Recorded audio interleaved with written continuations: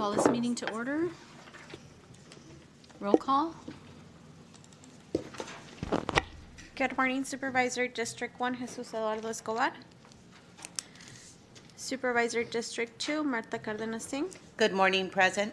Supervisor District 3, Chairwoman Peggy Price. Good morning, present. Supervisor District 4, Ryan Elliott Kelly. Here. And Supervisor District 5, John Hawk. Here.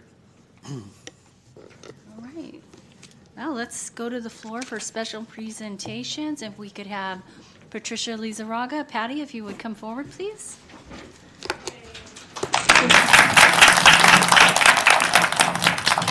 That was quick.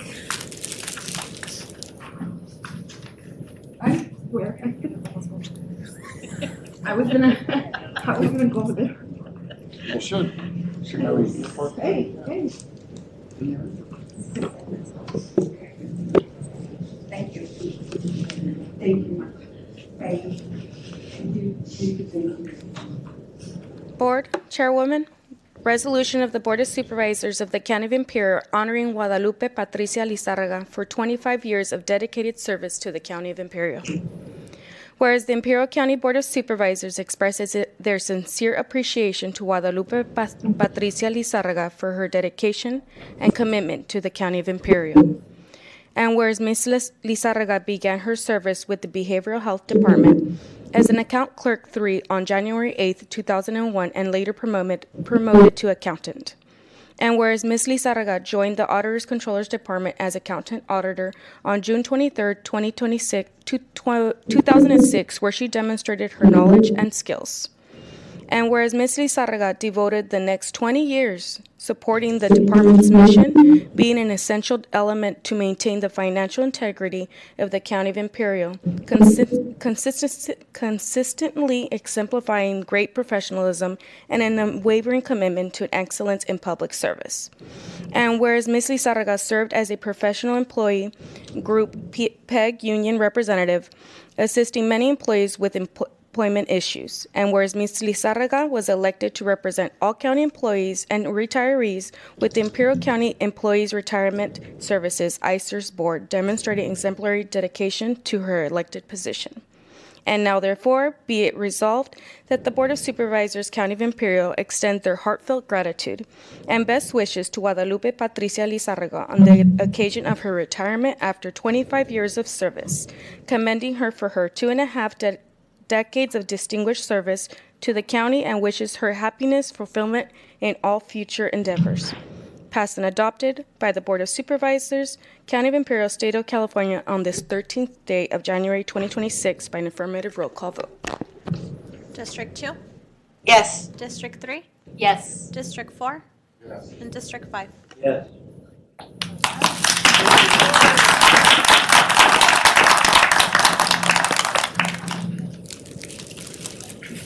Thank you. Yes, I will.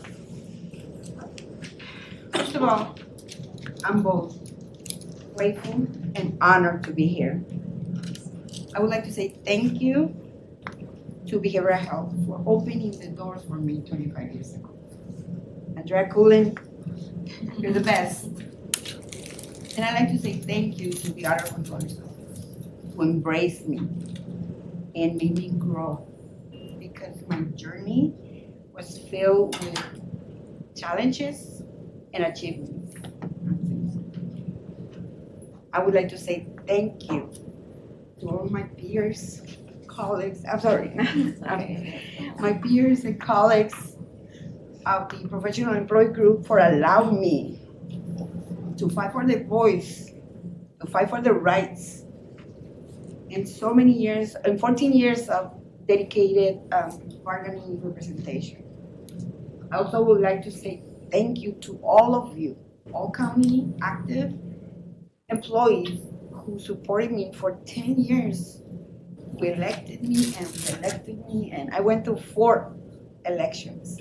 And thank you, all of you, for always believing in me. I've been always there listening and voicing your opinions. And this is not gonna end here. I know today, not today, but on the 22nd will be the end of my journey as a county employee. But a new chapter in my life is gonna begin. And I'm really, really grateful to have everybody in my life. My team, auditor controllers, I wouldn't be, but I am without you guys. Thank you so much.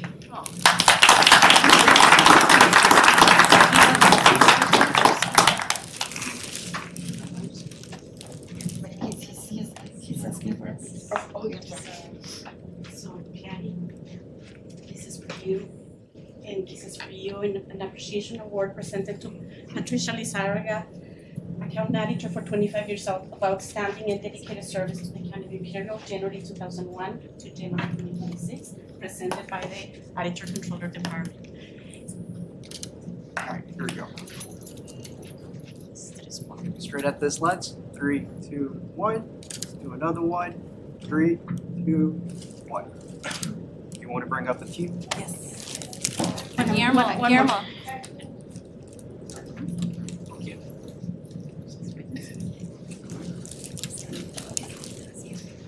morning. Morning. Good morning. So, good morning, everyone. My name is Guillermo Hernandez, and I'm a district representative with the office of California State Senator Steve Padilla. And we also have a certificate of recognition for you, Ms. Lizarraga.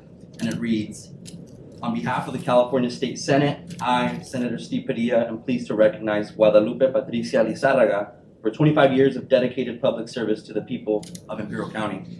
Across decades of change, deadlines, and audits that never come with applause, Ms. Lizarraga brought consistency, judgment, and quiet professionalism that kept the county running as it should. Beyond her official duties, she chose to step forward as a trusted voice for her colleagues, serving both as a professional employee group representative and as an elected member of the Imperial County Employees Retirement System Board. Her career reflects not just longevity, but leadership rooted in service rather than spotlight. The California State Senate extends its sincere appreciation and best wishes as she enters a well-earned and well-deserved retirement. Congratulations. Thank you. All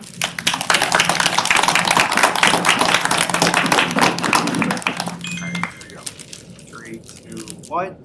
Another one. 3, 2, 1.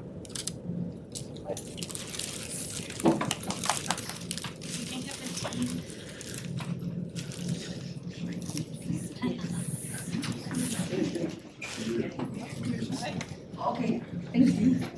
Thank you. Need help with the flowers?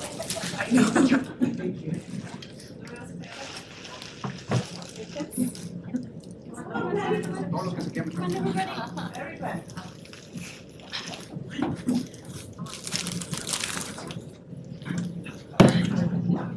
Thank you. I think I've seen somebody. My son, my beautiful daughter, my granddaughter. Oh my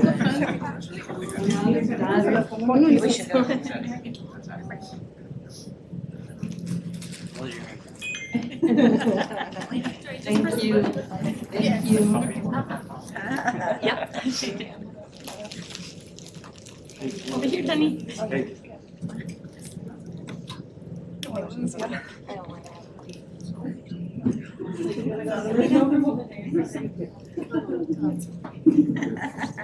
Heels.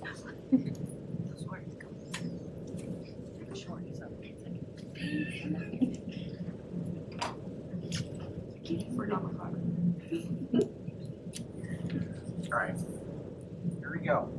Looking straight at this lens. 3, 2, 1. Another one. 3, 2, 1. Now we're gonna do a couple with Marilyn. Oh, I did it with No, she did not.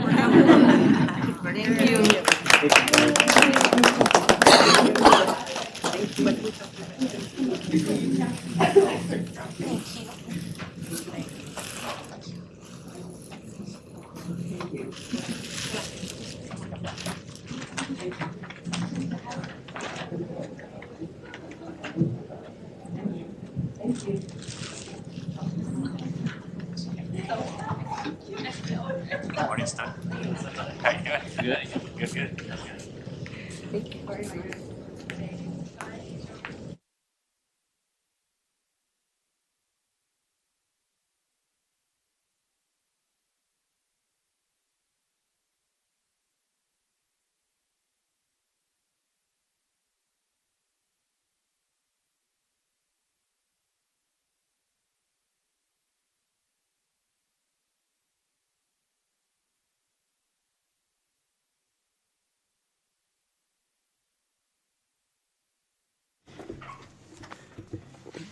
You want your spot back? You want your spot back? No. Oh my gosh. Got my trash can. It's a little more relaxed on this side. The pressure builds. I feel closer to the public. That might be a bad thing, dude. Okay. Number 3, consideration of urgency items to be added to closed session. Madam Chair, I have no urgency items to add. Thank you. Closed session public comment. Madam Chair, we have no comments this morning. Thank you. May I have a motion to convene to closed session?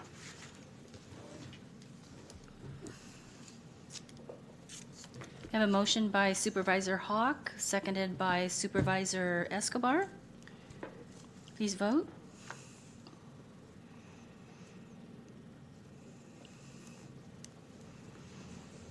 Motion passes. We'll convene to closed session. Thank you.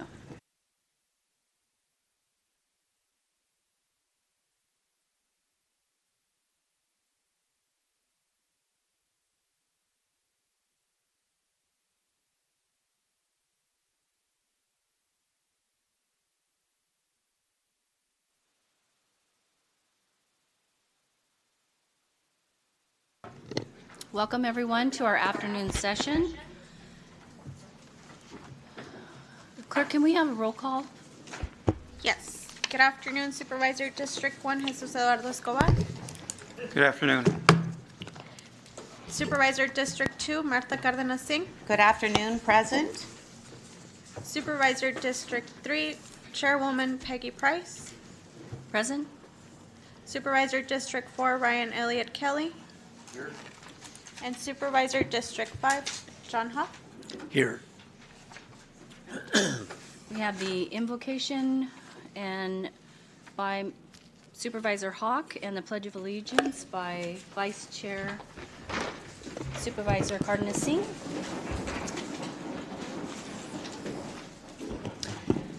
Please bow your heads with me. Father, we're thankful for this day. We want to honor you today at our meeting. We thank you for each one in attendance. And Lord, we know that we have, sometimes we have differences of opinions, but help us, Lord, to be civil about each other's opinions, each other's viewpoint. We thank you, Father, that you're faithful to us. So now we ask that you would just be here present in our meeting. We invite you to be our guest. Give us wisdom to move forward as a county, and may we pull together instead of pull apart. Thank you that you're faithful to us. In Jesus' name, amen. Ready? Begin. I pledge allegiance to the flag of the United States of America and to the republic for which it stands, one nation, under God, indivisible, with liberty and justice for all.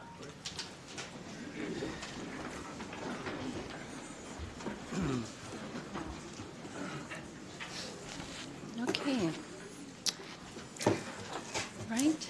So go right into public comment. This is an opportunity for members of the public to address the board on any subject matter within the board's jurisdiction, but not an item on the agenda. Any action taken as a result of public comment shall be limited to direction to staff. When addressing the board, state your name for the record prior to providing your comments. Please address the board as a whole through the chairman. Individuals will be given 3 minutes to address the board.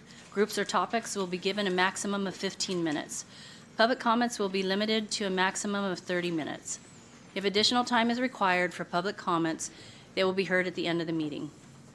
Please remember to follow the public comment code of conduct. No profanity or obscenity, yelling or screaming. No slander or defamatory statements. No personal threats or attacks. No hateful or demeaning language based on hate of a person's race, religion, sexual orientation, ethnicity, gender, or disability. Respect all people that are present or watching. Obey the direction of the chair and clerk of the board. All right. Clerk of the board. Madam Chair, I do want for the record to state that we received some public comments in writing. They were distributed to the Board of Supervisors via email from the following individuals. Claudia Jauregui, Kelly Jordan, Jake Tyson, and Monica Luna. And our first speaker is Eric Reyes. Thank you. Eric Reyes. We have started Los Amigos de la Comunidad a education awareness campaign on the new voting center. You might have seen some of the first videos that were out, and Isabel Solis just put out this morning the Spanish version of it. And that's the biggest part of it. One, we're really worried about how we're going to, one, make the community aware that voting center system has been voted in and what that means and how we're going to get them to use it. You know, people in Imperial Valley are slow to change, as we know. And two, we're most in particular worried about our monolingual Spanish-speaking community as to the robust outward education needed to reach that underserved community in Imperial County. So we are on the Language Accessible Committee. We want to continue working with the voter registrar to make this happen, but we will put up pressure. We will continue to be here if we feel it's not being met, because we feel voting is the most essential part of democracy, as we know. So those are some of the things, the issues that we're working with. And obviously, we already have an issue with one of the voting centers in El Centro, the second, being at Ryerson Hall. If that's the official place, we feel it's way out of place and difficult to reach, and there are much better places in El Centro, including the Community Center, Martin Luther King Pavilion. El Centro Library is the main one for the 11-day voting center, but we feel that's way out of place and not accessible for many, many people. So that's some of the things we were working on. So I'm going to pivot at that point. We're going to continue working with the voter registrar. We sent some emails to make those points, and language accessible.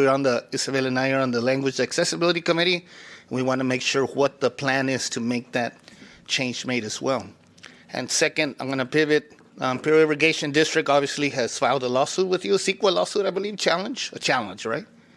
Now, whether we agree or don't agree, if it's redundant or not, regardless, it is the legal process that they are following, just like many others do, correct? So those are legal processes that are allowed.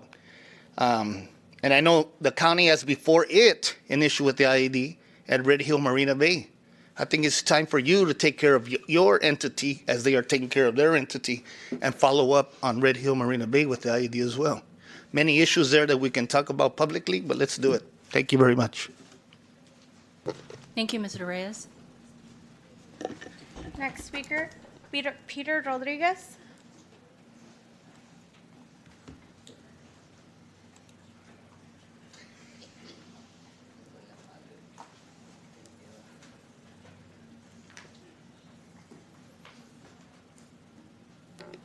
Good afternoon, members of the board and audience.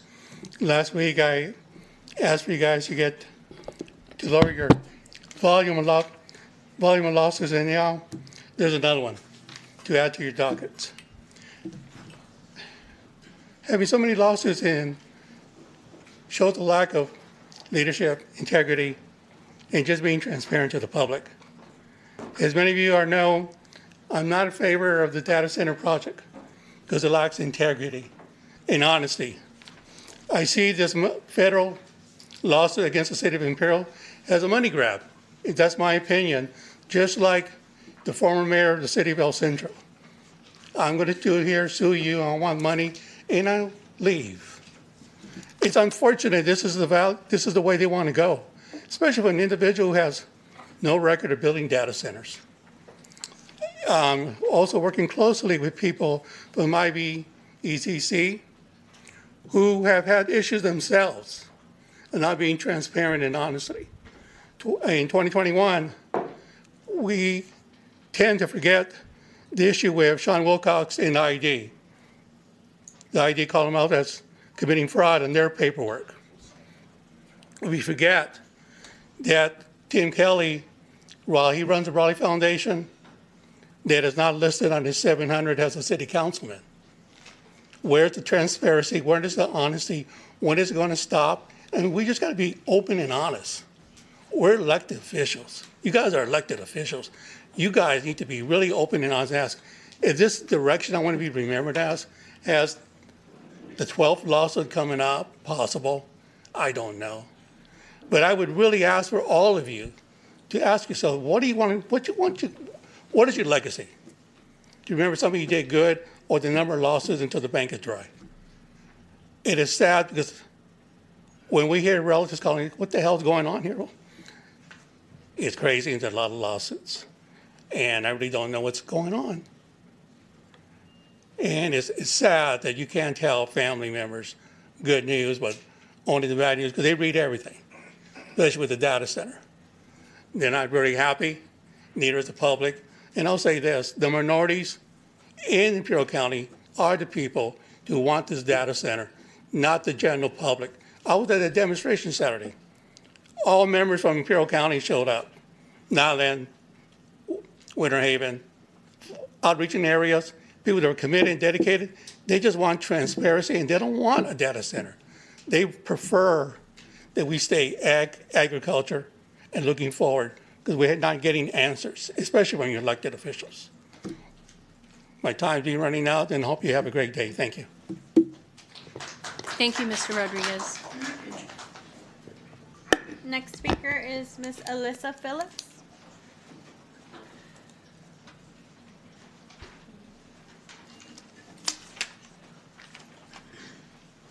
Hi, good afternoon. My name is Alyssa Phillips. I'm here on behalf of the EAA Chapter 1116.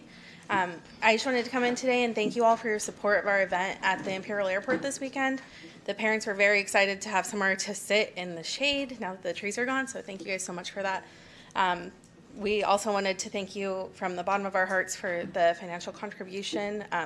It was very important to my husband and I that that money stayed locally, so I just wanted to share with you that we spent it at Brickhouse Deli and at the Jalisco's restaurant in the Vaughn's Shopping Center, which is also locally owned. I don't know if you were there or if you heard about it, but we did have an emergency landing, which cut the event short.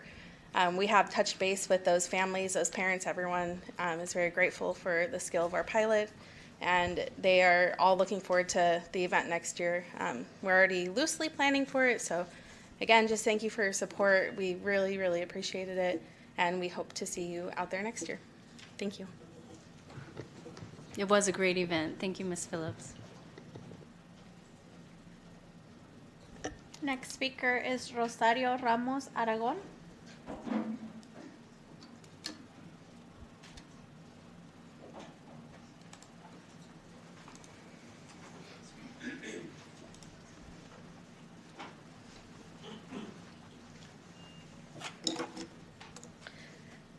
Hello, my name is Rosario Ramos Aragon. As you can see, I'm very much against the data center, but I don't think there's anything I can say that can change your stance, your final decision. You don't really seem to value our concerns. You don't have any respect for our doubts or questions. And you all seem so detached from reality.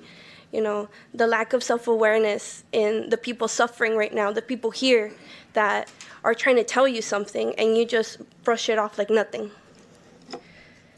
You want to believe that this project, this data center, is going to get more money in pockets, You think that this project is going to flourish, but you're just tricking us into believing that. You're lying to us. This will not flourish. This will crumble down.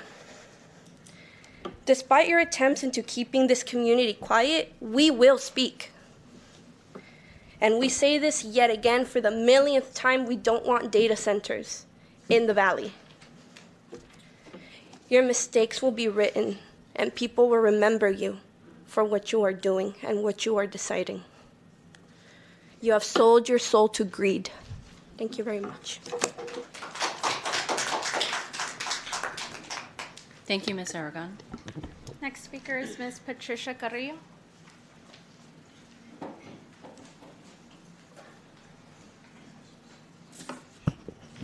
Good afternoon. My name is Patricia Carrillo. I am a resident of Brawley. Good day, members of the board and fellow residents. I am here to speak for the residents and workers of Imperial Valley who feel our future is being auctioned off in secret. The proposed $10 million data center and Big Rock battery storage projects are not just local issues. They are a threat to our entire valley's resources. We are talking about diverting 7,500 gallons of water a day and draining 330 megawatts from our grid for confidential tech giants. We don't even know who these people are. While adding high-risk battery storage facilities to our own. Planning Commission rejected this. Why is the board under Dr. Kathleen Lang and Barry Smith Bean so comfortable doing business with the red flag developers like Sebastian Rusi? Why the secret NDAs?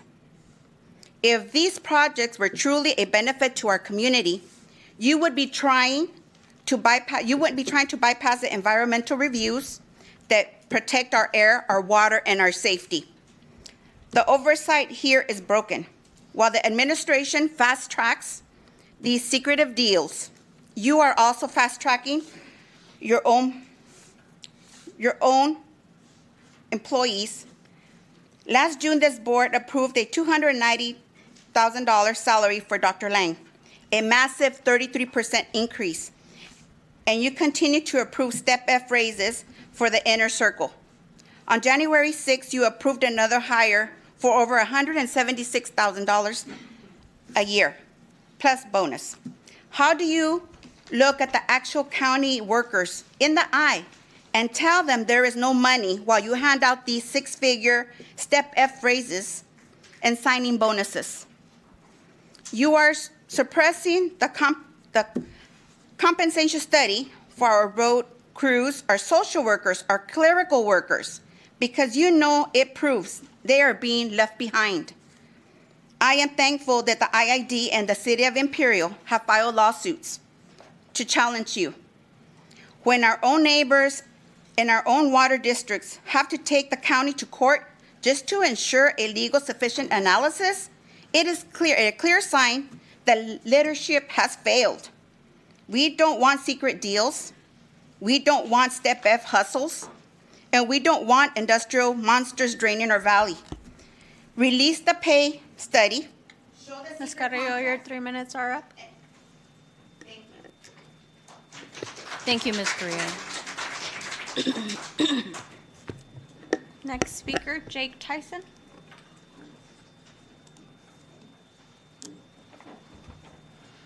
Good afternoon, Madam Chair and Supervisors. Can you please turn on your microphone, please?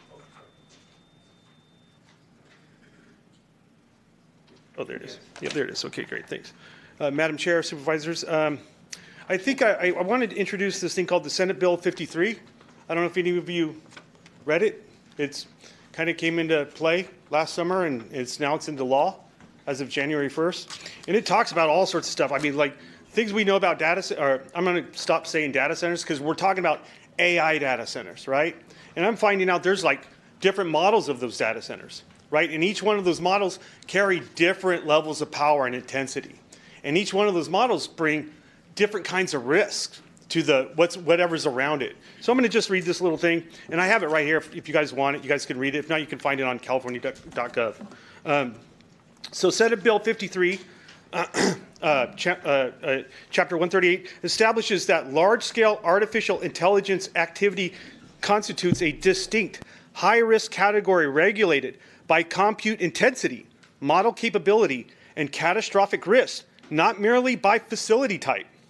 SB 53 does not define or regulate data centers at all.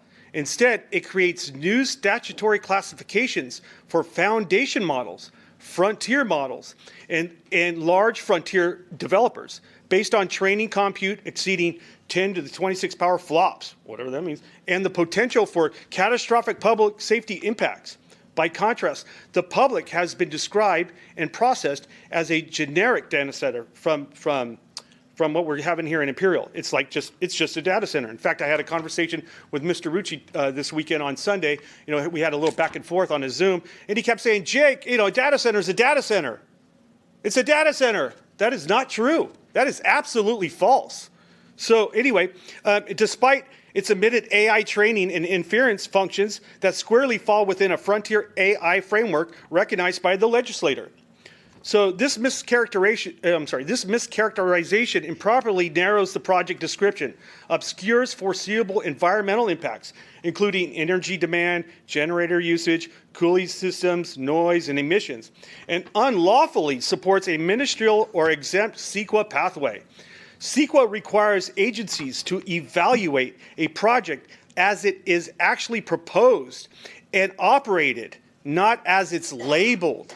Okay. Accordingly, the exemption determination must vacate and full discretionary CEQA review conducted based on the project's true AI-driven scope and intensity. So it's not, so tomorrow we're going to have a workshop, right? Tomorrow night, and your poster says data center. But so we're just going to talk about data centers, just a building, right, that has CPUs in it, not GPUs. Nothing that's going to be, ran in a neural network with other data centers or other AI data centers. Two different beasts. And I think we need to get that under control. Mr. Bring Tyson, in your 3 bring in minutes are somebody up. who knows what they're talking about. Thank you, Mr. Tyson. Next speaker is Mr. Tony Gallegos.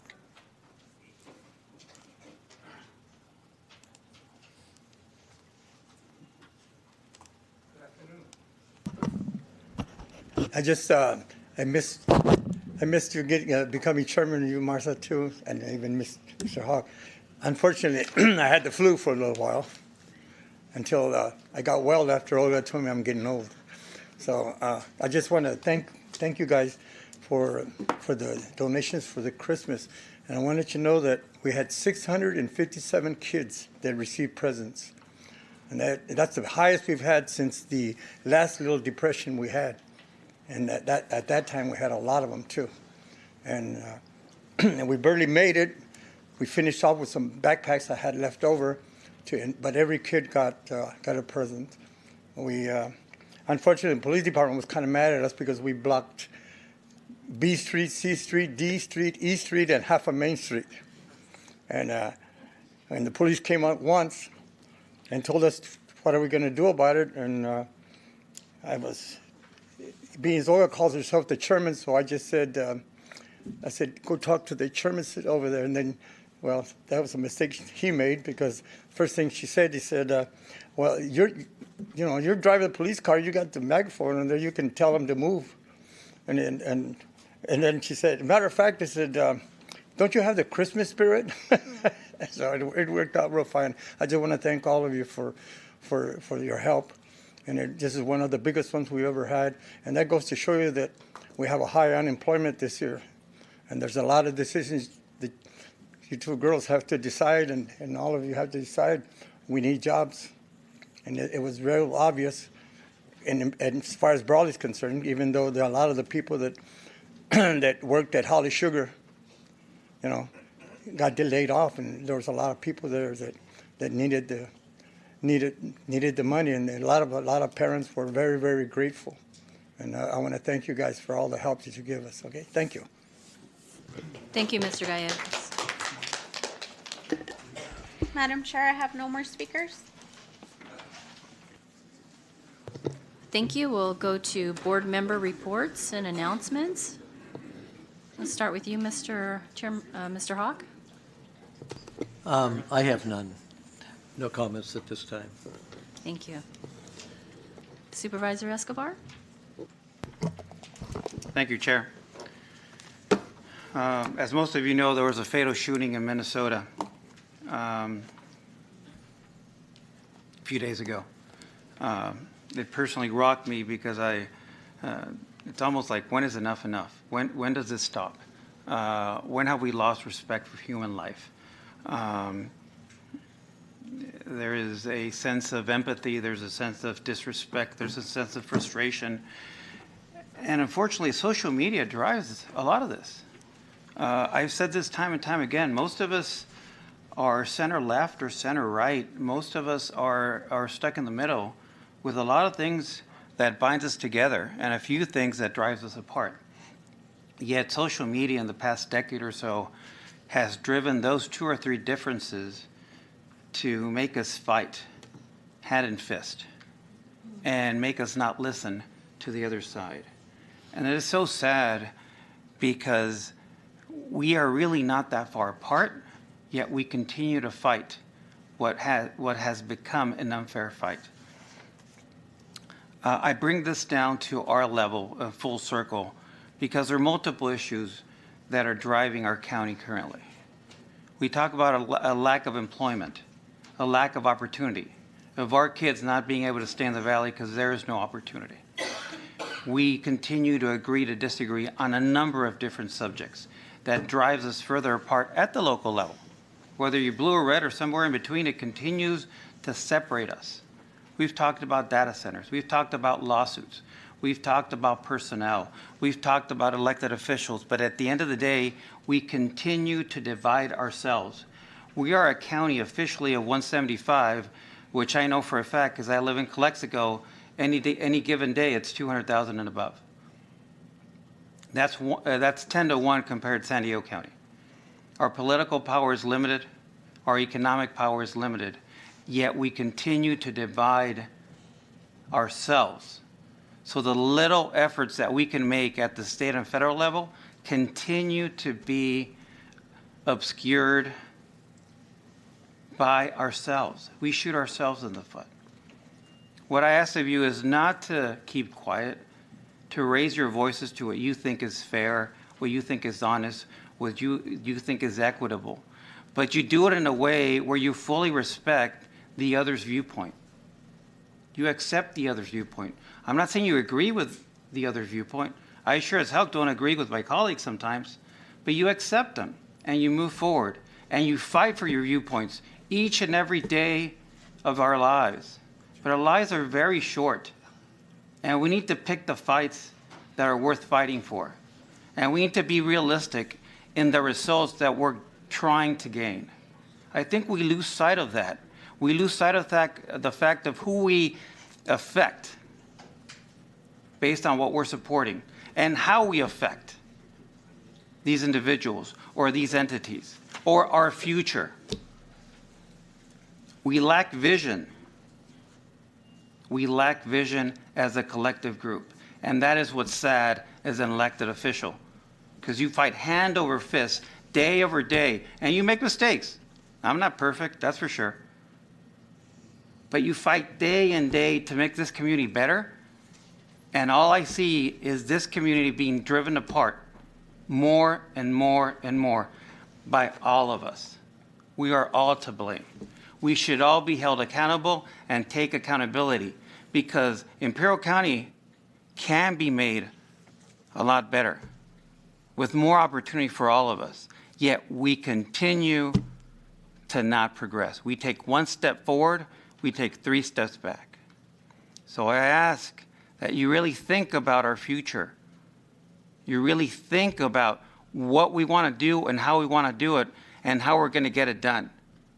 Because I, for one, would love for my 3 girls to come back to my valley, improve the air quality of my valley, and be able to live successful, sustainable lives in our valley. Are we really doing that?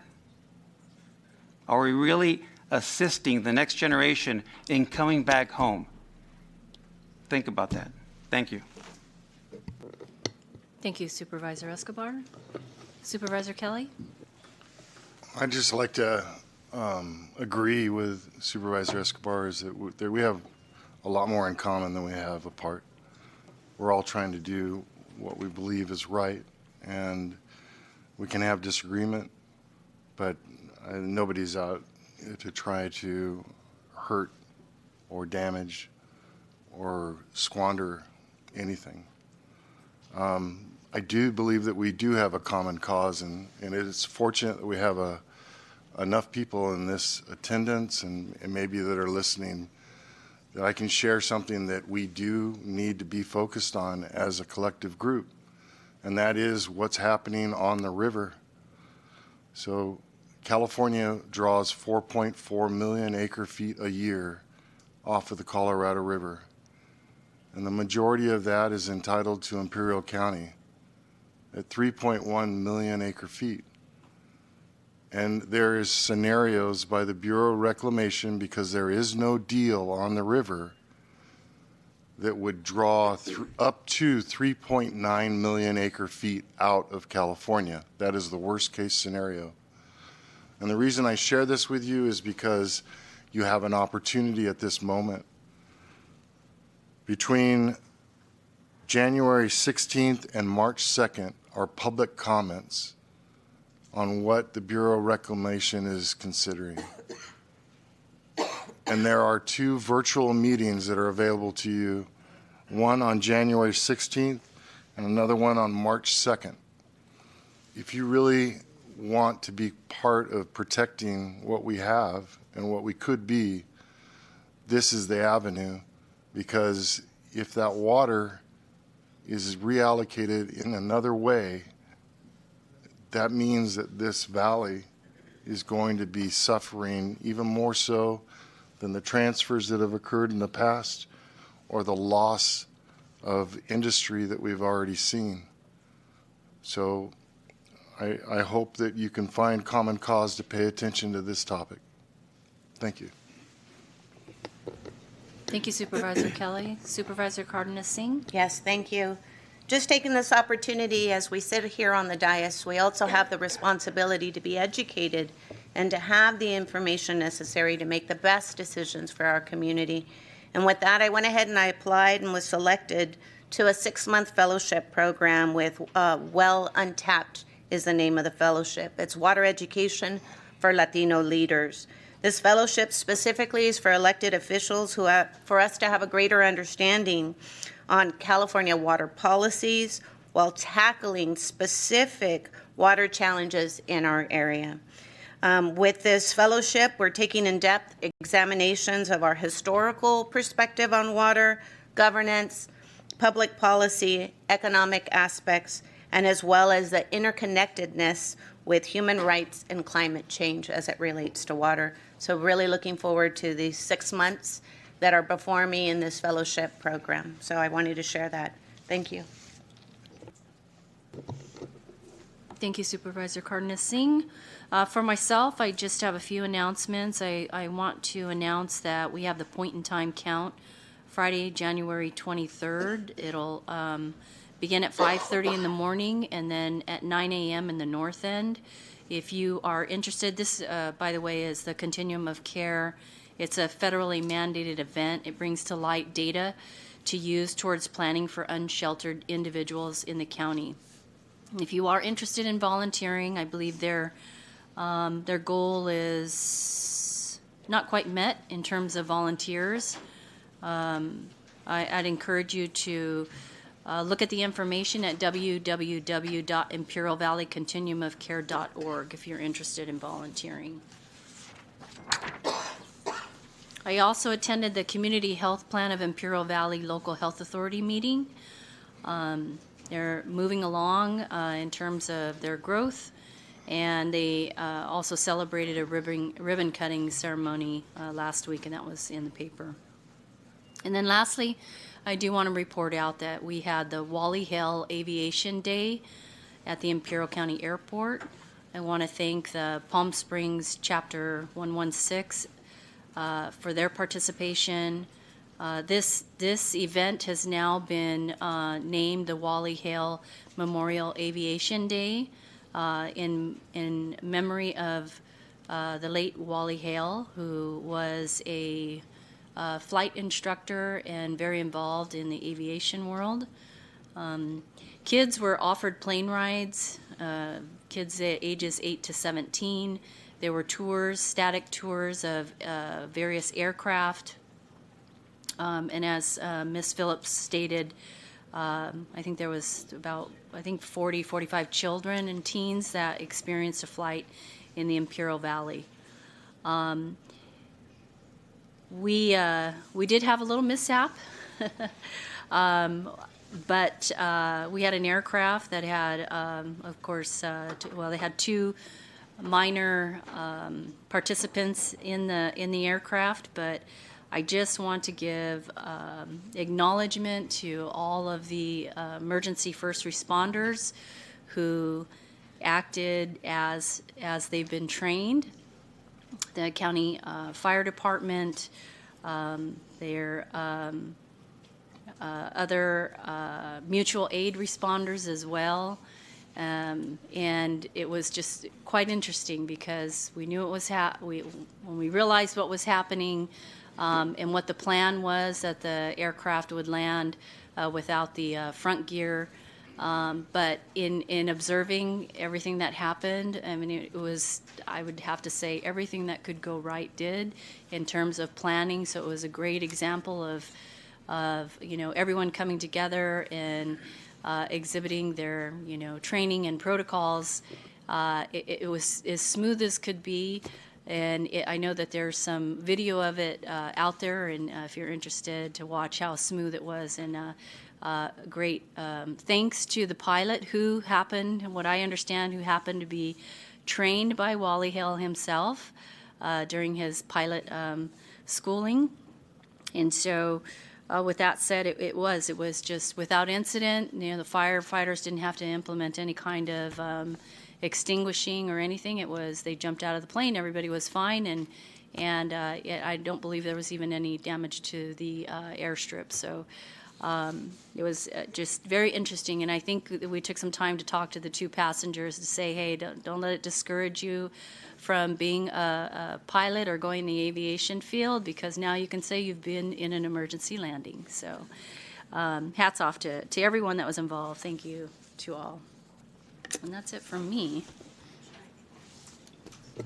Madam Chair. Oh, yes, yes. I'm sorry. I do just have a couple of comments. As you know, we are playing musical chairs here. I was sitting on top of the mountain over there last week, and now I'm down in the valley. So I'm at the end of the, but what I would like to do is just wish Supervisor Price, Chairman Price, Chairperson Price, every success. And for me, it was a great privilege to serve in the county as chairman. And I wish you every success as you lead us, and you and Martha both. So we thank you for that. Let's give them a hand.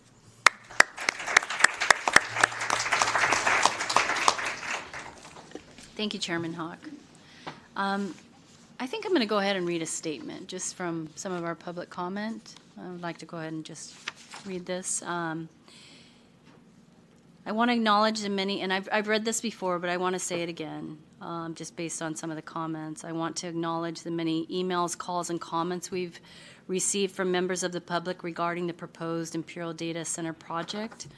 We hear your concerns and understand the desire for responses and dialogue. However, it is important to note that in anticipation of any administrative permit that may come before the board, regardless of the project, we have an obligation to remain neutral and unbiased in our consideration of the matter.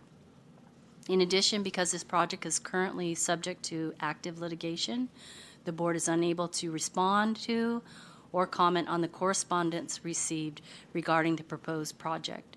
This is not a reflection of the importance of the concerns raised, but a necessary legal limitation. Please know that your comments are being received and reviewed. Thank you.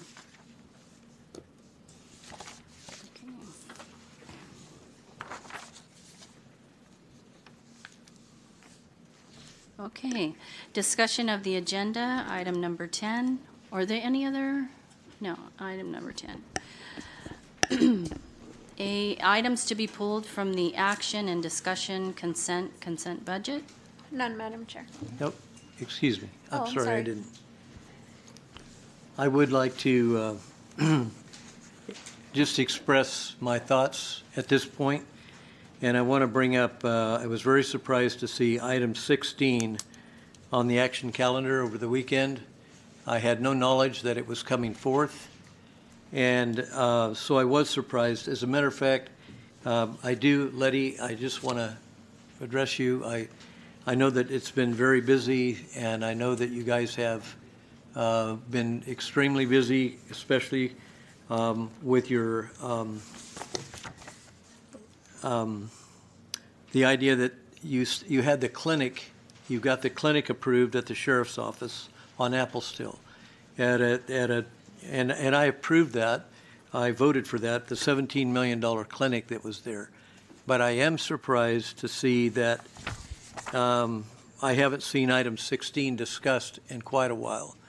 So it's been a couple of junctures that we voted on the application forms, we voted on that. But I am not prepared to move forward on that at this time. And I think there's a number of reasons why. And let me explain that. I have questions, a number of questions. And I don't know, I've had calls from Brawley, a number of people from Brawley have called.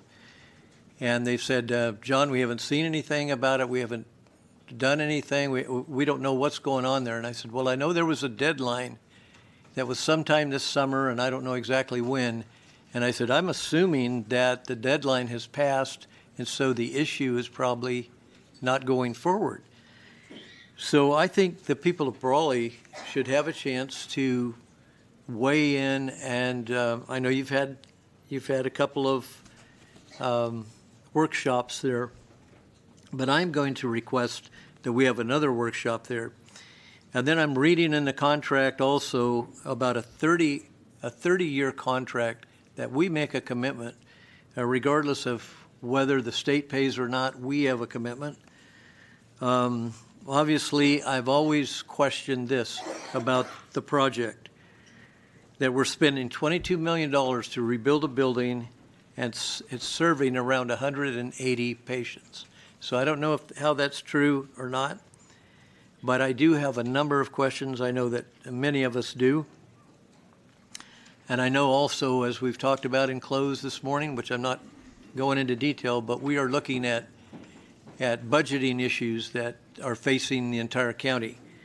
So before we move on with this, I am not prepared to vote on it today, and I'm asking that item 16 be pulled from the agenda and asking that we have a workshop to explain that. So I'm recommending that we table it until the behavioral health can schedule another workshop and issue a press release. Okay, I have another question about budgeting. Supervisor Hawk, I think Yes. we have a comment from our Chairwoman council. Price, so for 10A is the time period for supervisors or others to request items be pulled. B is for urgency items, and then C, ultimately, all those requests needed to be voted on as to what the agenda looks like. So if this were to be pulled, that's part of a motion to approve the agenda. If that were not to pass, then another, without it being pulled, another motion to approve the agenda could take place. As far as more substantive questions and answers, that's more appropriate for when the item is heard if it stays on the agenda. So I think it'd be important to note under 10A, there's been a request to pull item 16 from the agenda, and then B would be whether there's urgency items to add, and then ultimately under 10C will be the motions to decide what the agenda looks like. So we take it all in one and not piece it apart? Correct. Ultimately, the requests come under A and B, and then the ultimate motion for what the agenda looks like comes under C. Okay. Chair, Yes. question to County Council. We can listen to action item 16 and then decide to take action or continue that item, correct? Correct. Ultimately, if item 16 stays on and you hear the full item, you have choices whether to approve, whether to table indefinitely. And we can make questions directly to the department and obviously get the appropriate answers if we hear the item. That's correct. Thank you. So my motion is to pull item 16. Supervisor Hawk, at this time, we will not take a motion. We will move into 10B for any urgency items and then do a final motion for approval of the agenda. I'm sorry. Okay. All right, so any urgency items to be added? None. All right. Approval of order of the agenda? So my motion is to pull item 16. So I think the motion is to approve the agenda with item 16 tabled. With 16 tabled? I believe that's the motion from Supervisor Hawk, is to approve the agenda amended to remove item 16. That was my understanding. It requires a second. To have it placed on action so that you can take a tabling action, right? Well, it's, pardon me, it's to remove item 16 from the agenda, to pull it from the agenda. Consent to put on action. It's always It's been already it's an on action action. calendar. My understanding, please confirm Supervisor Hawk, is your motion is to approve the agenda with item 16 pulled off of the agenda. Yes. To a future date. Mhm.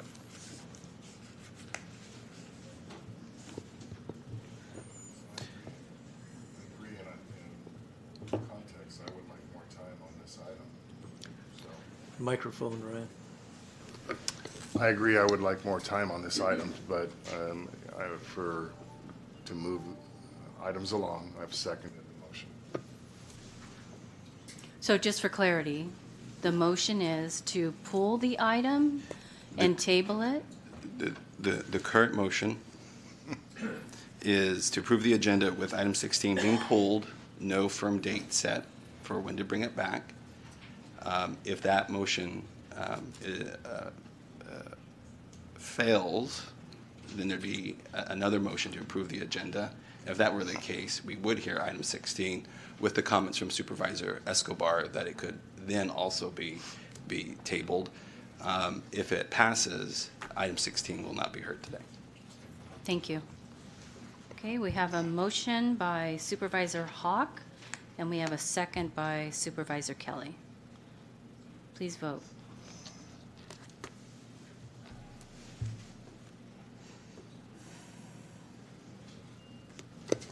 So now there need to be an alternate motion. It could be to approve the agenda as written or otherwise amended. Okay.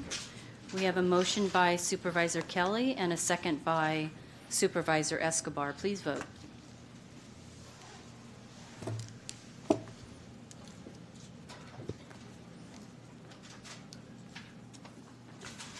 Motion passes. Item 11, approval of the consent calendar.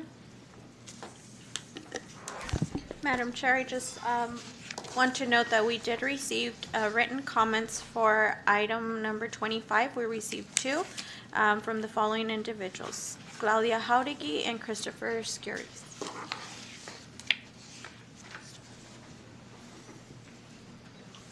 Thank you. Right. So again, item 11, approval of the consent calendar. If we can get a motion and a second for consent calendar, please. We have a motion by Supervisor Kelly, second by Supervisor Price. All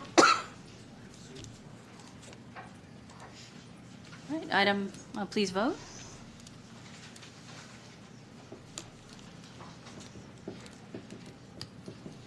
Motion passes. Item 12, approval of the consent budget.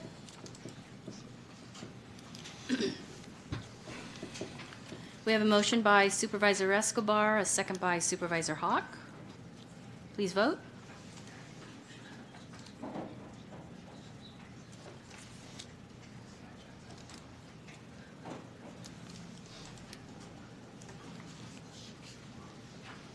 Motion passes. Item number 13, approval of the official proceedings for January 6, 2026. I have a motion by Supervisor Kelly, a second by Supervisor Escobar. Please vote.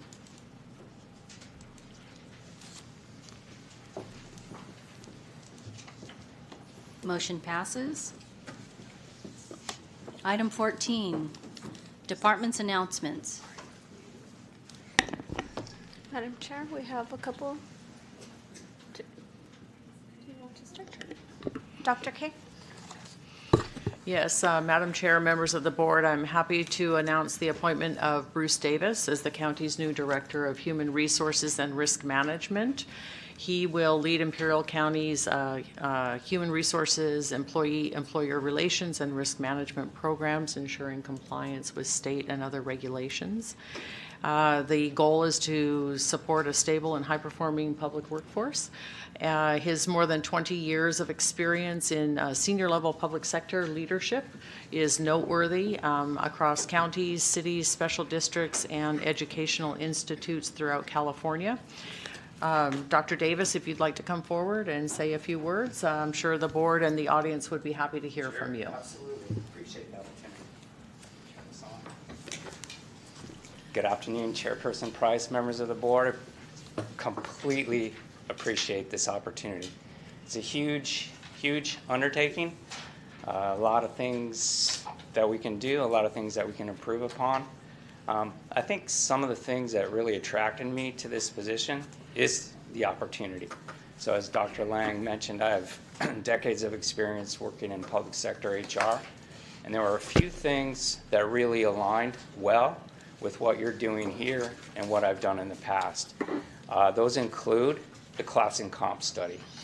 So I used to manage class and comp at CPS HR, and I've also done class and comp at a bunch of different organizations. So fully equipped to help out there. The other one was the ERP implementation. So I know you have that on the docket. I've done that at County of LA, done that at other organizations. I am a big believer, and the HR team here already knows it. I don't like paper. So paper processes and taking paper and pushing it around, getting signatures, making copies, not a big fan. So anything we can do to make things more efficient, expedite the process, use the technology, well, we're going to do that. So looking at processes, mapping out processes, and becoming more efficient, something I've done many, many places, and fully there's some opportunity to do that here. The third thing that really attracted me was professional development. So as I read through your materials, I looked at your website. We have a lot of employees here, and a lot of employees, from my understanding, would like the opportunity to grow in their career, to gain new skills, have new opportunities. So we definitely want to foster systems that can help employees achieve that end. The other one is, just customer service. So my background has always been in customer service.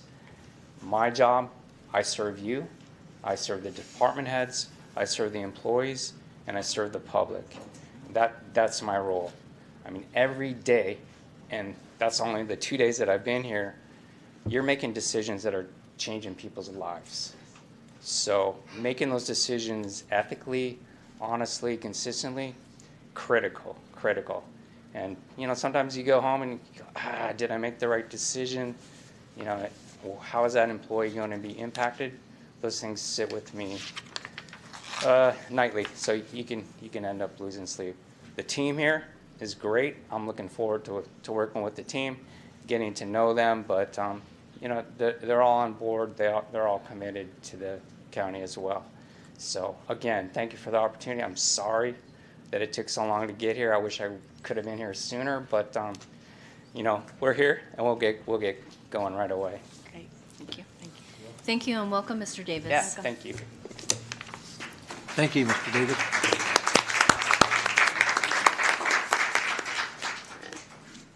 Mr. Holbrook? Thank you. Madam Chair, I have one item. We're not done with our closed session agenda, which will continue, but for now, I have one item to report out of closed session under item 5C on the closed session agenda, public employee appointment, Public Works Director. Reporting out of closed session on a motion by Supervisor Ryan Kelly to appoint David Dell as Public Works Director effective January 23rd, 2026. The motion was seconded by Supervisor John Hawk, and the motion carried 5-0. Thank you. I'll turn it over to Dr. Lang for her oral report. Thank you. So in compliance with the Brown Act, I want to report the total salary and benefits as negotiated with the candidate for for Public Works Director. The pay is $158,376 annually. This includes benefits of retirement, Medicare, health insurance, dental and vision, health reimbursement account for $2,000 biannually, life insurance policy of $175,000, life insurance stipend of $15, paid holidays, sick leave, vacation days, administrative leave of 60 hours annually, car allowance of $550 monthly, a tuition stipend of $600 annually, and optional vacation and sick leave buyback.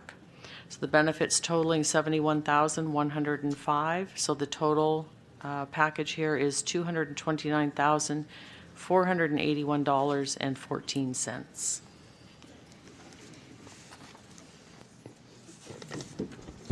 Madam Chair, we have one more report from Ms. Barry B.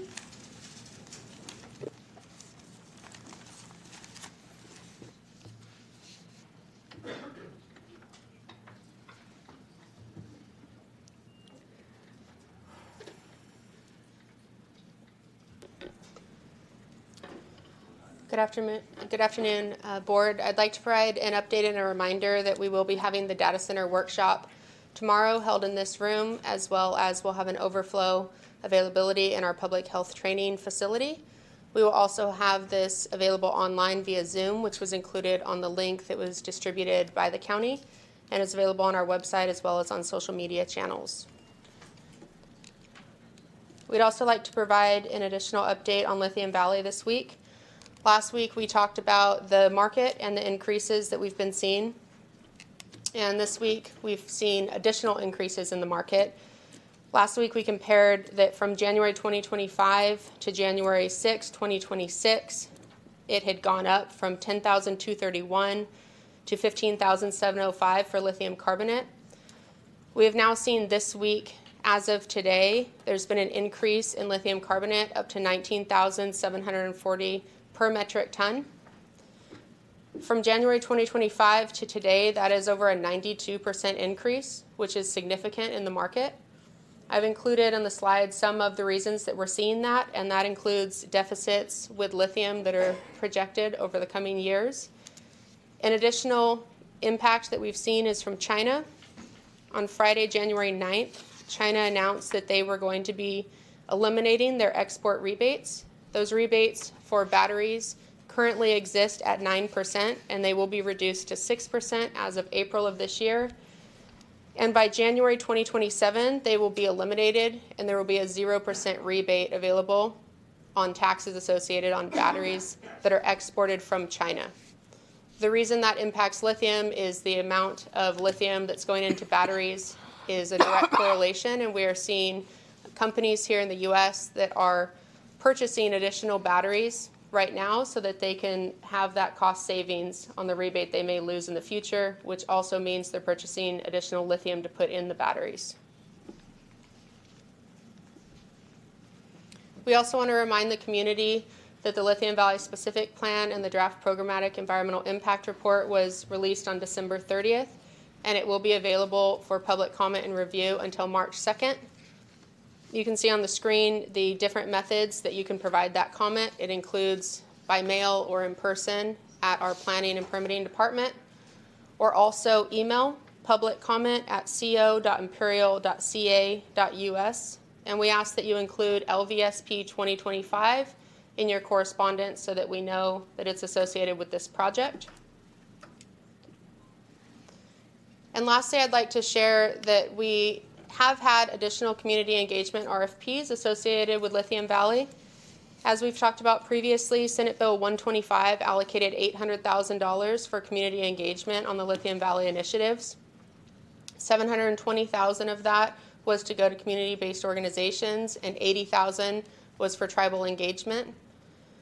To date, we had awarded $531,618.93 to the following organizations: Comité Cívico de Valle, Imperial Valley Equity and Justice, Los Amigos de la Comunidad, Raices, and Imperial Valley LGBT Resource Center. We issued a second RFP, number 00226, to continue community engagement, and that was available for bids between November and December 8th of 2025 to distribute the remaining $188,381.07. A committee reviewed the 5 applications that came in, and 2 were determined to be awarded. To Imperial Regional Chamber of Commerce Foundation for $141,285.60, and to Los Amigos de la Comunidad $47,095.47. And we'd like to invite each of those entities to come up to share a few brief words on the engagement they plan to do. We'll start with the Regional Chamber of Commerce, the CEO, Cher Cowie.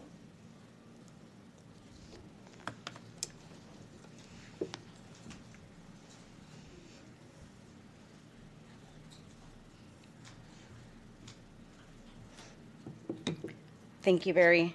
Good afternoon, Madam Chair and Supervisors. We want to thank the Board of Supervisors for their support of this strategic outreach effort. Rather than asking residents to come to us, we are going to them, partnering with MANA, Los Vigilantes, other chambers of commerce, school boards, city councils, youth organizations, and many other established community groups. We are particularly excited to engage our young people in these important conversations about Imperial County's future, and we look forward to collaborating with local partners to make sure that every voice can be heard. Thank you. Thank you, Cher. And I'd also like to invite Eric Reyes from Los Amigos. Eric Reyes. So this is on the PEIR itself, and we're going to work on educating the hard-to-reach, most vulnerable, underserved communities as well, in a way so they can be part of the participation and turn in comments on the project environmental impact, programmatic environmental impact report, so you can get a broad sense of our whole community. And obviously we have a network of groups and subgroups. We work with farm workers. We work with homeless at times. We work with people who aren't part of the normal process, and we want them to be part of it in somehow. So we will do our outreach as we know to do it. And yeah, a lot of it is on the ground. We're less digitally inclined than most orgs. We feel the best is still person-to-person contact. And we are working on our own Spanish versions of a lot of this at this time as well. And I hope at one point the county can provide as much Spanish language materials as well on your website. We've asked many times, so I hope that's part of the process as well. There is a large and growing monolingual community in Imperial Valley. They are part of our community. They deserve to be understood, outreach to as well, and be observed as vital participants as well. Thank you. That concludes my update. Thank you, Barry. Madam Chair, I have no more update. Thank you. Moving into our action calendar. Item 15, presentation of Gateway of Americas, as presented by Mike Voigt, John Allen, and Brent Grizzle, as requested by Supervisor John Hawk, District 5.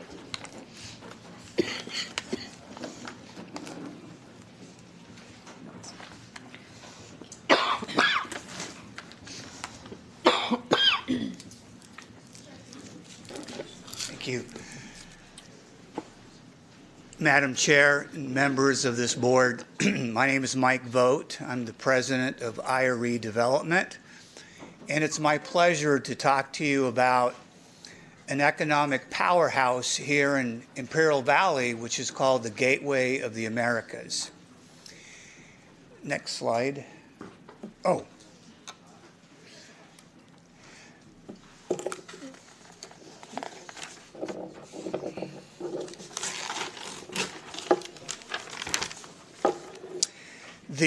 The Gateway of the Americas is a specific plan area that was adopted back in 1997 by the county. It incorporates 1,600 acres. 80% of it is industrial and 20% is commercial. And unless you are going to Mexicali and using that port of entry, chances are you haven't seen the Gateway, or you haven't seen it lately. because it is at the most southeast corner of the county, and this map shows that.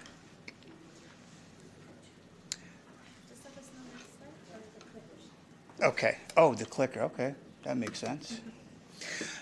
This aerial shows on the left when grading started at the gateway, which was in 1997, and fast forward to 2024-25. That's an aerial that shows that same area, and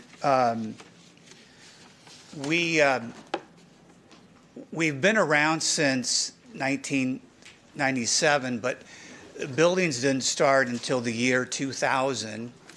And in that time, quite a bit has occurred. We have built over 2 million square feet of industrial, which is under 28 buildings. And there's 100 companies that call the Gateway of the Americas home. And this slide just shows examples of some of the modern industrial buildings that we have out at the Gateway.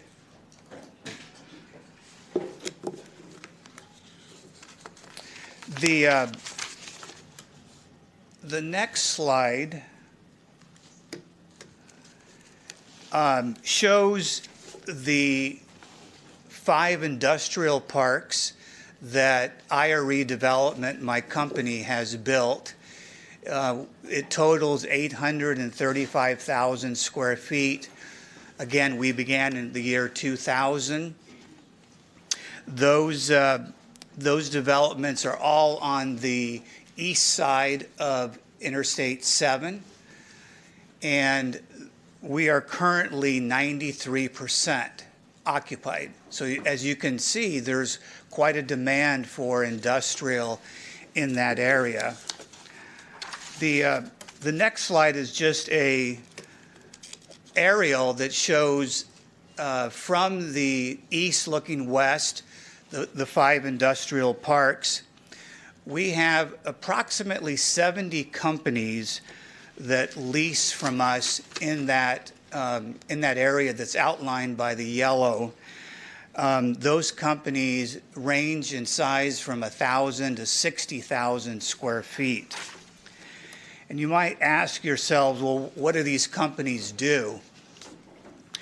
They're involved in the manufacturing that's going on in Mexicali. And the manufacturing also includes, or I should say includes, things like medical instruments, aerospace, auto and trucks, electronics, and of course a lot of finished and raw material is coming through that border.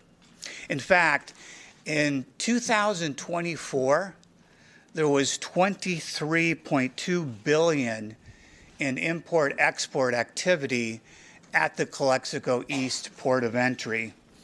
And again, this slide just shows all the different buildings that we have there at the Gateway. The next slide again shows additional buildings at the Gateway. You might be asking, well, who are these companies?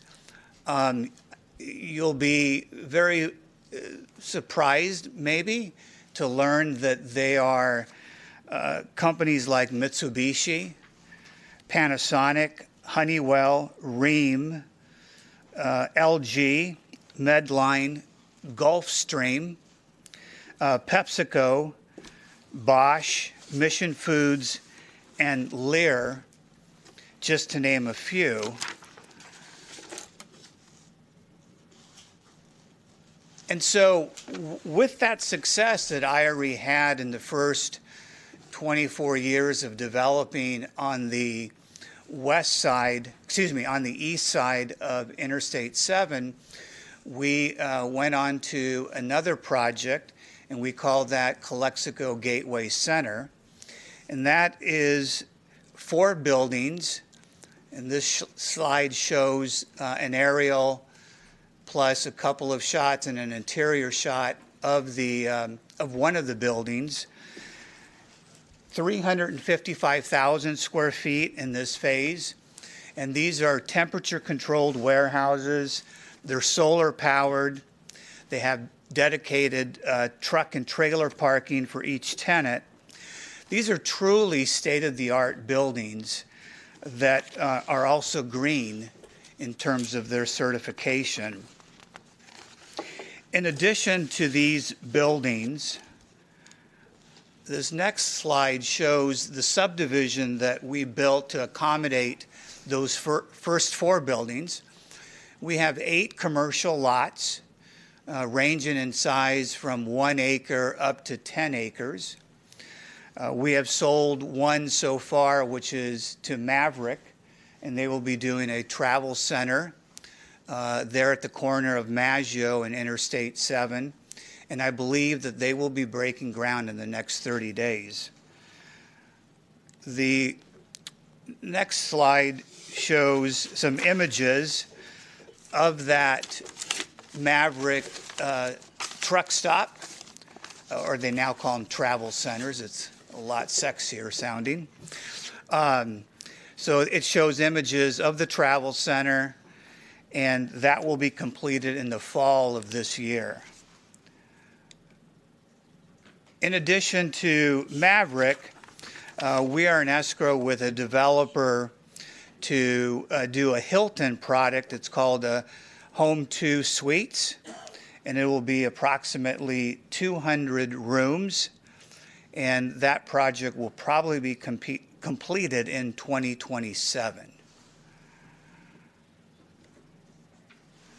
The next slide is an aerial that basically is shot from the north looking south, and you can see in the background Mexicali and the density of Mexicali. It's a city I'm sure a lot of you know that's the capital of Baja California, and it has a population of about 1.2 million people, a wonderful manufacturing base of about 40 million square feet, and that's really the feeder of the gateway of the Americas. That manufacturing, requires warehousing and other support,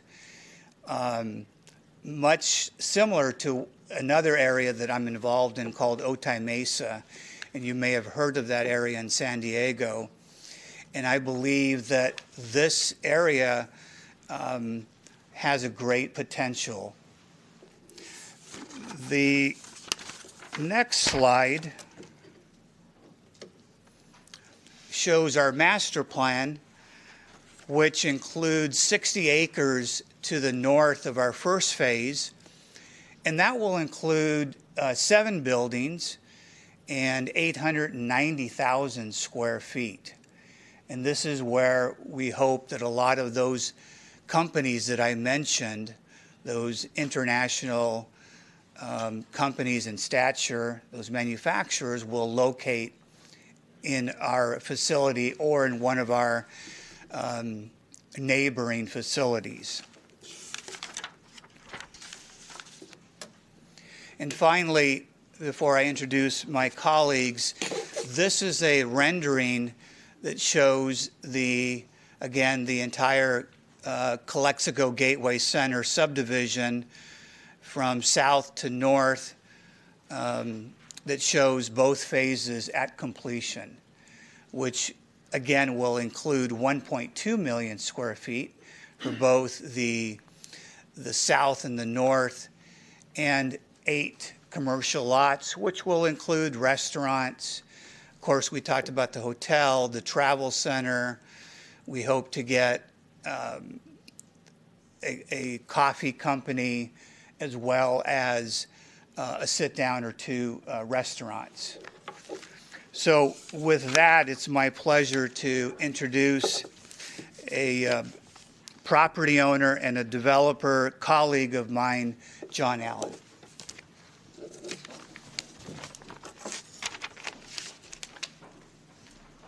Thank you, Madam Chair, members of the board and the administration. We appreciate the opportunity to come here today and share some of what's going on out at the Gateway. And if you haven't been out there, as Mr. Vogt said, it's worth going out and seeing. We just recently got a major intersection open, Maggio and SR7, after 3 years, mostly dealing with Caltrans and their permitting process.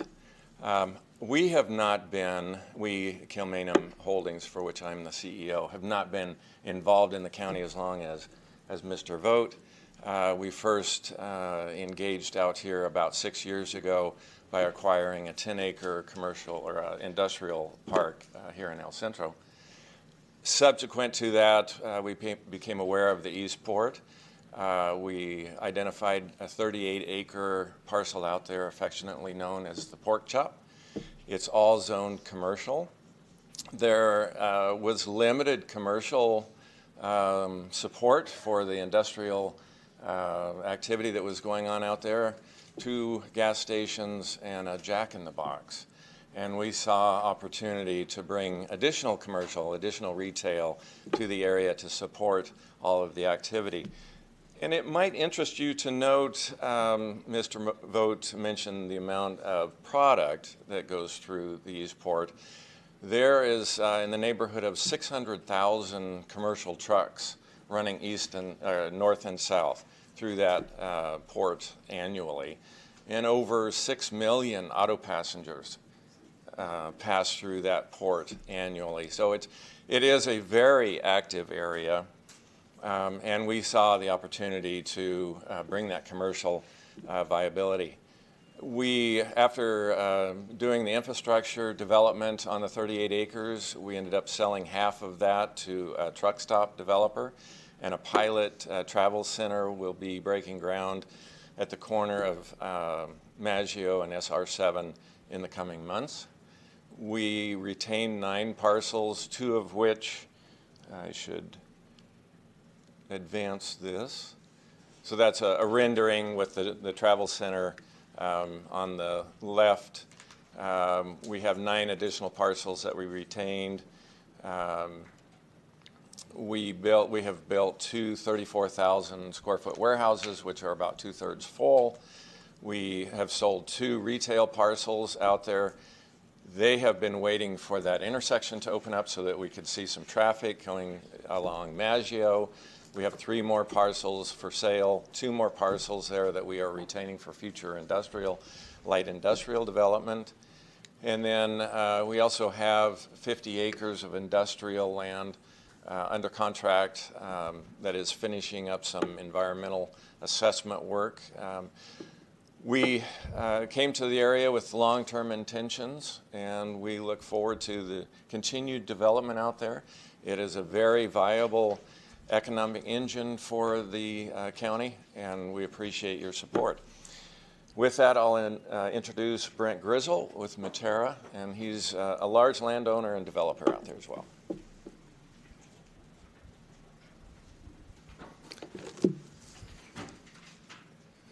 Thank you for the opportunity to address you today, and I'm so excited to let you know how much recognition the Gateway is getting at a national level. This is a rendering of a building that we are going to construct at the Gateway, and this is still in the permitting phase with the county. I should back up a little bit and say I'm a 4th-generation farmer here in the Imperial County, and today I'm representing a company called Matera that I started 15 years ago with partners and investors. And we farm pistachio nuts, lemons, and dates, and hopefully industrial buildings. No, this is going to happen. We've brought a great partner in called Majestic Realty out of Los Angeles, and Majestic Realty is the largest private owner of industrial buildings in the nation. They have a portfolio of 83 million square feet of buildings, and where Majestic goes, many other developers come and follow. So when we go vertical on this project within the next year or so, that will bring a lot more developers who want to do a copycat or follow them because they legitimize the whole project. So we're working on, this is where our project is on the east side of Rood Road. We're south of Highway 98 there, and then our company also has property all the way up to Highway 98, which is the vacant dirt that you see there to the north, as well as on the west side of the the government facilities at the Gateway. So we're so excited with a partner like Majestic, we'll have the capital ability to build as fast as the market can absorb out there. And we're super optimistic that when some of the economic uncertainty clears up in the next few years, that the acceleration and velocity is really going to get going out there. So I know a lot of people have waited a long time for Gateway to become a reality, and now it's feeling more and more like a bird in the hand for Imperial County, that it's really, really happening as we speak. So in addition to the project we're doing with Majestic, we're going to do 41 acres is our first project with 6 buildings laid out on it. And we will build probably 2 buildings in the first phase. And as the leasing progresses, then we'll get into the others. But we have 41 acres total footprint, and that's the orange area shown there. And then we have additional lots that are about 3 acres apiece that we're marketing to owner users. So we do have available land for companies that want to build their own building instead of leasing from us. So thank you again for the opportunity to share this, and so excited for the county that this job creation and economic engine is really happening. Thank you, Mr. Grizzle.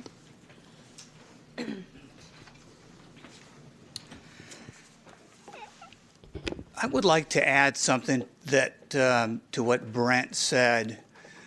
The development attention that Calexico has, and I say Calexico, and I apologize, 'cause I know it's not in the county Calexico, the city of Calexico, but we refer to this area as Calexico, and it's really the gateway of the Americas. But the spa has received so much attention in the last couple of years.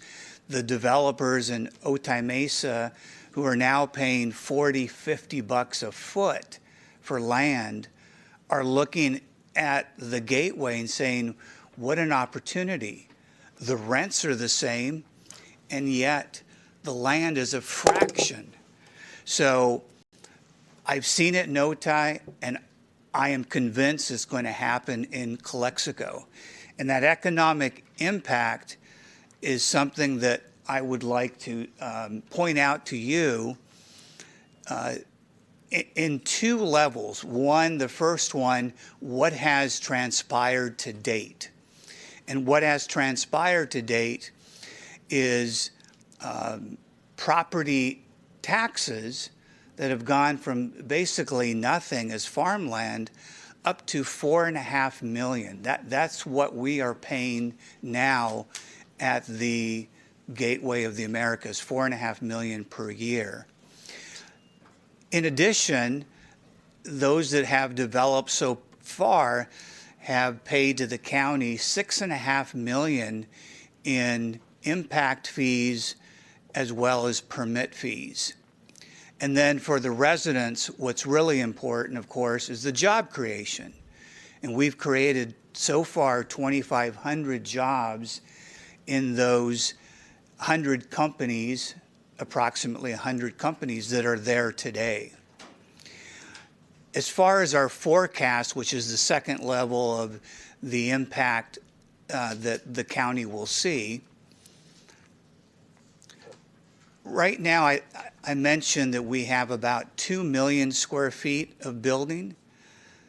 At build out, it will be 10 times that, or 20 million square feet. And at that level of build out, we're talking almost $50 million a year in property taxes, which, I don't like paying taxes, but I'm happy to pay property taxes on projects that are full. So, that's the whole objective here, is for us to be in partnership. And as far as the impact and the permit fees, those will be at around $45 million paid to the county at build out. And again, for the residents of Imperial County, we're looking at 30,000 jobs that will be created at the Gateway. So needless to say, we are very excited. I've been working at the Gateway since 1998, so quite a few years. And I truly believe that over the next few years, we're going to see this place take off tremendously. Finally, there is an ask, and that is that we need a fire department. We have buildings out there that are really not protected adequately. Sure, they have fire sprinkler systems and they have other safety systems, but we are approximately 20 minutes away in terms of a response time to fire. And what that has done for us property owners is it has made it extremely difficult to get insurance. And when we do get fire insurance, we're at the highest risk level that the insurance companies look at in rating a building that they're looking to insure. And so we're paying double, sometimes more than double of what the insurance should be.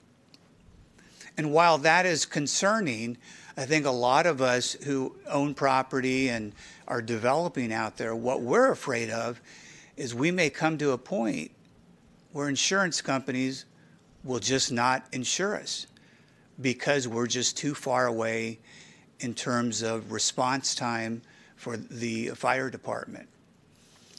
So we are asking for the county to look at ways to help us to get fire protection out there. And we have already started that process. The Menville family dedicated 2 lots, approximately 2.2 acres, for both the fire department and the sheriff department. And we came in as a developer of that subdivision and we completed those lots. So those lots have all the infrastructure and they're ready to go. They're ready, they're permit ready, I should say.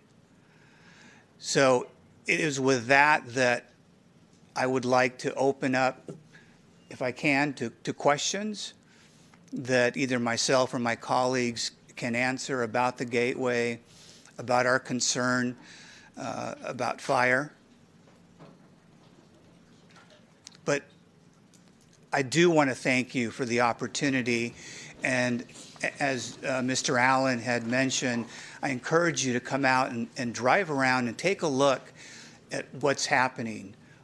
There are lots that will start grading soon for new projects, and there are certainly new buildings that are really changing the skyline, so to speak, of the gateway.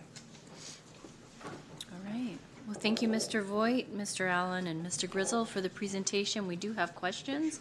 Supervisor Escobar, and you feel free, you can also stand at the other podium. Just turn your mic on. Thank you. Thank you. We realize that a lot of supervisors and staff haven't had the opportunity to tour the gateway yet. So we've set up a time on Monday, February 2nd at 2 p.m. I believe Mr. Vogt is talking about getting a van, a large or a bus, so we can show people around. We would sincerely invite you to come out and take a look at the buildings and the land that's being developed. And again, I'll have Naomi Robles with the Public Works. We'll follow up with the invitation and the meeting spot.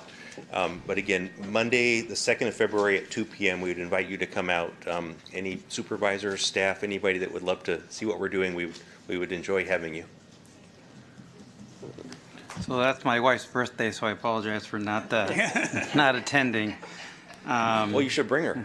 We'll give you a special tour. So I'm going to date myself, but I remember the Otay Mesa shows that you used to put on, Mike, back in the day. And obviously the sister event, which was back in the day called NAFTA Show, at the new port of entry, which is what we affectionately call it, Calexico New Port of Entry. My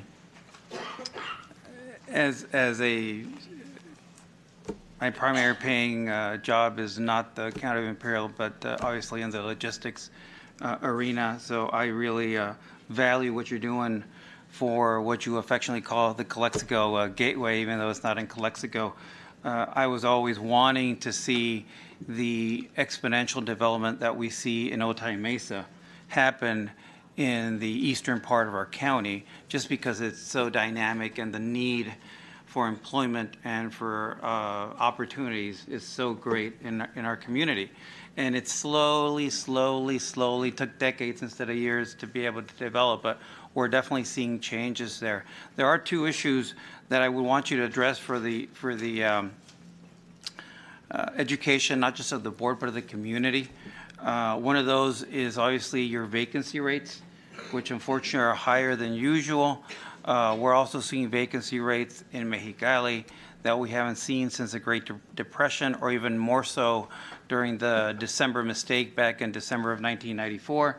So I'm hoping you can address some of those concerns and seeing what kind of countermeasures you're employing to try to get not just commercial but industrial development and companies attracted to that specific area.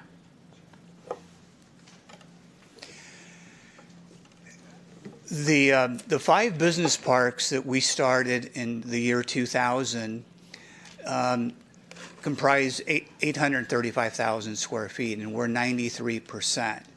We were consistently at 98 to 100% until recently. We've lost a little bit of occupancy. The new business park that we completed about a year ago, which is 355,000 square feet, that's only 52% leased. So it has slowed down, but so has Otay Mesa, so has a lot of industrial markets in the United States. Our particular challenge is that the rules for tariffs and trade with Mexico are in flux. And when they're in flux, business people don't want to make decisions. So Mr. Allen and I have identified a lot of companies that need space. In fact, they'll tell me, oh, I need 100,000 square feet, or I need 50,000, or whatever the case may be. But I can't make a decision right now. I have to wait until there's clarity on tariffs, on trade policy.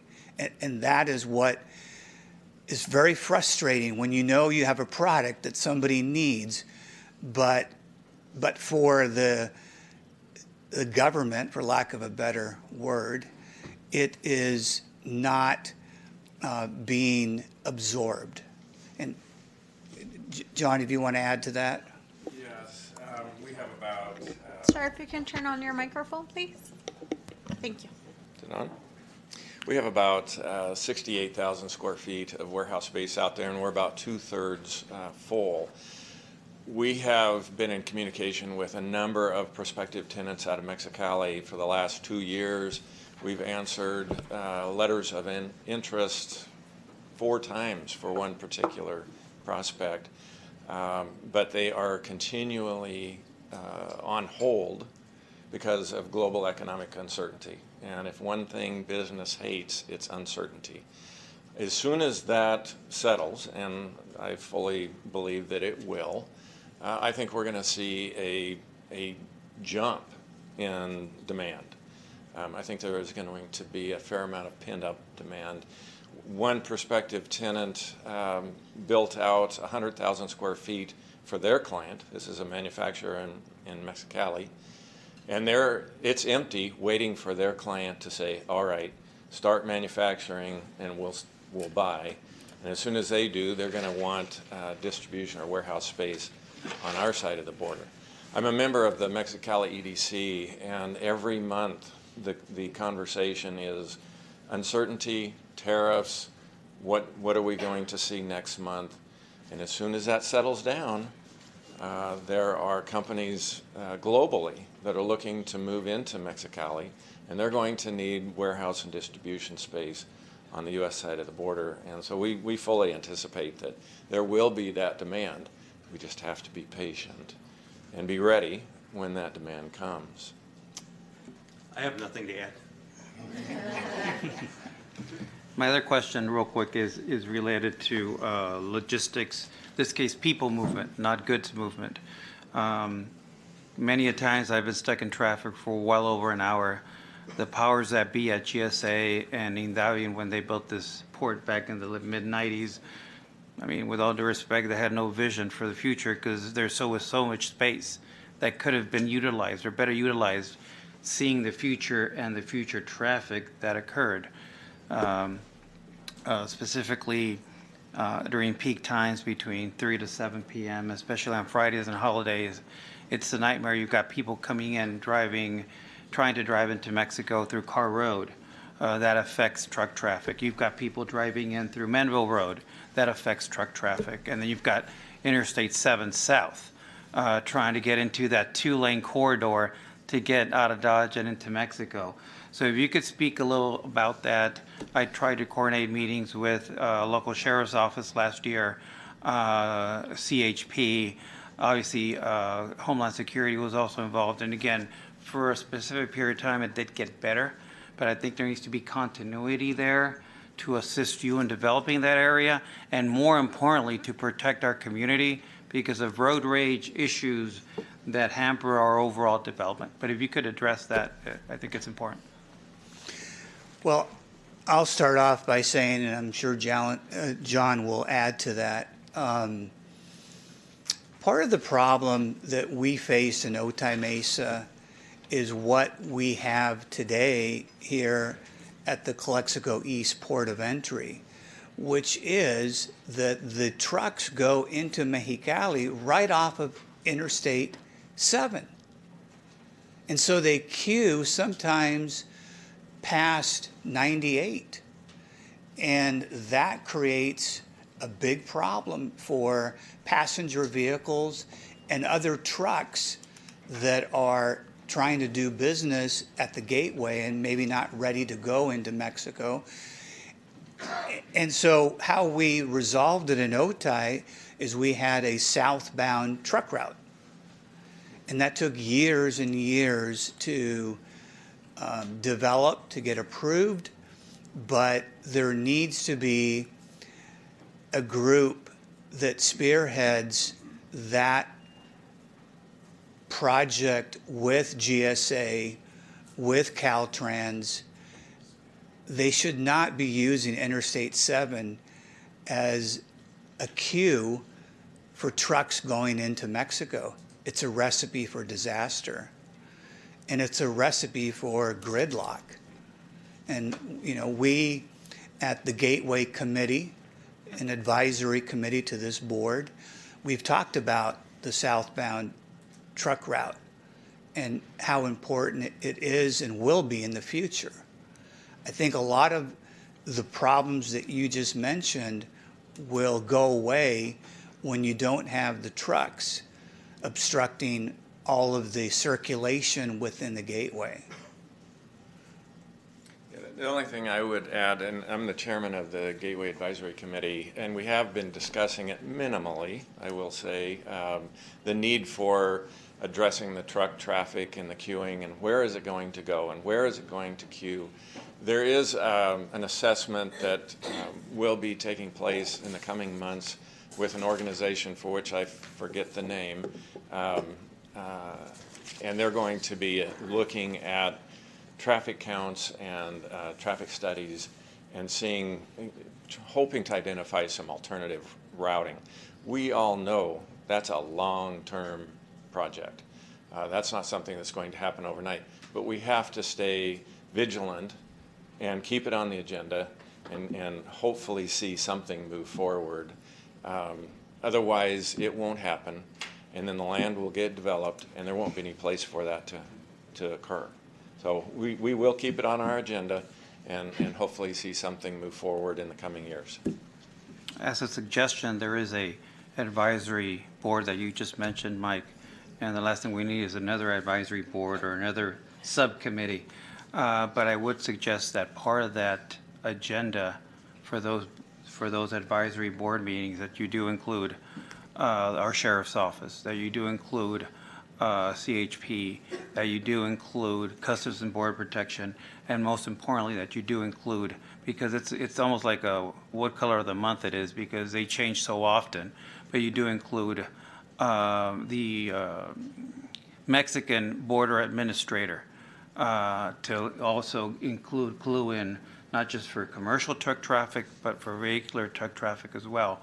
That could be a standing committee that could give you additional input and, most importantly, support when it comes to not just road traffic improvement, but also vehicular traffic improvements and options. Well noted. Supervisor Hawk? Yes. First of all,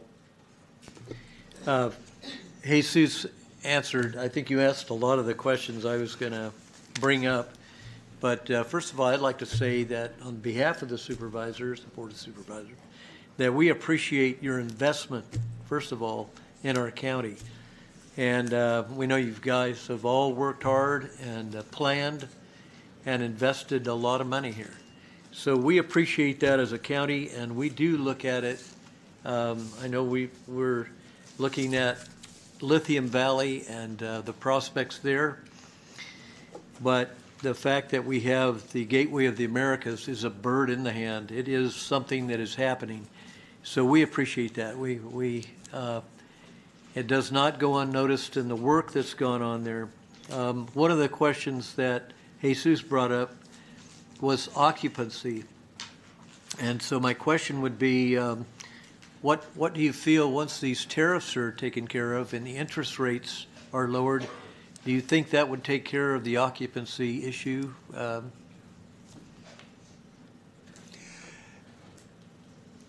I feel that demand is artificially suppressed right now. And to answer your question, yes, it will take care of the occupancy. When you look at, again, I refer back to the 5 business parks, the 800,000 feet, they are stabilized at 93%, and they're typically closer to 100%. That's the market. I remember when we first started building out here that while Otay Mesa would go through cycles, the Gateway would stay consistent because it's never been overbuilt. And I don't think we're overbuilt right now. We've got, if you looked at our vacancy with the existing projects, I think our vacancy is maybe 10% overall. Otay Mesa is above 13%. And they've got a $30 million base. Excuse me, a 30 million square foot base. We've got a 2 million square foot base.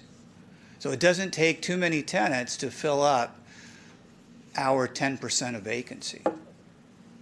Okay. The other issue that I see is the trucking. Coming from Mexico, there doesn't seem to be an issue coming north. The issue is the traffic moving south, especially the trucks. And I think at certain times of the day, trucks are backed up. It impedes everything. What do you guys see as a solution to that? I mean, basically, the plan was drawn up 25 years ago or whatever. I don't think they envisioned the number of trucks when they planned the roads. And so what do you guys see as a solution to that?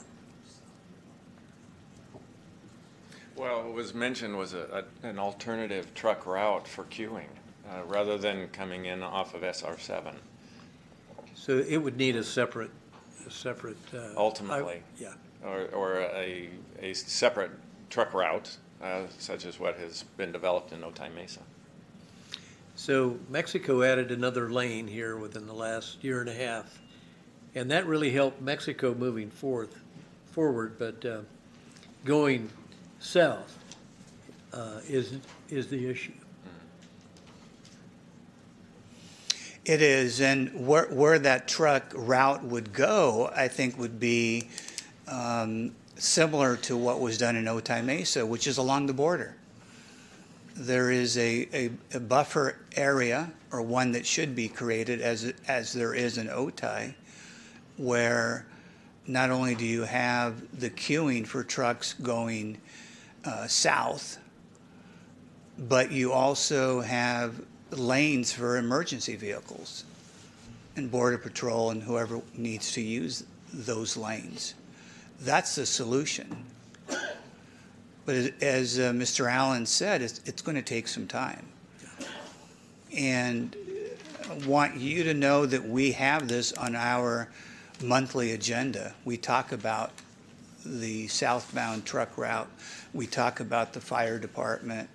We talk about some of the roads within the gateway that need desperately to be improved. Menville Road is one of them. Mm-hmm. Menville was never envisioned to be the road that is the access for passenger vehicles coming to and from Mexicali, and yet it is. There's more traffic on Menville Road, more average daily traffic, than there is on Highway 7. I agree. I live about 2 miles from there. Yeah. And I see it. Okay. Well, I know that we've had meetings with Mr. Gay with Public Works, and we are looking at maybe temporary fire and sheriff's station there. And we see the new sign. The new sign is up. That looks good.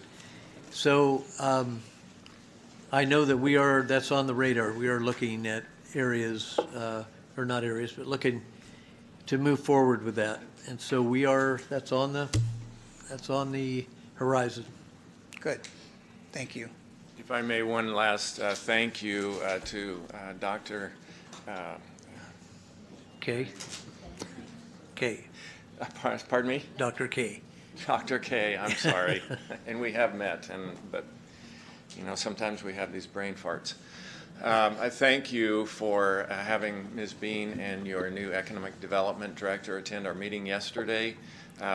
We have not had, John Gay, the Public Works Director, has always been at our meetings, but having representation from your office was greatly appreciated, and we look forward to working with both of them in the future, so thank you. Thank you. I think that collaboration is important.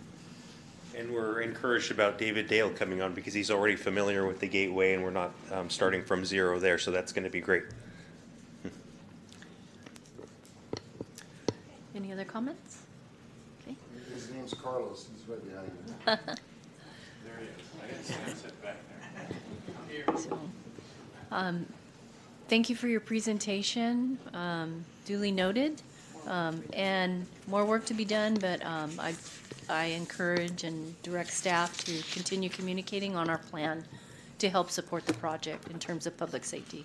Thank you. We really appreciate it, and we do want to work in conjunction with the board to achieve some common goals, economic development. Absolutely. Thank you. Thank you.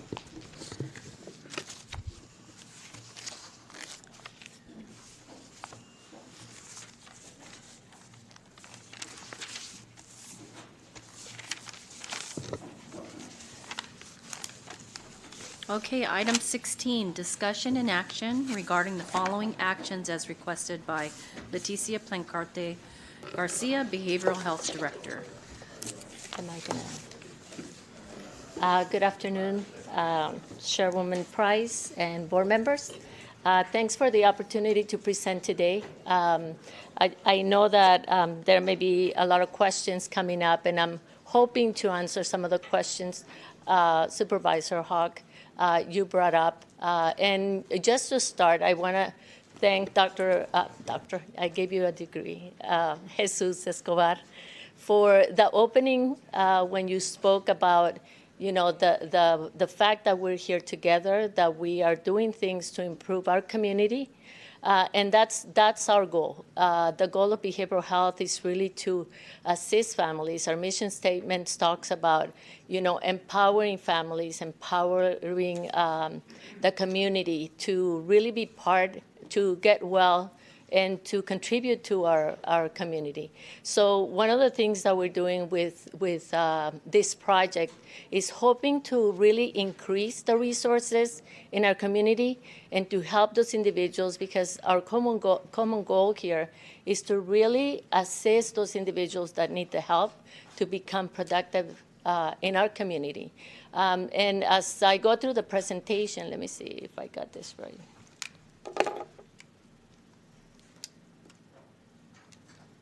There.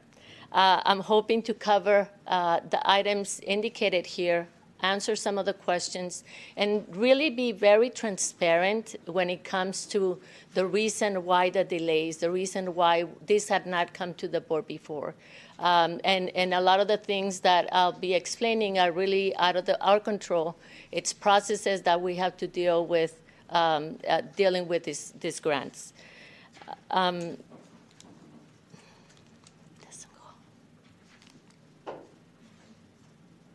So first of all, in 2021, the state started the providing money to the counties because there was a real concern about infrastructure. There were not enough facilities that were helping in providing the treatment to our clients.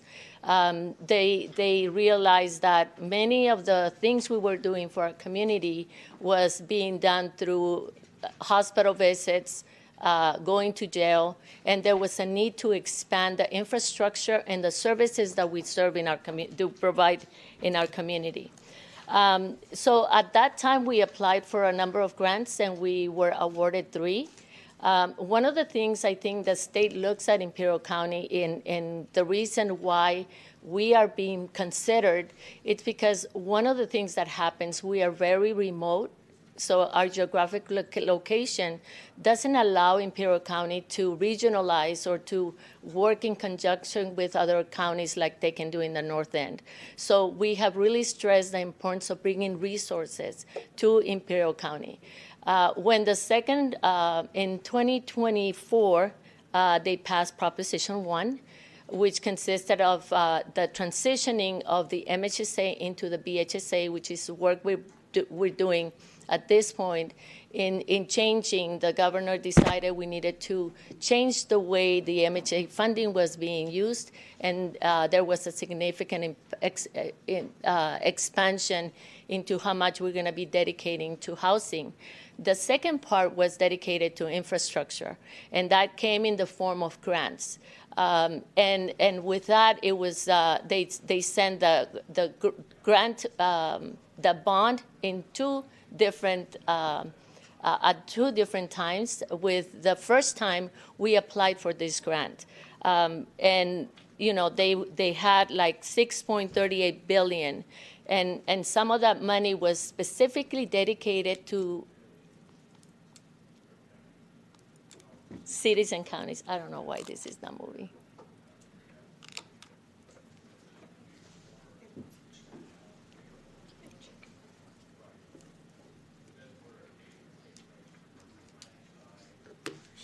So right now.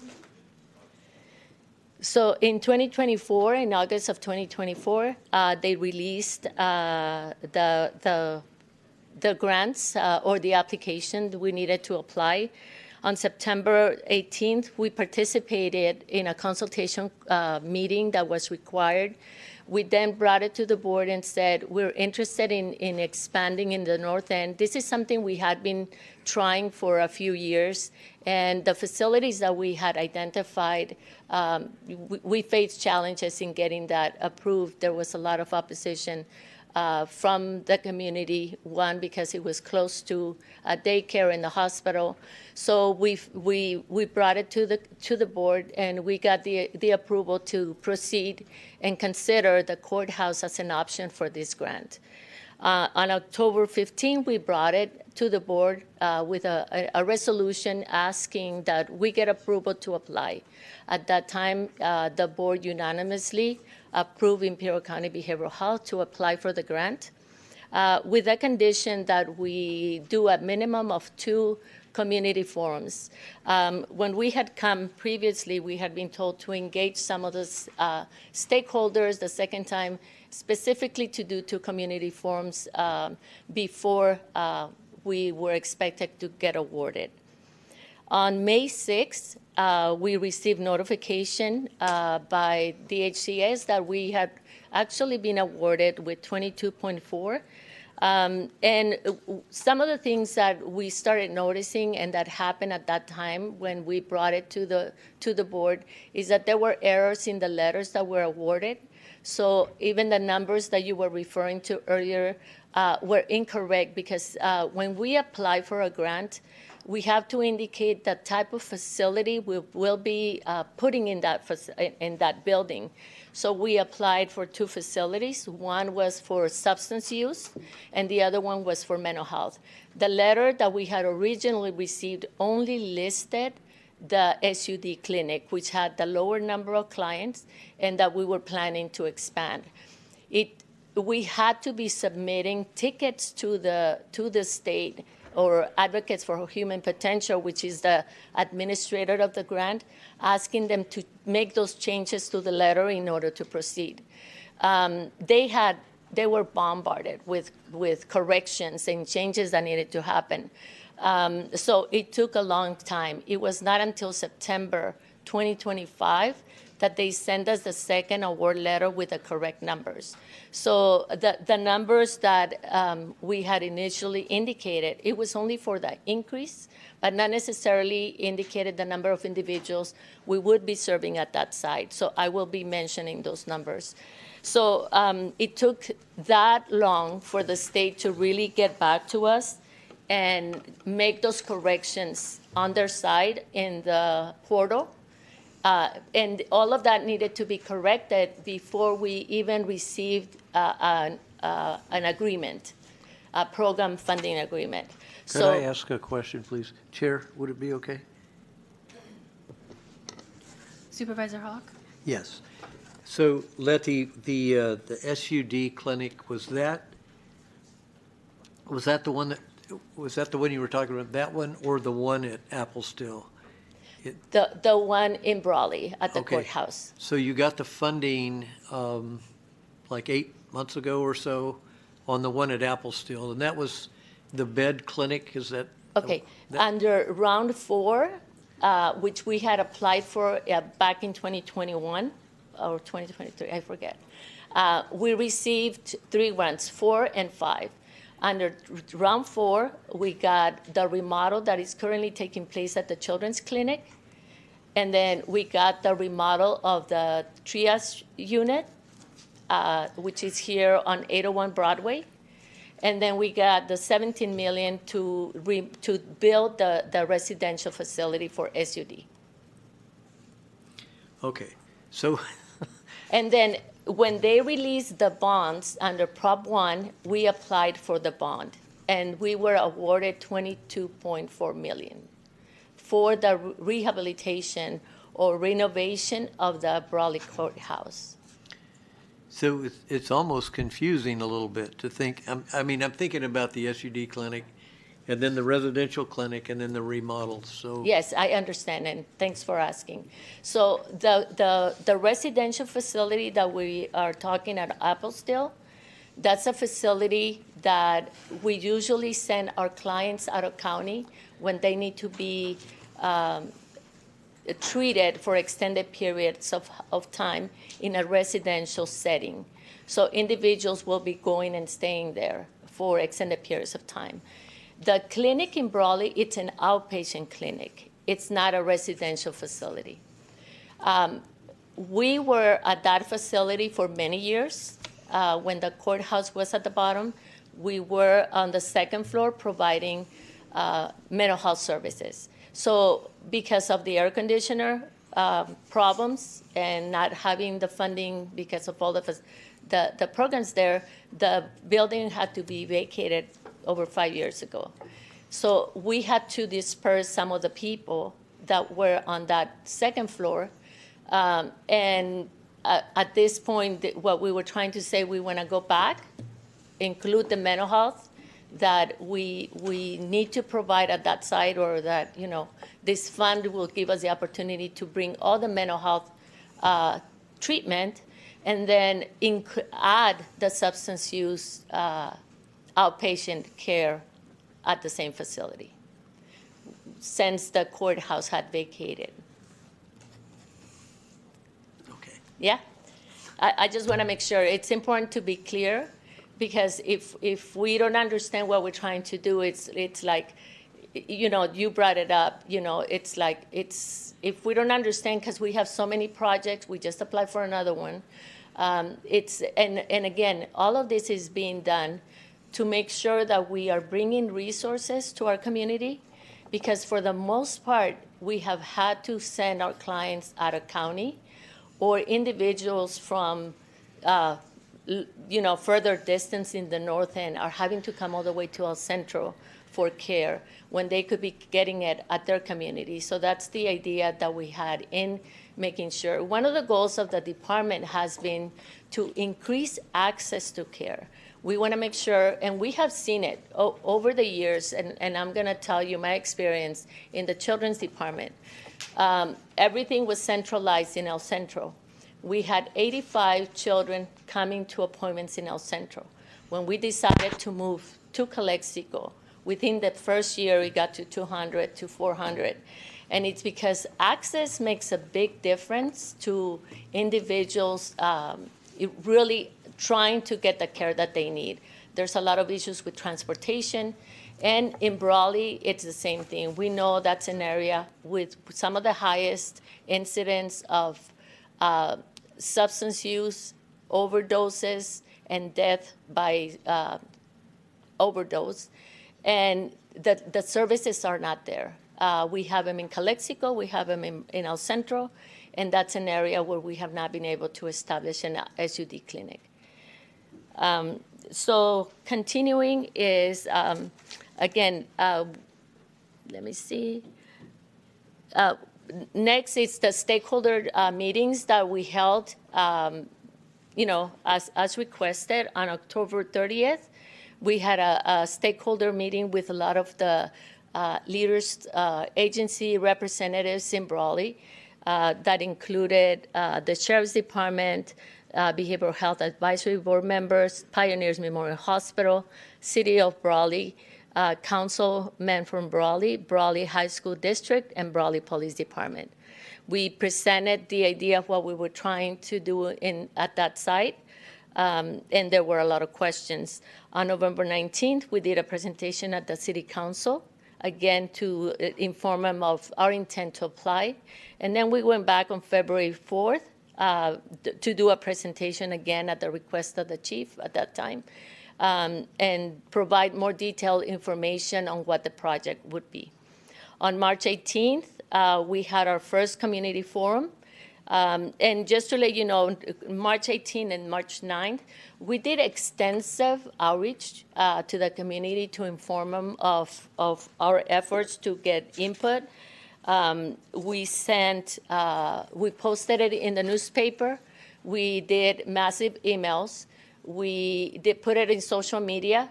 We also dedicated a specific email to get feedback from community members, and we made that public. We also know there were some letters of opposition being distributed, which increased the number of people that were being made aware of the meetings taking place. These are the flyers that went out in English and Spanish, the agenda that was presented during the meeting, and also information on the actual project given at those forums. This is the one for 318.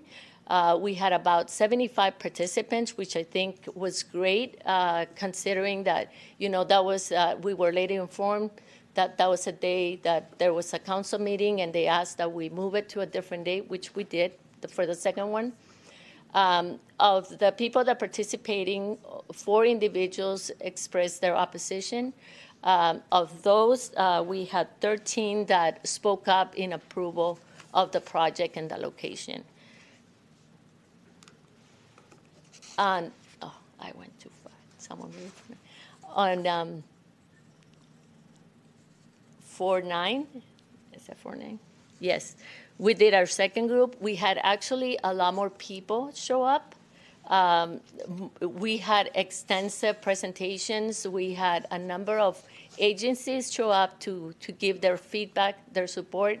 We have 3 individuals that opposed, and I think that one of the things that was really important that happened in this meeting was that individuals voiced that after hearing the presentation by our staff, they realized that the information they were receiving was misinformation about what the project entailed and expressed their support for this project. One of them did it publicly. Others came and said, you know, we were not aware this is what you were proposing. So these are the letters of support that we have received from different agencies in support of this project. We did receive one in opposition, listed by Terry Sanders, Clerk of Session on behalf of the elders of the First Presbyterian Church. We understand that other comments came to the board or other supports, and I don't know if they were routed to participate or to contact behavioral health, but as of now, that's what we have received. So some of the main... Yes. I wasn't able to finish reading it.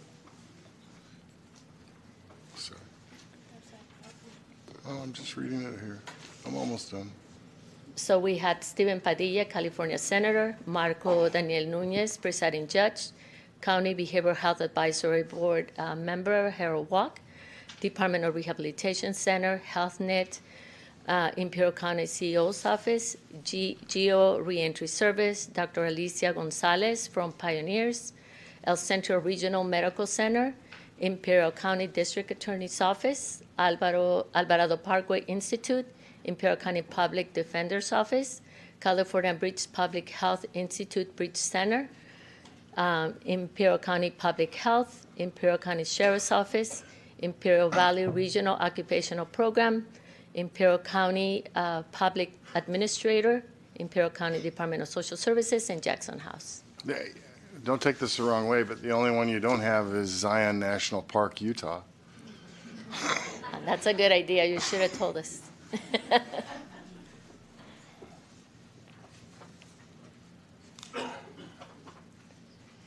So some of the items or the issues that came being brought up during the community forums, we wanted to make sure we address them. So we provided a lot of information. We provided resources. I have copies of the presentations that we provided. I didn't want to include them here, but in the presentations, we addressed all these items that were brought up during some of the council meetings. And one of them was the issue of crime, that behavioral health was going to bring crime to the community because they were expecting that we were going to come and bring all these individuals that were not there before. So we actually provided evidence and research that has been done where in reality, the project really aims at reducing that, addressing the root cause of what the problem is when someone starts using or misusing substances. Instead of ignoring them, we need to really address what's causing that. And without treatment access, you are more likely to see individuals out, being engaged in activities. So most clients that would be served would be individuals that are residents or individuals that because of their substance use or their mental health are accessing care other ways, like going to the emergency room or going to county jail. And that's what happens when you don't provide the appropriate care. that is what many times, causes individuals to commit crime. The other thing that we addressed was the homelessness. I know that during the discussions we had, there were concerns that they were seeing homeless at that site. We have not been there for over 5 years, and I think this started happening because the building has been empty for a long time. When we were there for many years, we never saw homeless individuals in the alley or around our area. One thing that was really interesting is that we invited people from the council and from the community to visit our clinics in Calexico, El Centro, and they actually said, yeah, we walked in there, it's very calm. They did see more individuals in the El Centro, but again, those individuals are not individuals that are coming to our clinics for service. Those are individuals that you will see homeless in different communities. It's not something that we attract to the site. You're gonna see those homeless wherever there's an opportunity, like I say, in vacant locations. So the reality is that untreated substance use can contribute to public intoxication. Property damage, disruptive behaviors, if you treat them like we're planning to do in this clinic, is to have scheduled appointments, scheduled sessions. We're planning to have security services so that, and implement some security measures so that, any disruptive behavior can be addressed. Also, when compared to other facilities, there's really no impact. Like the other thing was people were saying we wanted to build retail in the area. We know that this facility has not ever been used for retail. I believe it was a bank. And the fact that we put this facility, it's not going to create a negative impact on the community. In reality, it's going to be a professional clinic, like you serve any other places when you go to the dentist that's next door or you go to a physician. Our facilities, if you walk into our facility, it's a clinic. There were a lot of misconceptions of people thinking this is going to be like the methadone clinic, and they walk there and they see it. We respect what the methadone clinic, because that is a group of individuals that chooses that treatment, but that's not what we're going to be providing at our substance use clinic. Let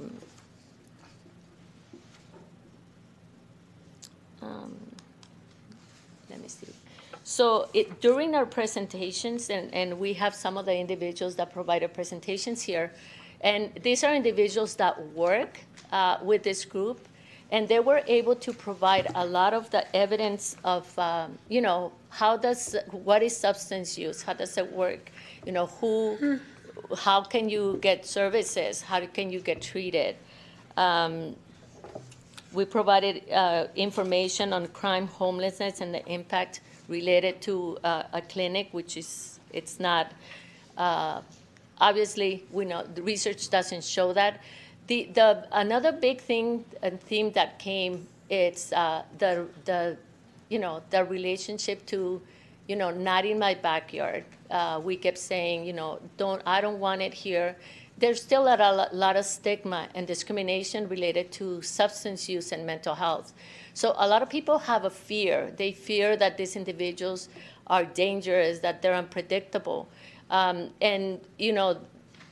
this is again, those are the misconceptions we wanted to bring to the community, to members, to know that that is usually not what we see in our clinics.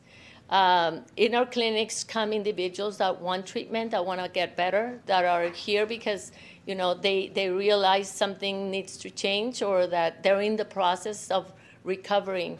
So again, this is, I think, continues to be one of the biggest barriers to really moving forward with projects statewide, countywide. There's that fear, and the only way we can really challenge is through education. People really need to understand what is substance use, how it works, how individuals are really wanting to get better. Once we feel like someone is using substances, we put them in a box and we think they do it because they like it, they're getting a high, and we need to really listen to the individuals behind and the efforts that they're making to really get better. So these are just a few images of some of our events. I think everyone got an equal opportunity to share, to come and discuss their presentation, and I'm happy to say that for the most part, the feedback was very positive. Most of the individuals that came and voiced their opinions were in favor. They had no problems with the location. And there were questions that were brought up. Specifically, can you consider a different site?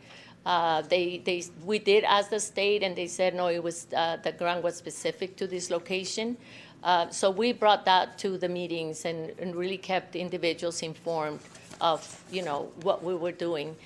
So the purpose of the Northern Horizons, it's really to provide timely and low barrier access to treatment, to address the rising rates of mental health and substance use, to reduce the rising rates of drug overdose and deaths, to address the critical gaps in mental health and substance disorder treatment, by providing adequate facilities, to reduce the reliance on hospitalizations, emergency rooms, or jail as the solution for a lot of these problems. The program, the description of the program is that this is going to be a facility that's going to focus in the adult population, primarily for mental health and substance use. But because this is going to be a campus model, I think I go into that on the next slide. But there's a portion that will also focus on an urgent care facility like we have here in El Centro, where law enforcement can bring individuals so that we can triage them and provide immediate care and transition them to the appropriate level of care. We're hoping and planning to have about 65 staff. So this is something that is going to increase occupation. It's going to bring some jobs to the area. We have some positions that were approved. There are some vacancies at this time.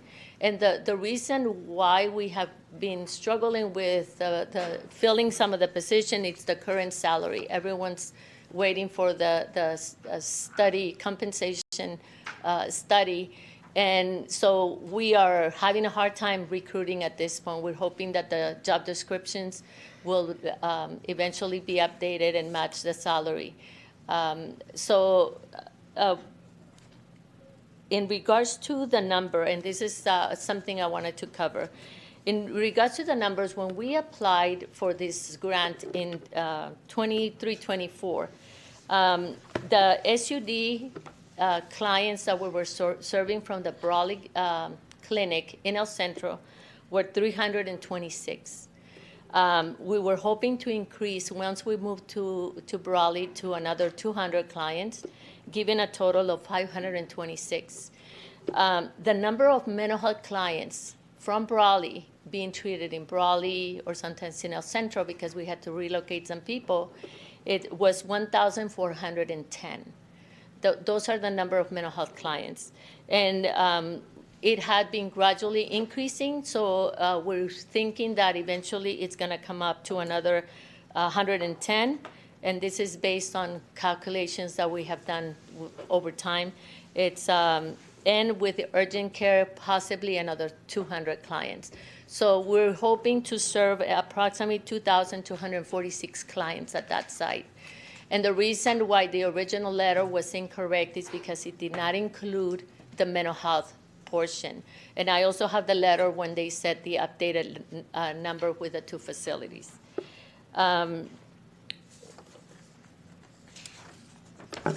So these are the services that we provide currently at other sites for substance use disorder services. It has really changed over time. Before, it was very limited individual and group. Now there's a big array of services that we provide both under mental health and under substance use.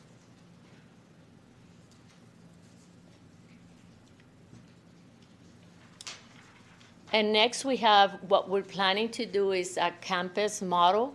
And what this intends to do, and this is being done across the state and really encouraged by the state agency, it's to create a model where individuals can get a variety of services, not just the mental health. That's why we're very lucky that the Sheriff's Department is staying at our site. But when we work with an individual, it's not just with mental health. We work with multiple agencies, including Department of Social Services, probation, the Sheriff's Department, local law enforcement. So we would have space available for all those agencies to be part of our project. One of the misconceptions that was running around was that we were going to be leasing all these spaces. There will be no charge to the other departments when they are part of our campus model, because this is being supported by exactly operating in collaboration with these other agencies. This will help us really, and we are doing something similar in El Centro. It's probably going to expand, but especially for those high-risk clients that we need the whole team working together. Everyone will be able to come on board, have discussions, and really strategize on how we're going to assist those clients. It's been very successful, especially for those individuals that keep coming to the crisis desk. Is there much? No. Be Good. patient with me. I was very patient with the other presentation. I was here for that one too. I know. I thought they're going to go into a break. No, let me go fast. So, this is probably something we had discussed in other presentation. The project will include a complete remodel, renovation of the interior, the exterior, parking lot, landscaping. I'm going to show you in a bit a picture of what this is going to look like. But on top of that, it really covers all the management of the project, the design, the architects, the legal counsel. Everything is covered by the grant. The county or behavioral health, doesn't put anything except a lot of work. Accountability and oversight. One of the things is that we will continue to have full oversight of this facility. We will continue to provide the follow state regulations, federal regulations. If you go to any of our clinics, we follow the same rules. We are, a professional clinic that offers timely appointments. It's very structured. We have security where it's needed. And we provide transportation to and from for those individuals that don't have transportation. No one stays roaming around the clinic. Everyone gets transported back to their location, to wherever we pick them up. At their home, where is it? At the north end? South City. They're going to go back because that's been our practice, and we haven't had any problems with doing that at this point. Equity and access, again, it is our responsibility to provide access to individuals to make sure that they get the treatment that they need and that they deserve or that they're seeking, that we are close to their communities, that we are trying our best to make sure, because we are entrusted by the state to provide services to these populations. And if we decide we're just going to stay in one location and that's what we're going to do, then we're not going to reach the number of individuals that really need the care. And the fiscal responsibility, and I probably missed adding something here, and that's how Imperial County, I've been here for 35 years, we are a very sound department. We have never relied on county general funds. We have a very sustainable process of funding. We received realignment. Currently, it's MHSA. It's going to switch to BHSA. And we also bill Medi-Cal for the services that we provide. We pay for all salaries. We pay for utilities. We for the whatever it's needed to deliver the care to our patients. For repairs, anything that for any facility we occupy, it's funded 100% through Medi-Cal, and this is not going to be an exception. Everything that we do in the facilities, again, covered through us. And I'm going to tell you now, I'm going to go into the facade. Look, what a beautiful building. And this is just a rendering of what we would be getting. It's a significant upgrade to what's there. And I think that it would be great that the county would support such a project. As part of my presentation, we have a number of individuals that have asked to be part of this presentation.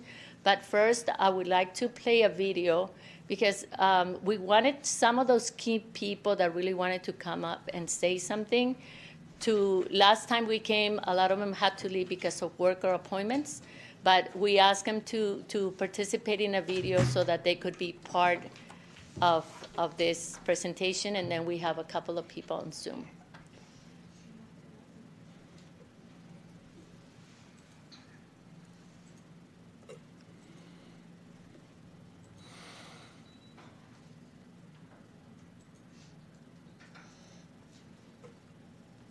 With this transformative funding opportunity, Behavioral Health will implement the Northern Horizons Project, which is a campus-type model that will provide services that are accessible in the north end of Imperial County, as well as that integrated treatment with behavioral health, providing mental health and substance use disorder treatment on one site. The focus of the campus is to continue to provide whole person care. It will enhance and provide additional services by integrating other agencies within the campus. I've been an addict for many years, but I am a recovered addict. I'm recovering due thanks to SUD. SUD has helped save my life and has helped. I've seen it help save many lives. I've been a drug addict since I was 13 years old. Reason for it is because I was diagnosed with rheumatoid arthritis, juvenile rheumatoid arthritis when I was 13. My first use of an opiate was Oxycontin when I was 14. It was a heavy dose, and ever since then, I've been hooked on opiates or any type of drug just to numb my physical pain. But at that time, I didn't know it was a mental and emotional pain as well. And I think people tend to not see that side of people in recovery that have any type of disorder, whether it be mentally, emotionally, or physically, because either they don't want to see it or they don't want to hear it. Never in my wildest dreams did I ever think that I would have children that would be addicts. And it's a very, very hard thing to go through, to see them, suffer the way they're suffering. We took our children to church every Sunday. We prayed together. We ate together. We still do. We blame ourselves, but it's not because of what we did. We were the best parents we knew how to be.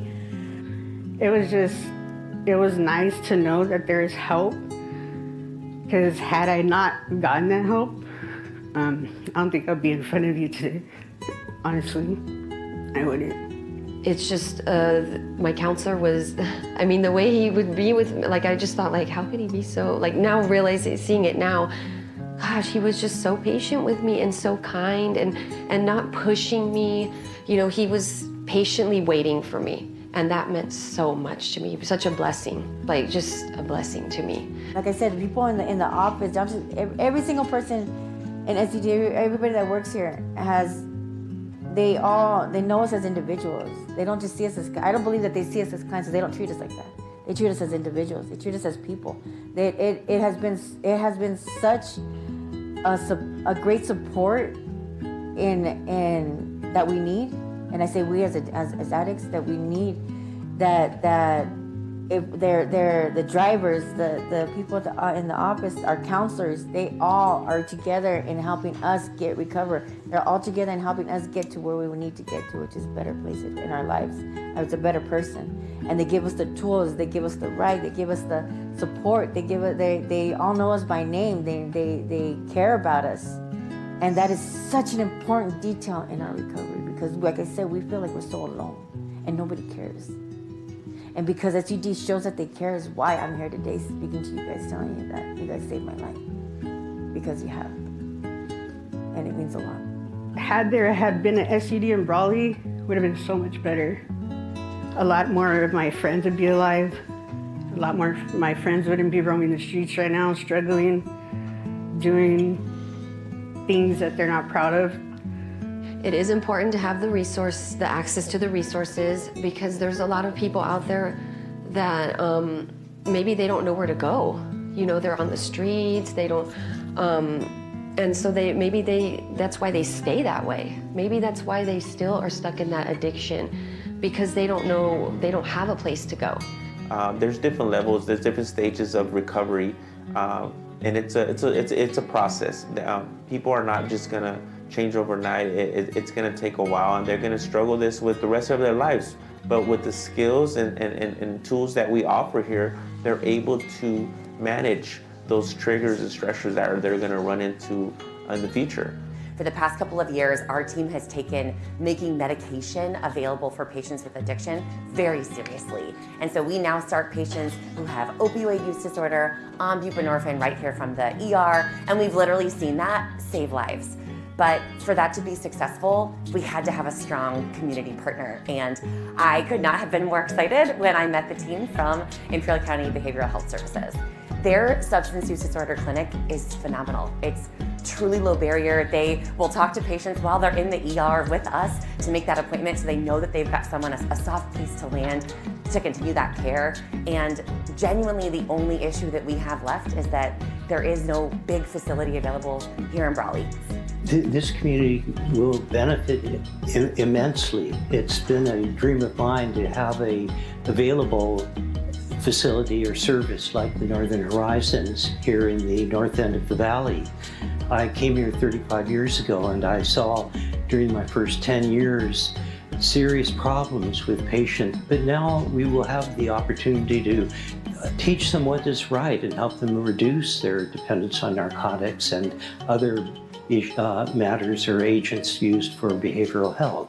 So it's one facility that I've been hoping would be here, and I'll be totally behind it.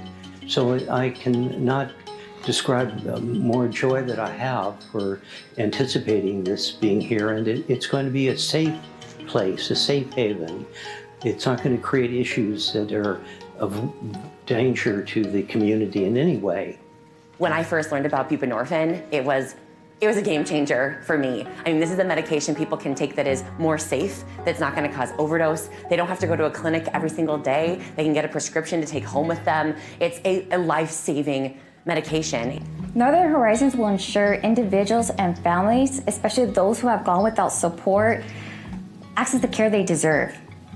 It will give people a real chance to heal, find stability, and feel connected to their community. But I'm so grateful for these programs, because I could see such a change in my daughter. Since I've been here, and I started in January, I now got my job back. I'm now working. They gave me my life back. My life is, you know, it's so much better now. My life is, you know, I'm sober. Just be more open-hearted and open-minded and receptive. And just know that just because we're addicts doesn't mean we don't have feelings, we don't have a heart, or that we don't think. Because a lot of us are truly remarkable people.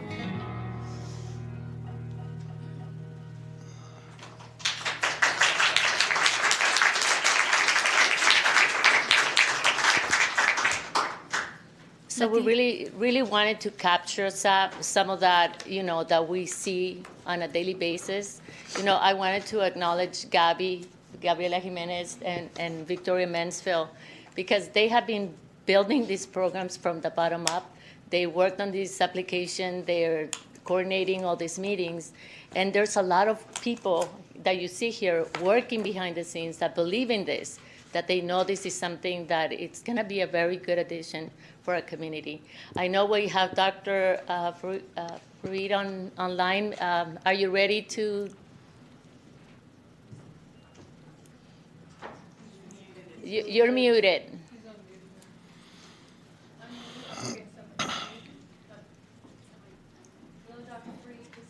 I think he's listening to. Dr. Farid, if you would, there you go. Welcome, go ahead.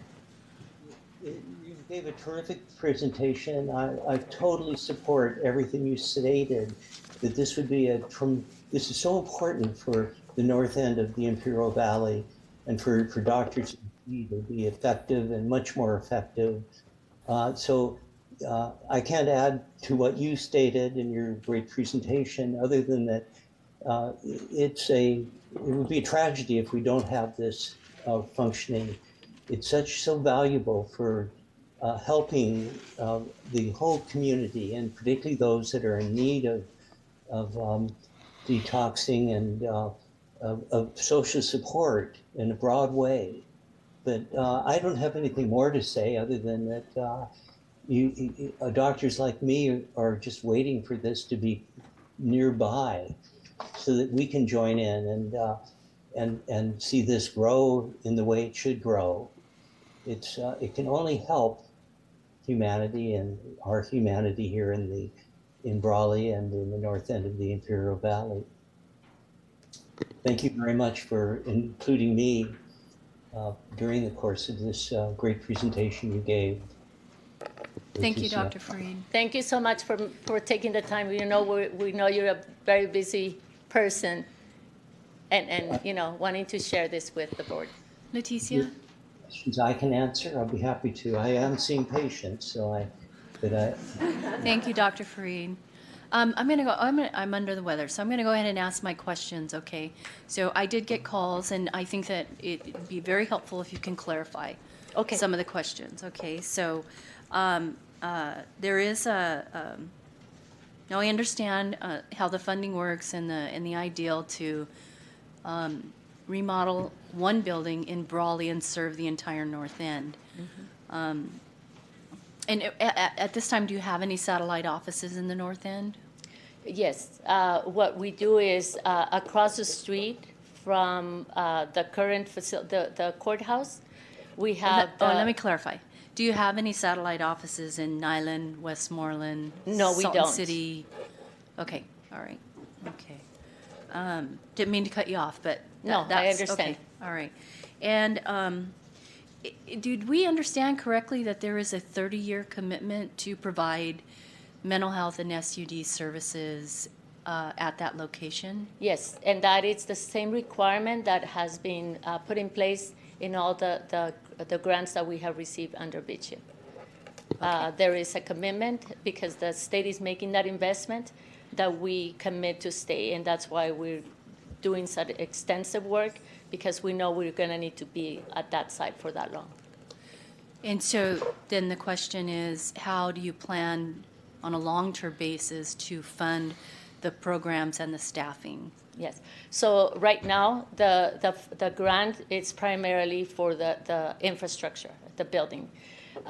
We at Behavioral Health have been operating outpatient clinics for more than 35 years.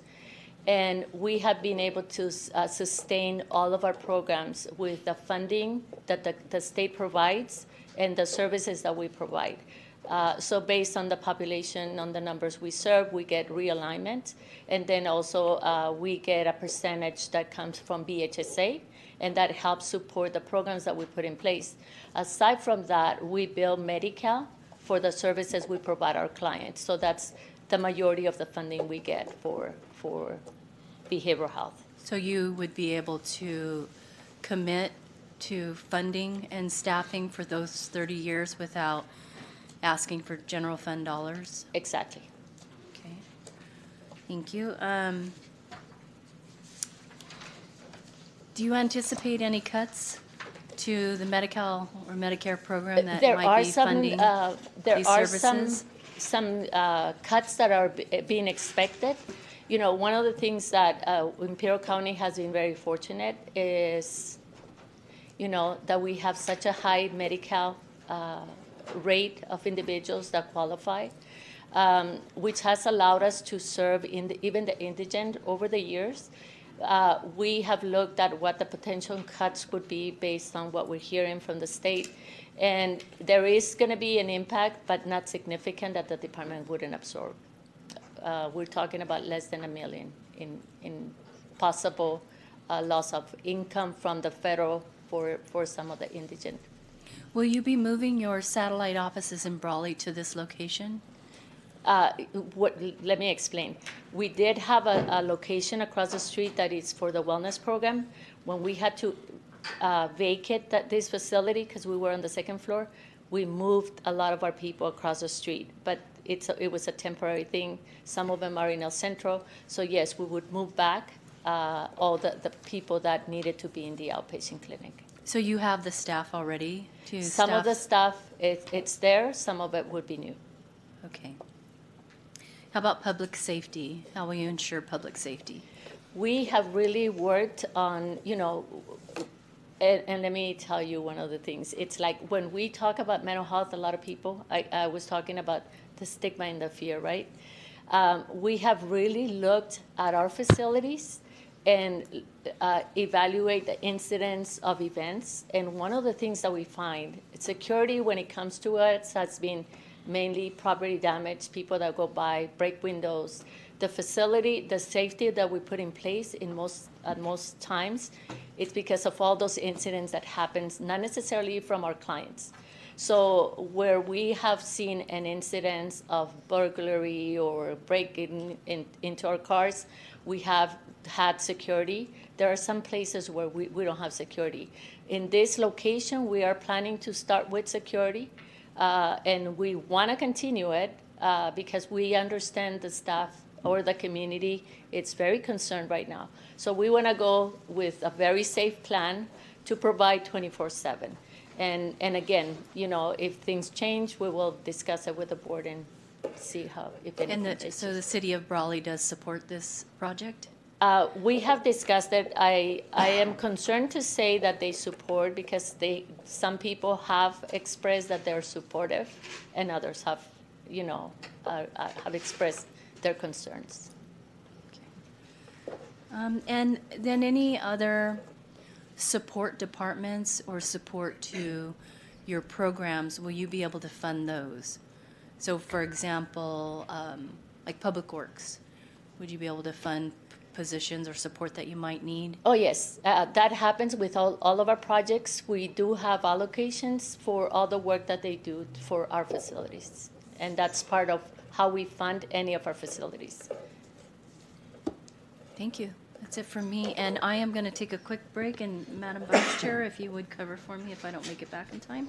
And our next speaker is Supervisor Kelly.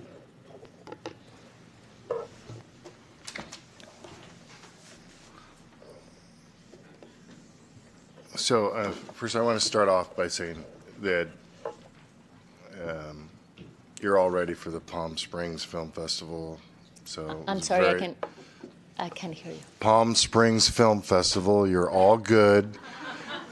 And you had a very you're gonna good, see another one coming. You had a very good production. We're very impressed. So if it was internal, then applause to whoever produced that. And was it you, Dr. Ahmed? Oh, yeah, no, you guys were all in the front row. You were all in the show. And you even got George in there, too. Yes, and we have Dr. Alicia Gonzalez. Well, I have questions, though. Okay, go ahead. So this has been going on for quite a while, and this is the third location that was proposed in Brawley. And to be honest with everyone, the first location was not accepted by the people in Brawley, and the second location was not accepted by the people in Brawley. This is a county-owned facility that doesn't require the city's approval. So it's basically a county facility that can be used in this fashion without their consent.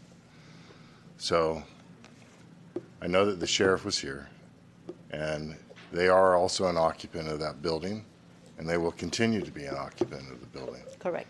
And air pollution. Right. And the building has significant needs. So I'm not inclined to approve it today, but I would in 2 weeks under a couple of conditions. One, I want to know what this security plan is in detail to be able to assure the public and the neighbors that you are going to address it. There's no lingering going on around the site. And second, I want to know specifically if you are going to have a crisis center in Brawley. I want to see that commitment. I want to see a reality. I've been told about expansion plans that never manifested. And I want to see, if you're putting this as what a deliverable is for Brawley, then that means something that has a public safety benefit in the North End, and I'm willing to support it in that way. But that would mean that Calapat, Westmoreland, Brawley, and Sheriff North Division would not have to come to El Centro to do a drop-off at the crisis desk. So if that's part of your plan, then I will support it, but I need a much stronger commitment in your presentation that you're going to do it. And can I explain something to you? That it's part of the plan. We are submitting that. We are planning to have security. And my only concern about delaying it, and as I indicated in the bullet points that I was on my presentation, is the state gave us 90 days to execute the PFA. We have followed all the steps.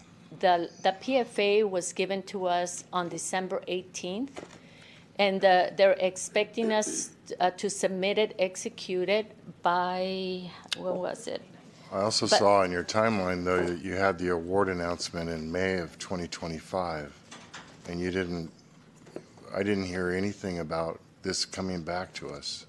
Right, because we did not have anything to bring back. The state was making corrections. The state was still dealing with all the issues of correcting the award letters, correcting the PFA. It wasn't until December. Even when they gave it to us in October, they told us it was going to need changes because it was still up with the attorneys. And it's not just our county, it's across the state. So they gave us something which we submitted to county council, but it was not final. The final came until December 18th, and that's when we submitted it so that we would meet the deadline. That deadline is January 29th to take it to the to submit it to the state. Which is allowable within the timeline for our next meeting. And we can come back on the 27th if we are going to get, be able to get it signed by the CEO and submit it if the board approves. Thank you.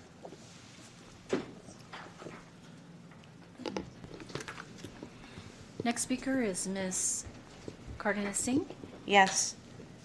Ms. Letty, I just want to ask a couple of questions. How many clinics do you have already that are patient-facing here in Imperial County? We have a total of 22 certified sites. That's clinics and programs, school-based programs, where we have, staff at the schools. Clinics, we have about 17. All right. May I ask specifically clinics in which they're open to the public, that they can access it, not school-based, but to the public? How many clinics do you have? I believe 17.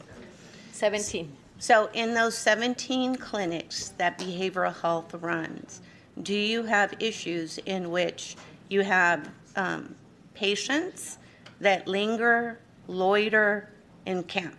No. All right. So then you have the experience. Do you have a safety plan already in place should you incur any type of safety issue, whether that's to the patients or to your staff? Yes, and actually it's a policy in our county, what we do in case there's an event. We do have policies in place and ways of managing any incidents. So you run 17 clinics in which you already have a safety plan in place to ensure the safety of not only your patients, but your staff and your community, correct? Yes. Now, I also understand that the city of Brawley does have a specific ordinance to ensure that there is no type of encampment or loitering that would take place. So that would be a partnership or a phone call that I assume would be able to take place with either the city council, the city manager, should you be having, or even the police chief, should you be having those types of issues. Exactly, just like we do in the other cities.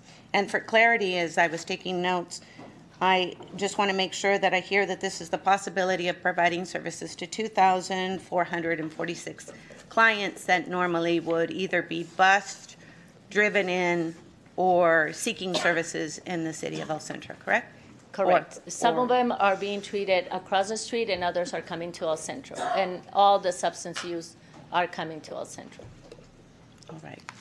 So you have experience with 17 clinics on how to effectively provide services. Yes. In regards to substance abuse And I or can mental health. assure you that the incidents that we had faced, in particular in the city of Brawley, the times that the PD has been called, has been for individuals that have not been our clients.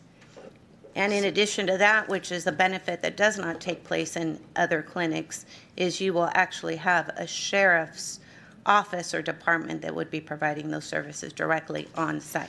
Right.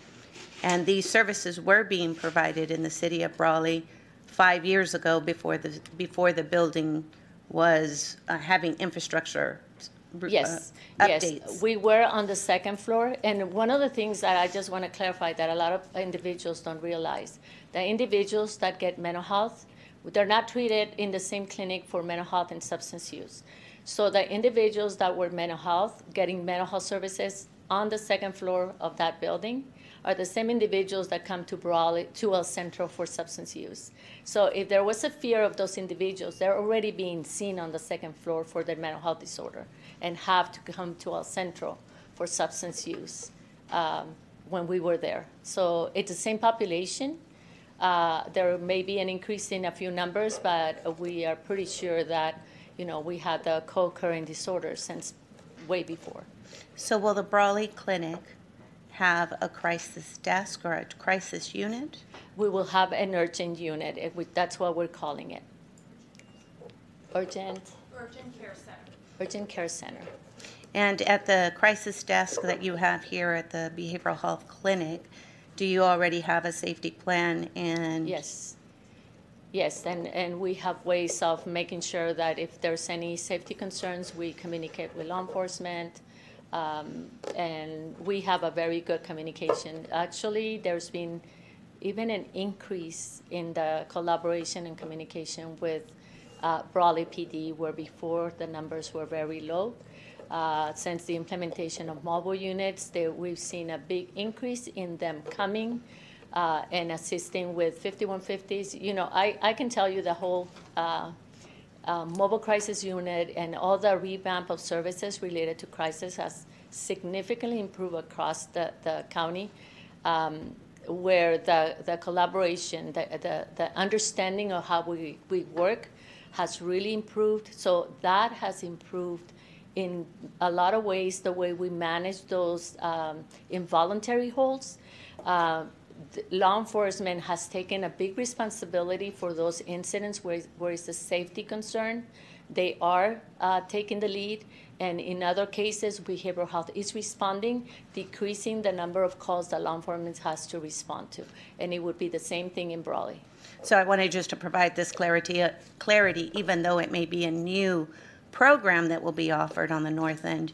There is extensive blueprints, yes, regulations, guidelines, policies, and procedures since you already run 17 other clinics, correct? Yes, correct. Thank you.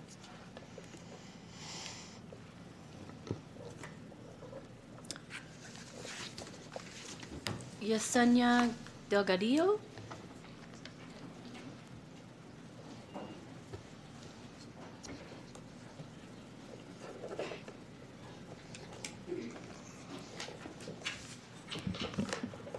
Is it on?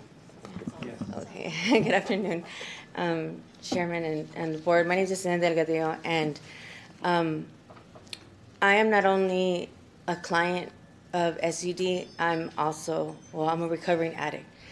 And I've been sober for the past year. I was a resident of Raleigh and Calipatria and Nyland, and Nyland was the last place where I actually had a home due to a flood, if you recall.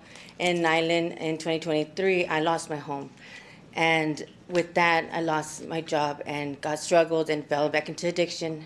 And it's been a struggle since then for me to get back up on my feet, to get back to work, to get back up to a place. But ever since I made one phone call that somebody handed me a phone number and said, here, call this number, they can help.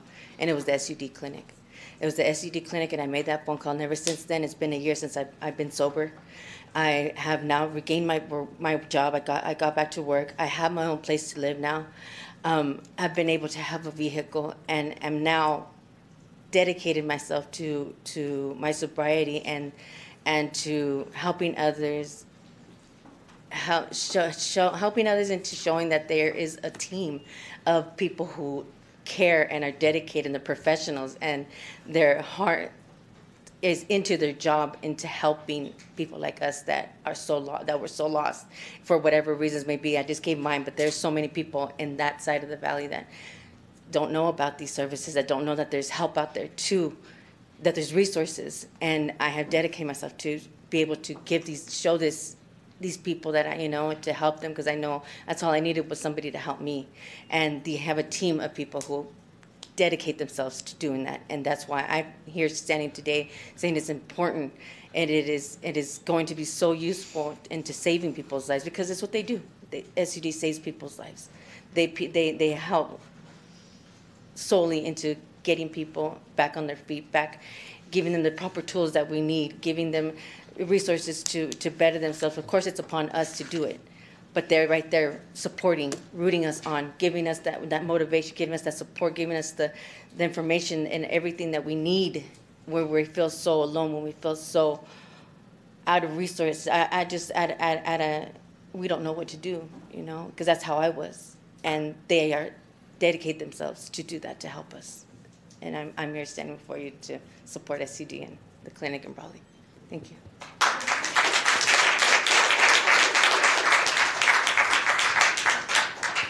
Thank you, Ms. Cadillo. I'm sure that's not easy to come forward with your story, and we appreciate it. Valerie Mejia?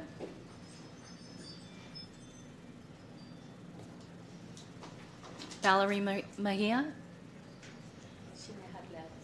Well, let's go to the next doctor, Alicia Gonzalez. She's I'm here. Can you hear me? Yes, doctor. Sorry, I'm literally on a mountain trying really hard to be present. Anyway, I don't want to take a lot of time. I think you've all heard from me in the video, but also in general, I just want to make sure that we reiterate, as an emergency physician, I'm going to stay off video for reception reasons, but the most important thing for me here is we are seeing this in our ER. Our Pioneers ER is taking care of these patients. They have to have somewhere to go. And our SUV clinic at Imperial Health, they do an amazing job, but it's really far. And our patients currently are coming back to the ER, and they're doing great on their medicines, but we're not addiction specialists. They need a place to go.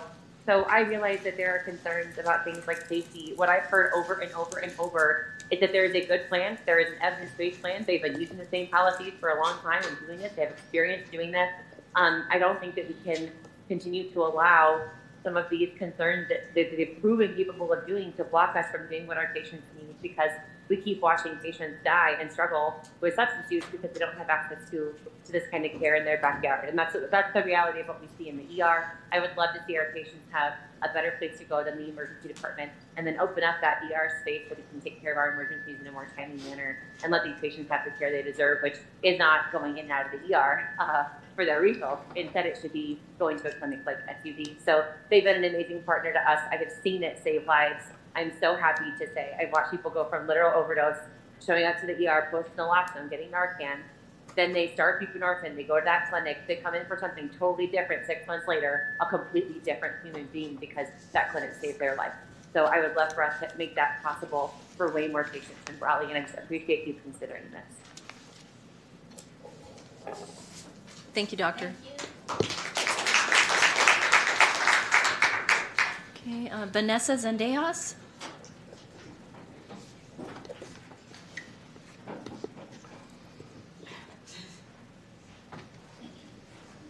If you don't mind, I'm going to read off my phone a little bit.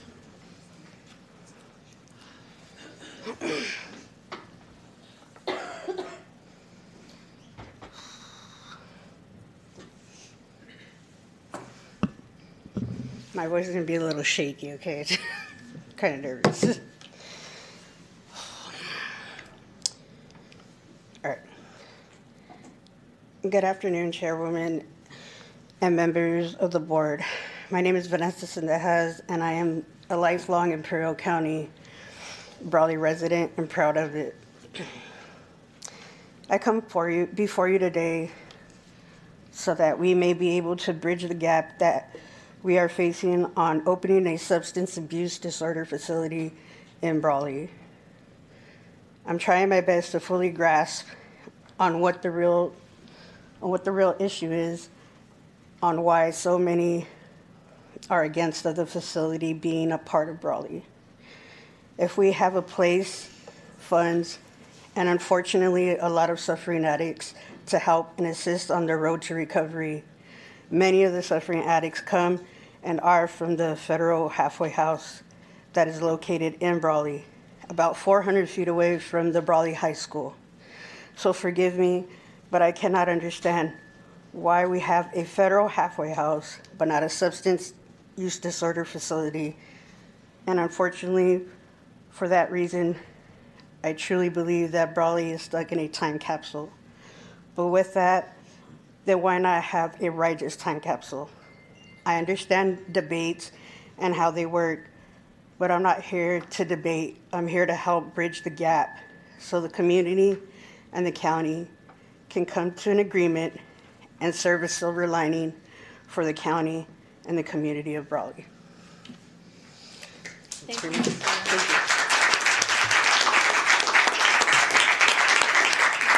Thank you.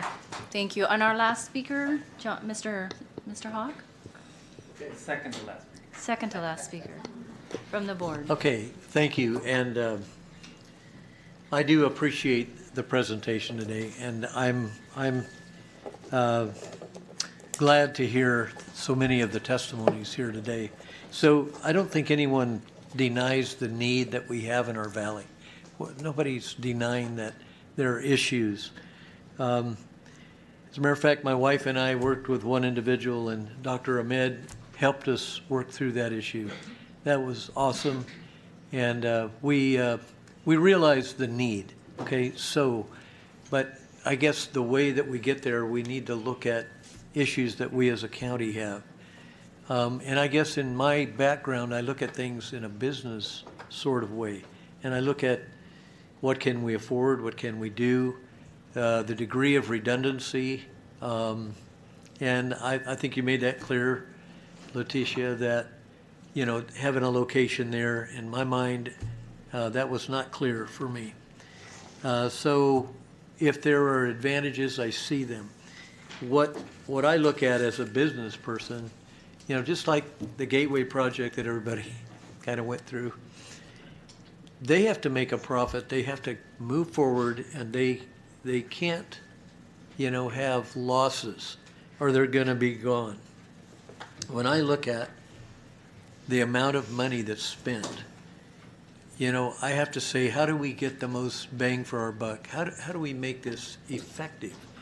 You know, I have to compete. In my business, I compete with Mexico, with Arizona, with Nevada. It's very difficult to compete. When we look at this issue, it's not about competition. It's about meeting a need, and how do we meet that need most effectively? So I look at Peggy's issue about a 30-year commitment, and I mean that came into focus, but I have to look at That's a long contract that we don't know that the state can fund. Okay, Fred Miramontes, our sheriff, and he's not here right now. He snuck out. But the point there was they had a bond to build a jail, but then they did not have the funding to staff it. So they have issues like that. Those are things that scare me as a board member. I don't want to go down the road. I don't think any of us here want to do this. Go down the road 15 years when we fund all these things and look back and say, what happened? We don't have the funding now, and how are we going to pay for this? And does it come out of the general fund? So, Letitia, I know I'm going to retire soon. And maybe you, I don't know when you are, but we don't want to look back and say, hey, we made a mistake back there. You know, that would not be a good legacy for us. So when we're looking at budgets as a county, we're looking at all the things that happen. I mean, that does scare me. What also bothers me is, you know, it's not an issue here, but when I look at, you know, the clinic right down the street here, the what is it, the methadone clinic. 50 years ago, methadone was the miracle drug to stop heroin. It didn't stop anything. They are addicted to methadone now. And so that's an issue that goes on and on and on. And I'm glad that you made a point that some of these drugs, that the newer drugs are not addictive. And if it can help, like we just saw a couple, Vanessa and the other young lady that spoke, that is encouraging to me to see that there is a cure, that we don't have to go on and on and on with that. That there's an ending date and they've become productive. That's encouraging. My wife and I work with 3 groups. We work with Turning Point, we work with New Creations, and we see a 60% success rate, 60%. And I know that, Letitia, you have partnered with New Creations on some issues, haven't you? Is Yes. that correct? So I think that's very encouraging to me. What I don't want to see is that a continuing of using drugs if something were to happen. And I understand the mental part that I've worked with Dr. Ahmed on. The mental part, you know, there's just not much you can do. But when a person chooses to use drugs and chooses to go on and on and on, that's the part that I don't feel is cost effective at all. So I guess my philosophy would be I'm more faith-based, and I feel that we need to bring the faith community in if we can and say, hey, how do we help people want to change their lives and go back and that type of thing. So I look at that, I see the positives, and I'm glad that we have, you know, I brought up some issues, and you know, that's part of what we do, solving issues, things that maybe I didn't understand, and I'm glad that we did, but I do want to look at budgetary issues and the type of things that the security, the crisis center, all those types of things. So, yeah. And let me just explain one thing about the bond. This is a funding that we are not, we are getting from the state. The state is the one that will be repaying that money. The funding is coming for us to use for the building for 2 years to make all the renovations, the changes. As a businessman, if you get the money and you said, here you go, build your little house, you can keep it for 30 days, you don't move from there. You know, that's a smart decision, and that's what they're doing. They are giving us the money to build a facility where we can provide the service for the next 30 years. And, you know, for me being here for 35 years, I can tell you behavioral health, mental health issues, substance use issues, we're hoping as a department to one day end it, right? But we know after the pandemic, things got worse. We have been seeing an increase. So the idea is that we're going to continue to work with individuals. We're going to continue to provide care. And we have been expanding over time. At this point, we are only providing 26% of the care that is expected our community needs of mental health. There's a lot of people that are not getting treated, whether it's coming through mental health or going through faith-based. There is a need out there. And if we have the opportunity, and I think that's what Jesus mentioned and you mentioned, that let's try to make sure that we are making decisions that are good for our community, that are best for we work as a team. And this is where we're at this point. We're asking that you actually allow us to proceed with this project. We're not afraid of this. I'm not going to be here. Gabby's going to be here. Victoria's going to be here. There's going to be people coming back. And one of the things I can tell you, we're very proud of the staff that work in this department because there's a commitment to provide the care for individuals in our community. You saw it in the video. If it's not going to be me, you're not going to be here. People will continue, the state will continue to provide the resources, the funding to provide the care for individuals. So I think Dr. Amat wants to say something. No, sorry, my name was not there. I was here, I thought I will speak. So good afternoon. I know everybody's tired, so I just want to answer one of your questions. So the thing is, we really closely work with faith-based communities, really closely. And our patients who come with us at the clinics, Dr. Maud, can you scoot closer to the microphone? Oh, Thank you. Sorry about it. So only 20 to 25% of our patients, they are on some kind of medicines, not necessarily on buprenorphine. These are all kind of like some patients have alcohol detoxification or other, some things going on, and we give medicines to everybody. So all our clinicians are here. They do the individual therapy, group therapies, and some of them, they just go to the residential and they come back. They don't want medicine. That's fine. And that's what some of the patients were saying, that it's what they want, not that what I want. So, but some patients, not everybody not everybody likes one treatment. Like some patients like faith-based, some patients like the other. So we offer all of them. So that's what I wanted to tell you, that we do offer and we do closely work with the faith-based. And the other thing is for Kelly, that,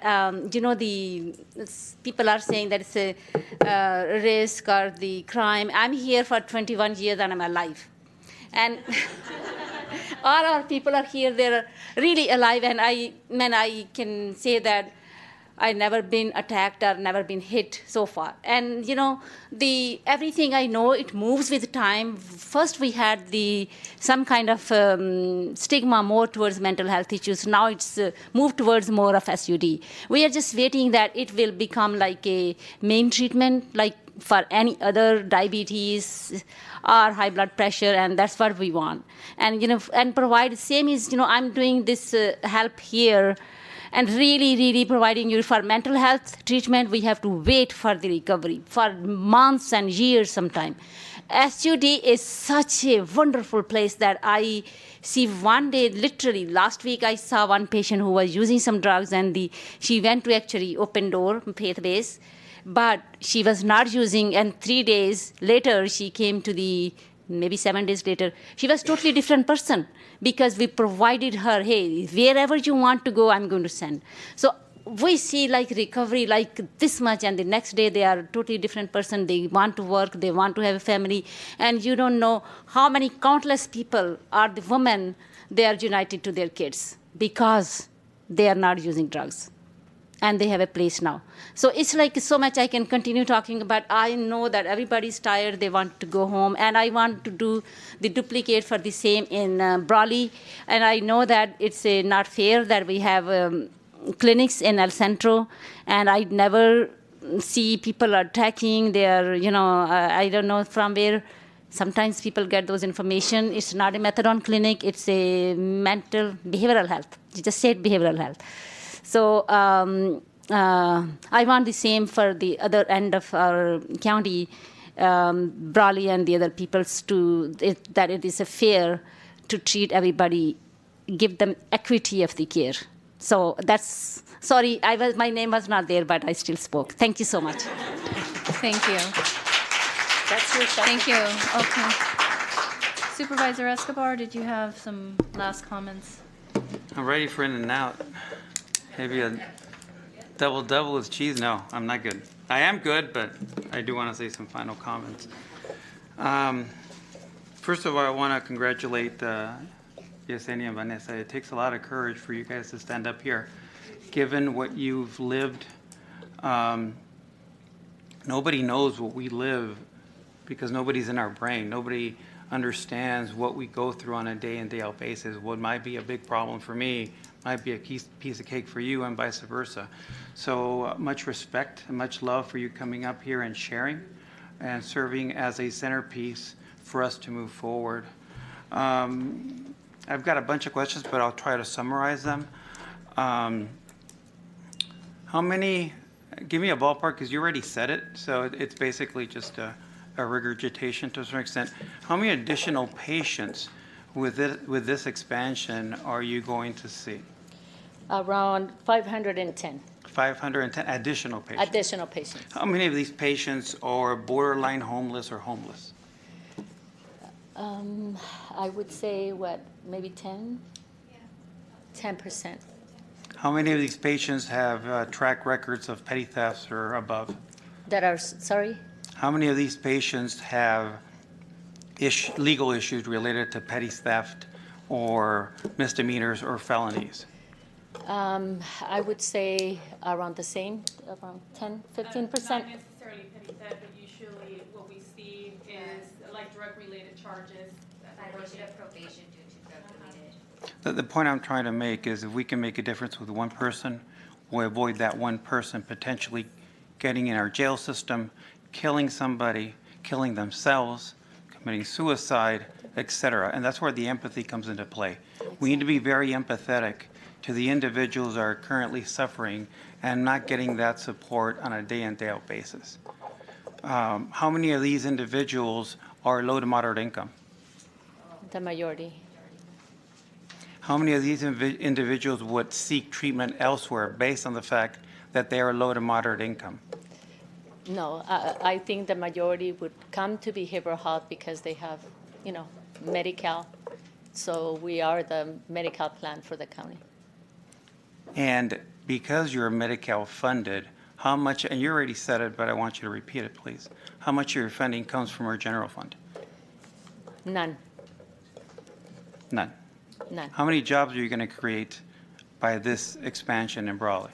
About 41. 41 position. additional jobs to our county, Mhm. funded basically by the state. Funded by Medi-Cal. And So when it comes to alignment. public safety, when it comes to homelessness, this will basically put a dent on the north side when it comes to public safety and homelessness. right. So not only are we being empathetic to the individuals that need most of our support, we're being supportive of the homeless population in a positive way. We're being supportive of our addicts in a very positive way, giving them a voice of reason, a voice of support for them to get out of the streets and into paying jobs and being able to self-sustain in society. Exactly. So it is a win-win situation from an economic development perspective, from an empathetic human perspective, in basically looking for positive options for the people in our community that need it the most. Black and white. Exactly. And I think that has been our goal from the beginning. As a person, I don't get anything, or any of my staff.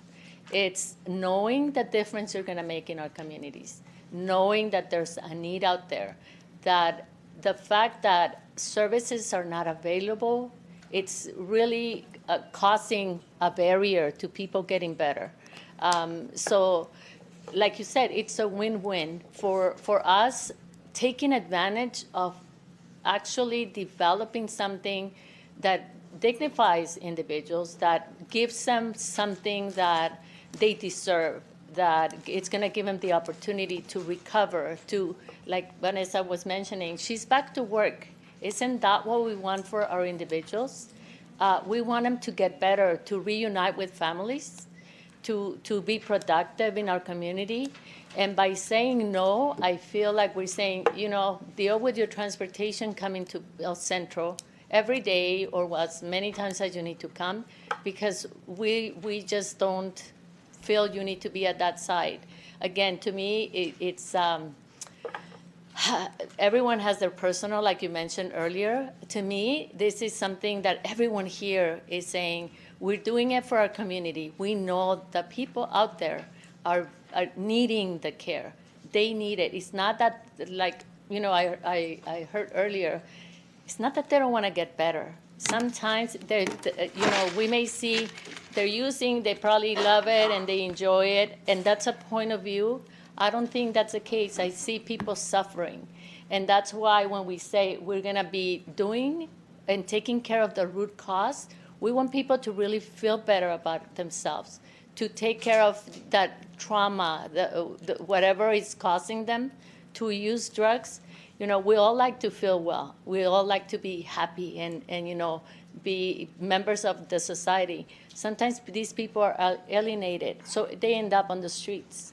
And if we don't work with them, if we don't provide them the care that they need, then we're going to see an increase. And to me, this is an opportunity to really make a big dent, like you said, in that community. There's something, and I apologize for interrupting. So 3 more points really quickly. One is transportation. We are serving the north end, but if you look at the geography of our county, Brawley is really at the center of the county, not on the north end. Mm-hmm. So, and unfortunately, the low to moderate income individuals do live significantly above that threshold. Nyland, Calapat, Salton City, et cetera, Bombay Beach. So I think transportation is a key ingredient that needs to be part of the overall umbrella. Yes. Second, I commend your staff. In Spanish, you have the saying, se pusieron la camiseta, which basically means you took the bull by the horns. You could have easily not looked twice at this, not looked at the political ramifications, at the workloads, at the issues, at all the BS, bottom line, because that's what it is, a bunch of BS. Because that's politics, unfortunately. And you took the bull by the horns and you move forward on something that our community needs that may or may not be supportive by some groups, which I respect, but I disagree. But you still moved forward and did it and brought it to us. So I commend all of you for that as well. And my vice chair, my final comment was my vice chair beat me to the punch. I'm happy to make a motion to support this, so I'm happy to make a second supporting this measure.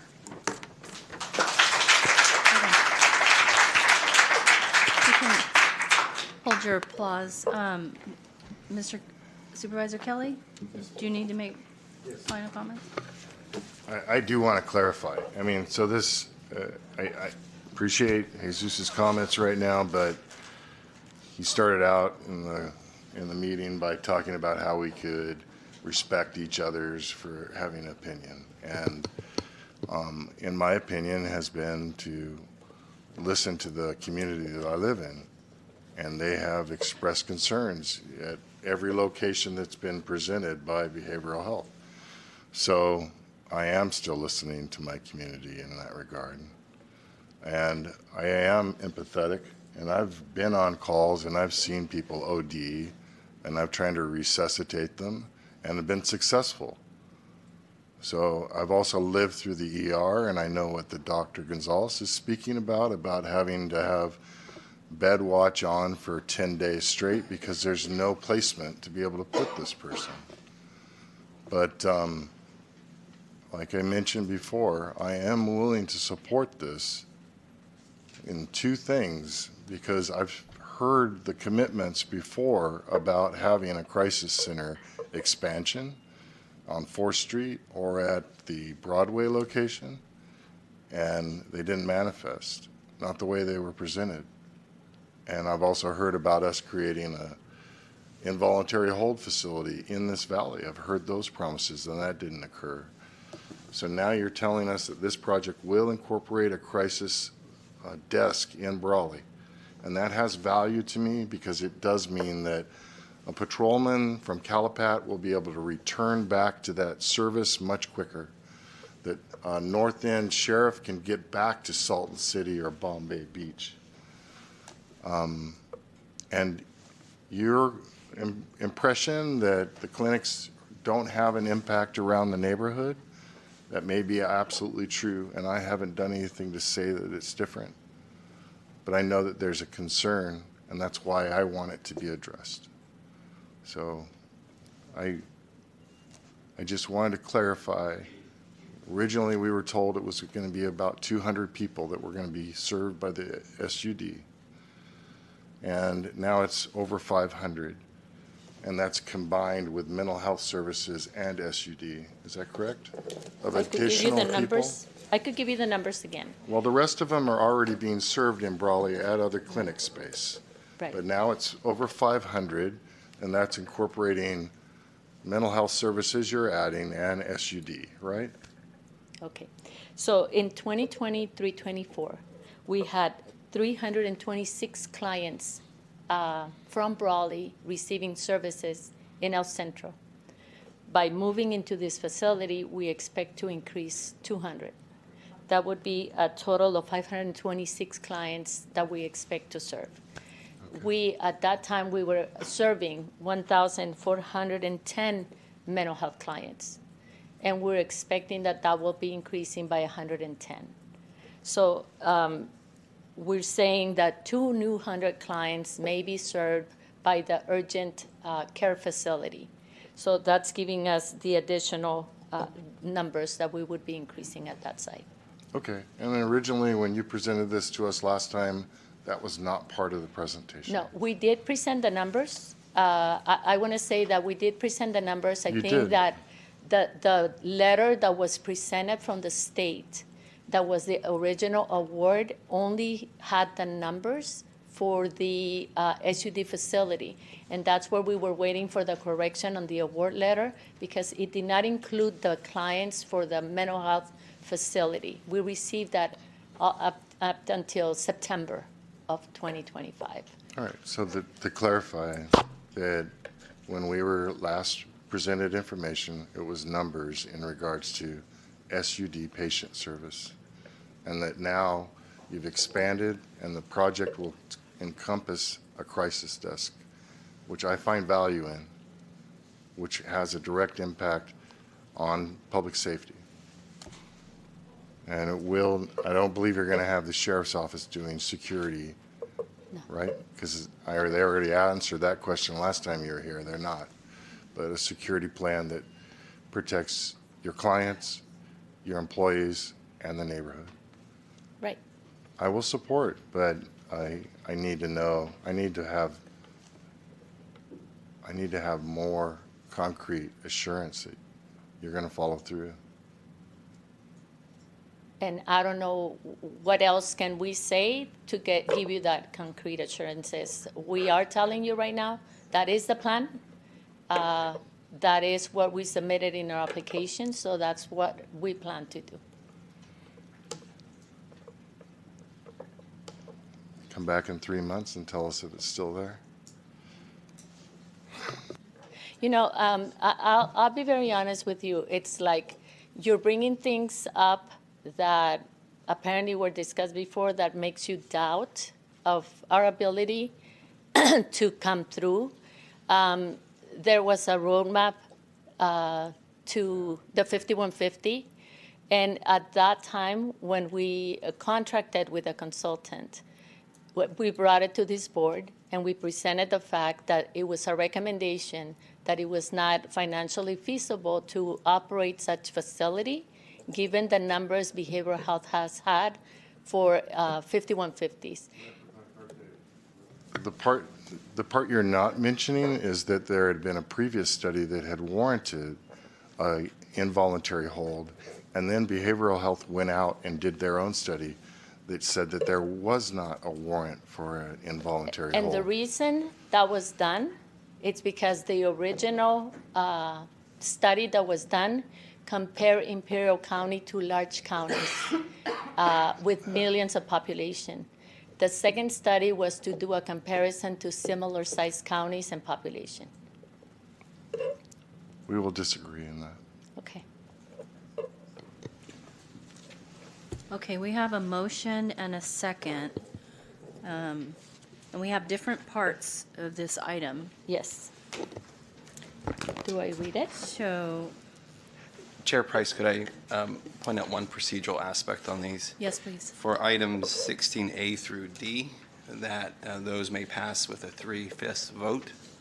Item E is a budget amendment resolution, which requires a 4/5 vote to pass.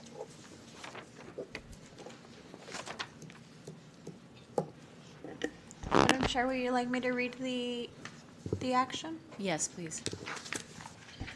16A, adopt resolution of the Board of Supervisors of the County of Imperial authorizing the acceptance of the Bond Behavioral Health Continuum of Infrastructure Program Round 1 Launch Ready Grant Funds and authorize the encumbrance of the project pursuant to the County of Imperial's application and participation in the Bond BHCIP program.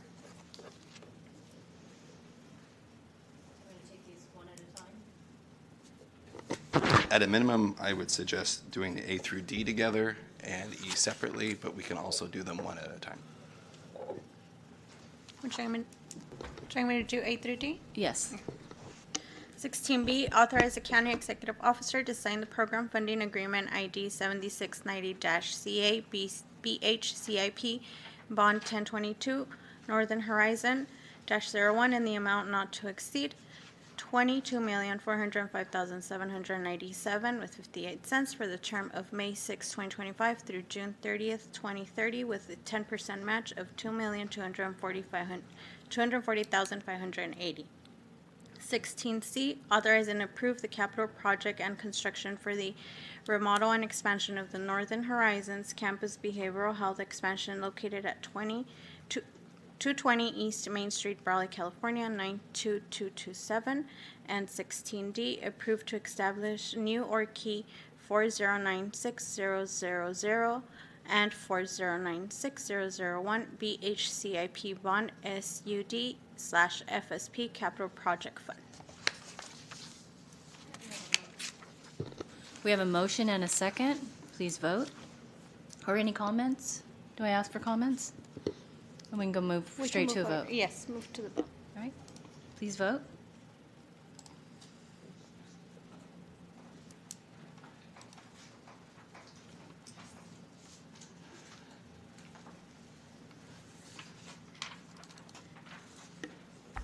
Then we have 16E, approved budget amendment resolution number 25-26-062 in the amount of $22,405,798 and ORKey 4096001 BHCIP Bond SUD/FSP to remodel the county-owned property located at 220 East Main Street, Raleigh, California, 92227, and build a campus model to expand access to the behavioral health services in Imperial County.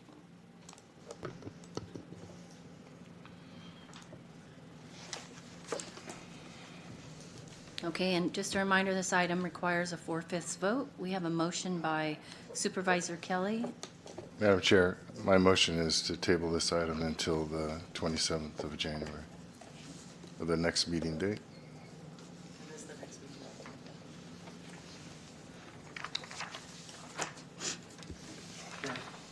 Question. Does that pose any issues related to the funding from the state? That's a good question.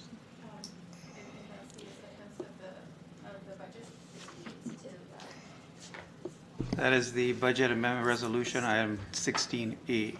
And the question again is, does that pose issues related to state funding? No, thank you. No, I think that for it's the resolution primarily, but eventually that would need to be, that's an internal. And the motion would be to continue, correct? As opposed to approve today? Correct, to the 27th. Okay, we have a motion and a second. All right, please vote.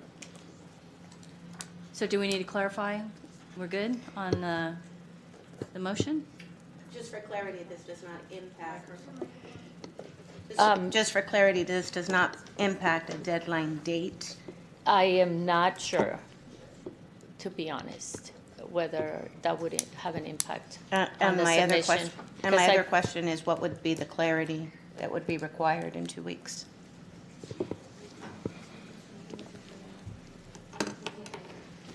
So I had a lot more questions today, and I'll submit them to behavioral health in the interim. In the backup, you mentioned that the 29th is the deadline. Correct. Am I mistaken to say that, is it the 29th? It's the 29th. So if we were meeting on the 27th, would we not be able to execute documents?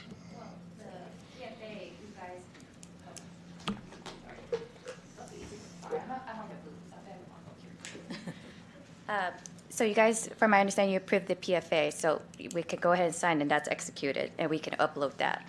The item E is just the bar that's done internally, Internally. which it's our budget amendment resolution on our department side. So we're okay.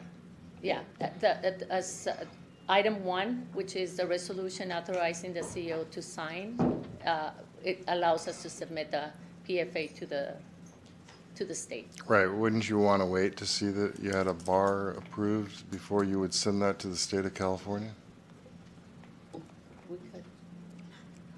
Even though you have an approval, but you don't have a budget amendment resolution? You know what, I think we can proceed. We can proceed.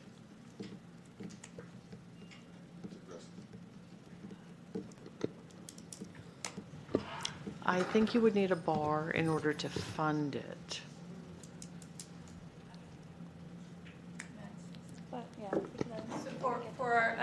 For our other grants, we That have has come brought, after. that has come Okay. after, yes. Yeah. We have brought the resolution to get it approved, but the bar, we brought it afterwards, and That has not been a problem. that has not been a problem. This time, we wanted to do it all together just to, Got it. So you'll still bring a bar forward? Yes. Pending the 27th?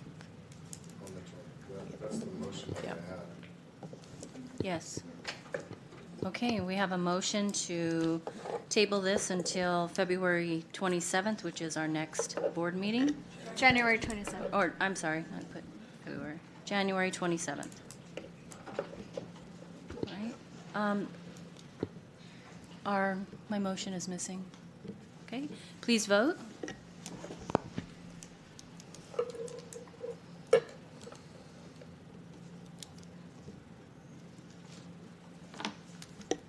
Thank you. Okay, motion passes. Thank you, Letty. Thank you so much.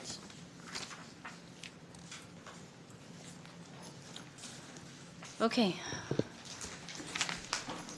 On to other county business. Item number 17, discussion and action regarding Board of Supervisors meeting calendar for year 2026 as requested by Supervisor Price, Chairwoman.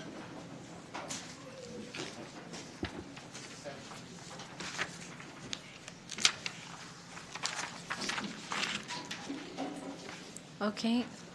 Do you read it or do I? I feel like I can present it. Madam Chair, Board, as every year we come at the beginning of the year to present the Board of Supervisors meeting calendar year. With this being said, the board item in front of you reflects upcoming conferences, annual conferences, holidays, and proposed dark days. And some of them are also included by Chairwoman Supervisor Price. If you would like me to review, we can. It is in front of you. It was posted on Granicus. Or if there are any questions, I am more than happy to clarify or answer any of them.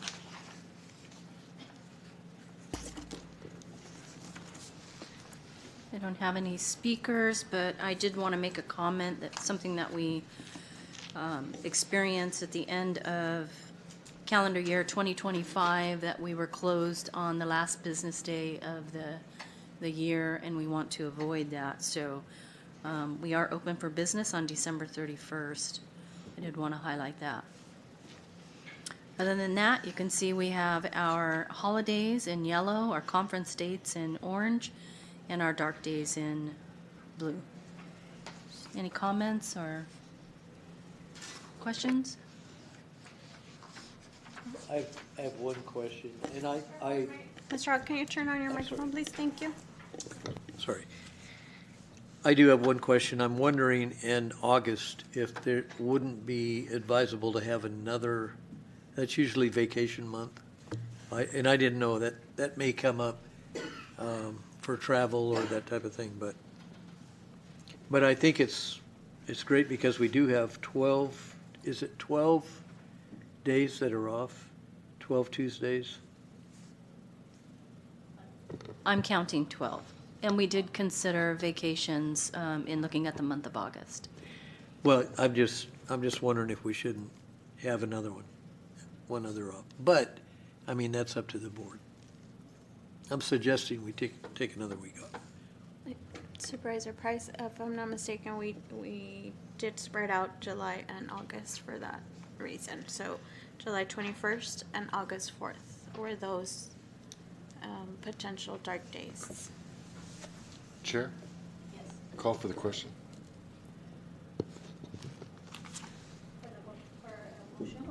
Yeah, we have a motion, and we have a second. And your motion is? To approve as is. Okay, all right. With that motion and second, please vote.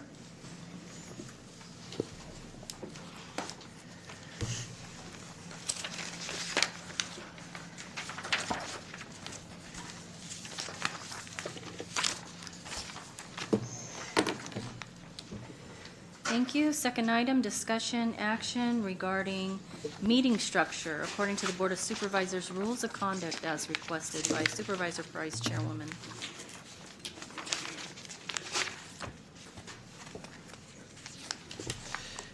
Chairwoman Price, I'll take the lead on this one.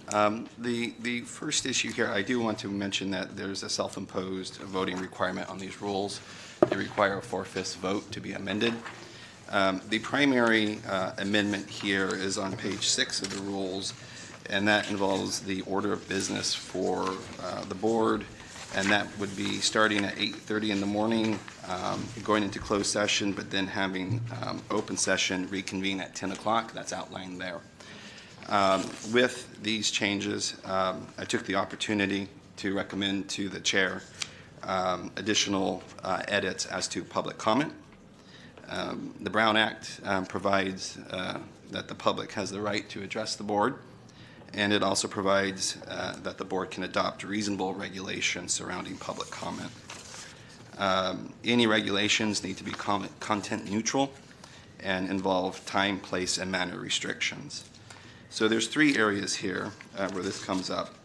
On page 4, under D2, there's a provision related to signs and props being used during public comment. Issues that come up that I've experienced in various entities that I've worked with that also have restrictions on the use of signs and props. The purpose of that is to limit distractions, safety, and then just things getting in the way. There's a time here we had signs put up all over in the boardroom that distracted. So that's the meaning behind that. The county would not be the first entity adopting such a regulation. On page 4, D3, that is already contained in our agendas, and I have just moved that into the board rules, so it's placed in 2 spots. The last recommendation I have is on page 9. It's clarifying that written comments are written and oral comments are oral. That's been, as I understand with the clerk, our practice for I don't know how long, but is the practice with other public entities here in the Valley. So those are the edits. Some of them, they can be adopted in whole or in part or none. The main focus is the order of the meetings, and again, it requires a 4/5 vote, and I do believe we have some public comment. We do, Madam Chair. Had Mr. P. Rodriguez, he's no longer in the audience. Next speaker, Brian Vega.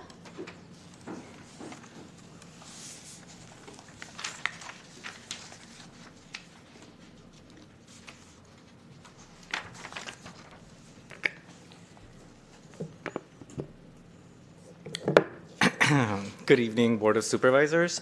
My name is Brian Vega. I am from Hopeville, and I serve as the chair of the Imperial County Democratic Party. and I am here today to speak in opposition to the board's proposed changes to its rules of conduct, specifically the restriction on signage during public meetings. This is not a minor procedural update. It is a decision that limits visible public expression and it discourages participation. That is censorship, and it weakens public trust at a time when major decisions are being made about the future of this county. This board should be expanding public voice, not narrowing it, especially now as planning for Lithium Valley moves forward. It's dangerous to limit public expressions. Communities in the North End, including our neighbors in Blythe, whose hospital is struggling to stay open, already struggled to be listened to. Restricting visible public voice only deepens that exclusion. And let me be clear, public exclusion, including signage, is not a disruption, it's accountability. And as we approach the June midterm elections, people are paying attention to how decisions are being made in this room.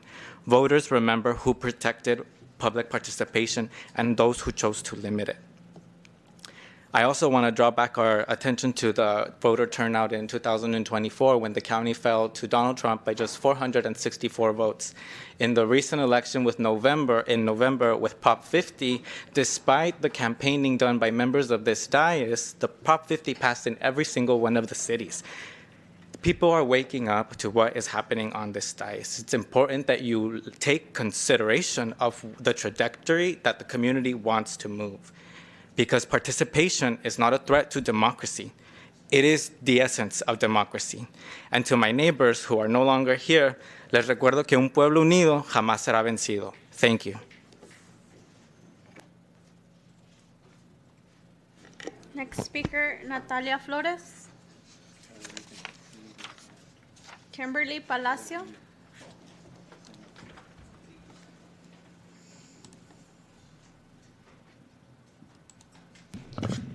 Hello, I'm Kimberly Palacio, resident of Calexico.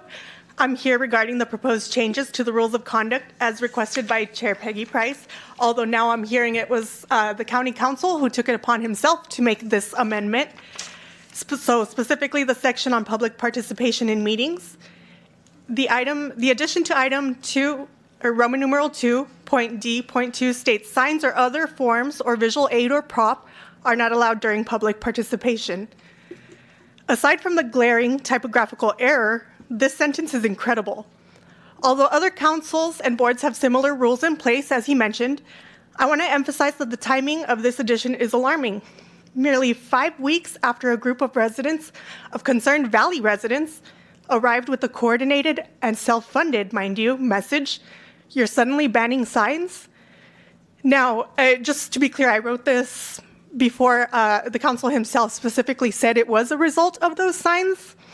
I'm sure y'all, I'm sure y'all will never publicly admit it, but it seems the council just did, that's exactly what it seems like. It's retaliation. If it walks and quacks like a duck, y'all know the rest. Now, just so Supervisor Kelly won't complain again about us being negative, although he, I guess, can't be bothered to listen to public comments, I did want to thank you for returning the latter portion of these meetings to 10 a.m. The 1 p.m. afternoon session felt like an attempt to make us choose between exercising our public rights to attend both these meetings and the IID board meetings. So thank you for righting that wrong committed by the previous chair, John Hawk. To my main point, though, I'm sorry, was something funny? Okay, let's continue. Wow. Ms. Back to my Palacio. main point, though, I'm here yet again asking you to do what's right. Not what's commonplace or standard or allowed, but what's right. I'm asking you to strike that addition to the rules of conduct. Do not silence us. We voters will remember your action come the general election or a special election if needed. Thank you. Thank you, Ms. Palacio. Last speaker, Eric Reyes.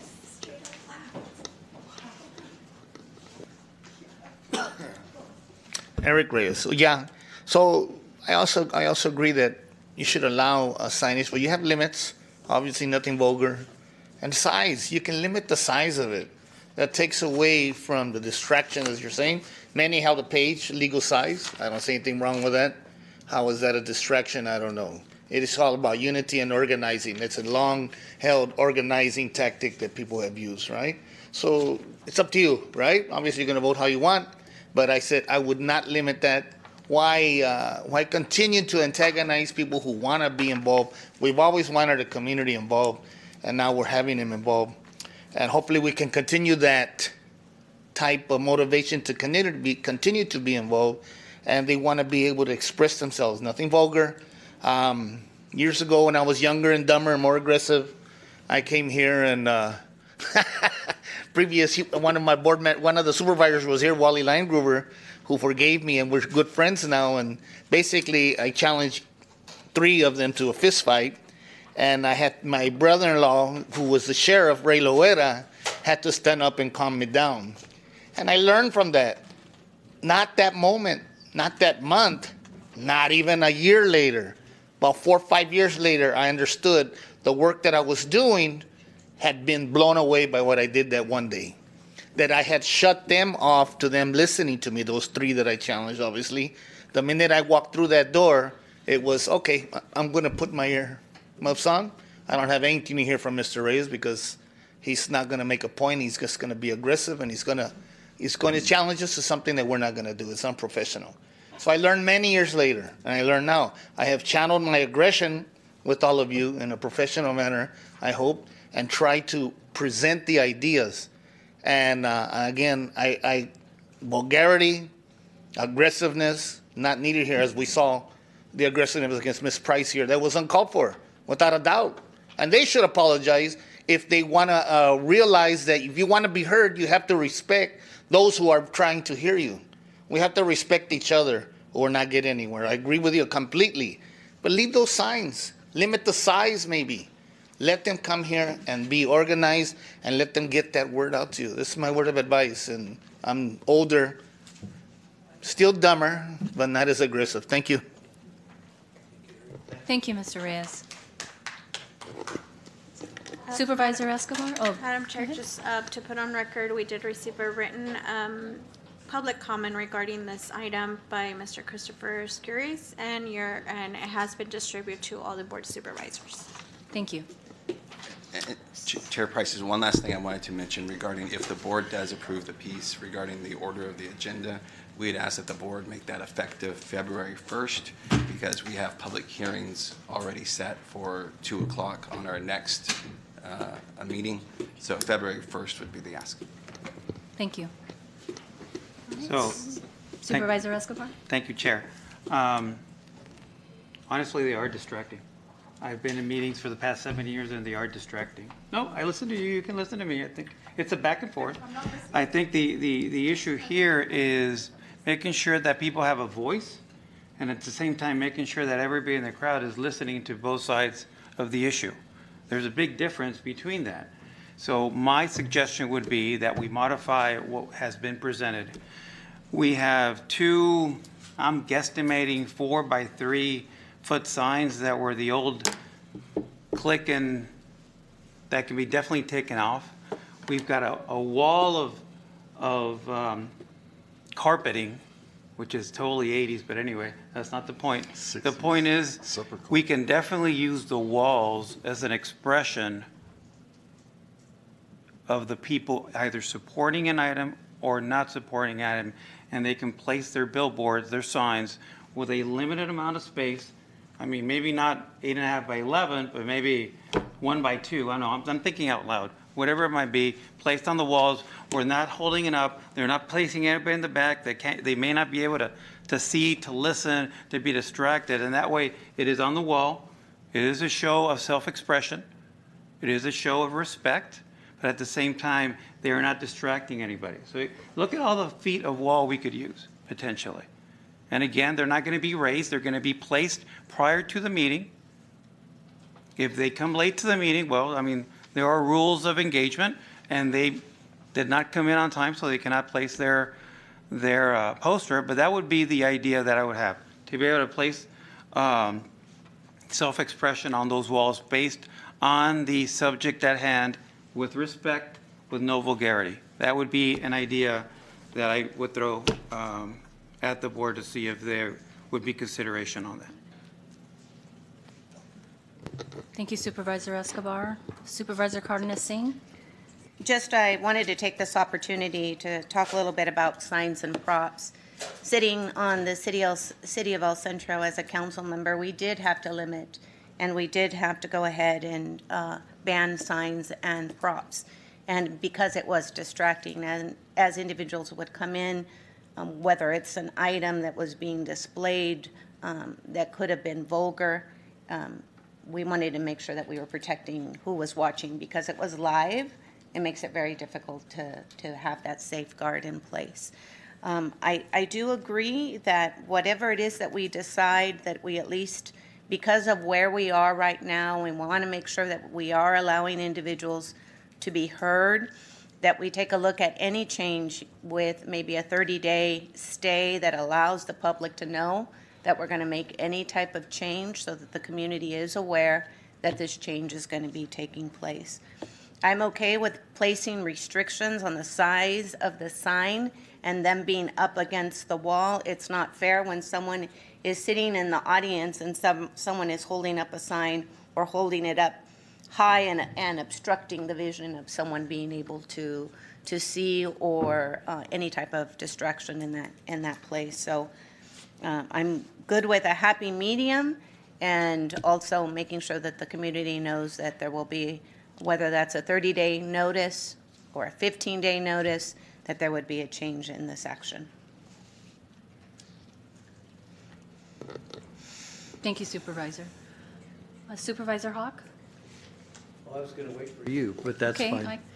No, I think the issue that you bring up, Ms. Price, is that whoever speaks at the podium should have the entire, attention of the crowd. And that goes for both sides. And so what happens when someone, signs start waving and there may be someone that opposes your opinion, they can be distracted very easily. So the easy thing to do would be to say, look, let's do the same for those in opposition or those in favor. They have the same ability to speak, and with an equal course. And I think that's fair to all. If we shout somebody down, that's not what it's all about. Our idea is to hear everybody and give respect to every speaker that stands. That's my point. So I like the original motion. May I add something? I think really why this is on the agenda is we're really talking about professional decorum. Yes. That's what we're talking about. It's not about limiting speech. It's not about, us taking someone's right away. It's about professional decorum, that whoever comes to this board and wants to speak, that they're given a fair and equal opportunity without being heckled, harassed, or unfortunately, even verbally attacked. And so we want to make sure that it feels that it is, one, equitable, two, a fair and safe space in which any individual, regardless of what side you stand on, that you know that you will be treated fairly and equally. Thank you, Supervisor Cardenas-Singh. And I'll add my comments, and I share the same sentiments. It's not about, this is about providing opportunity for all. And I did get a lot of feedback that people felt intimidated, they felt attacked, they felt harassed, they wanted to share their opinions, and felt that they could not because of the tone in the room and the lack of decorum. There are other ways to show unity. We saw that in some of our meetings. People stood, you can raise your hand. There are ways. In terms of different sizes of signs or where we place them, and there we go. Now we're going to have to police if somebody's sign's too big, or somebody's sign is, covering our emergency exit plan, and then we have to police that. So in my opinion, we don't have any type of signs as it's stated in our rules of conduct, and those are my comments.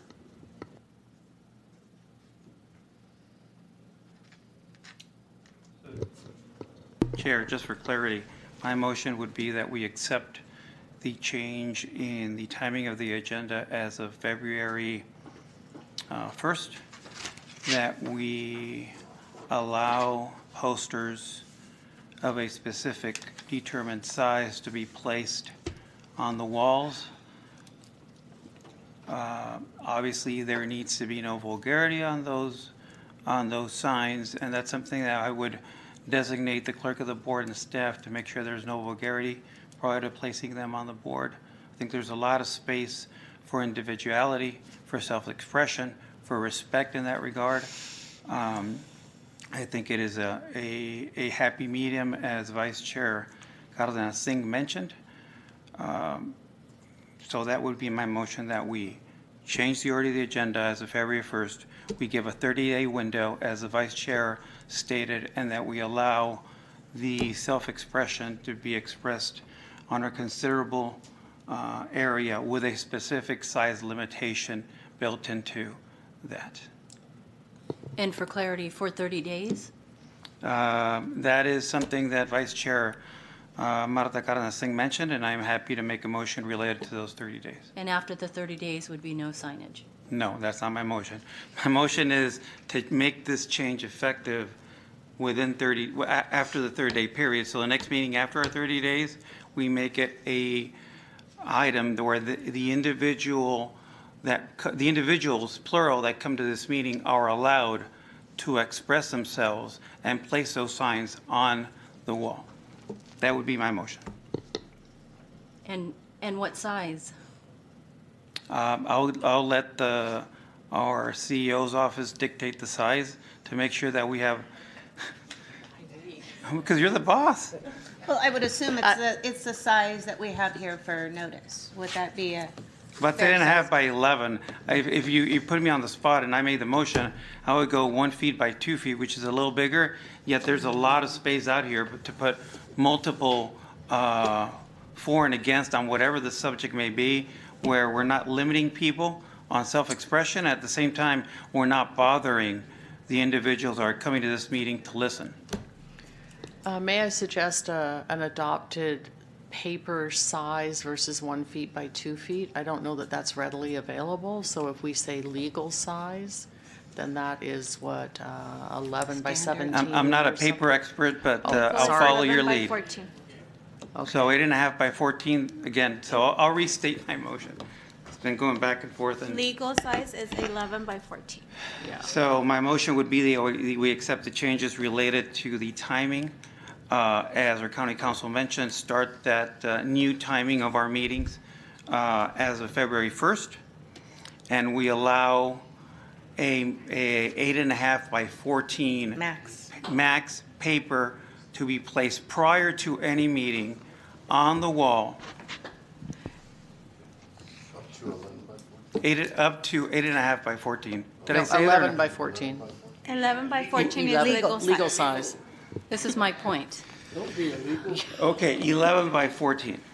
No larger than. Madam Chair, may I ask if the clerk of the board is going to be in charge of reviewing those signs, if they could be brought in or come into our office prior to putting up on the wall, so that we know if we have to remove one, who are we returning to, and just to make sure before we do all that. And yeah, that was part of my motion. I'm not sure if I repeated it the last Them time. on the wall, if that's what. If I am more than happy to do so. They can drop them off at our office, we can review them, and I can put them up once the meeting happens.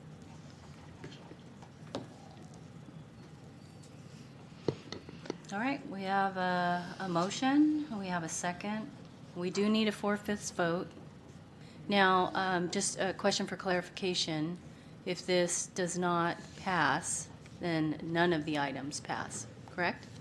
Correct, and then you can take other different motions until you've decided what changes you want in what forms. So this is going to be a short meeting. All right. May I ask a clarifying question as well? If there are 50 signs that say the same thing, are we expecting the clerk to post all 50 of those signs? I think there needs to be a space limitation. I mean, I don't know if we can fit 50 or 100. I mean, we need to take that into consideration. Because I see a lot of space here. Right, the capacity that would fit. Would it There's be also first? like, there's a fire code implication that you're putting Paper. combustible on the wall. We already have a combustible on the wall, but if you're putting a paper and you blanket it, then you have another problem.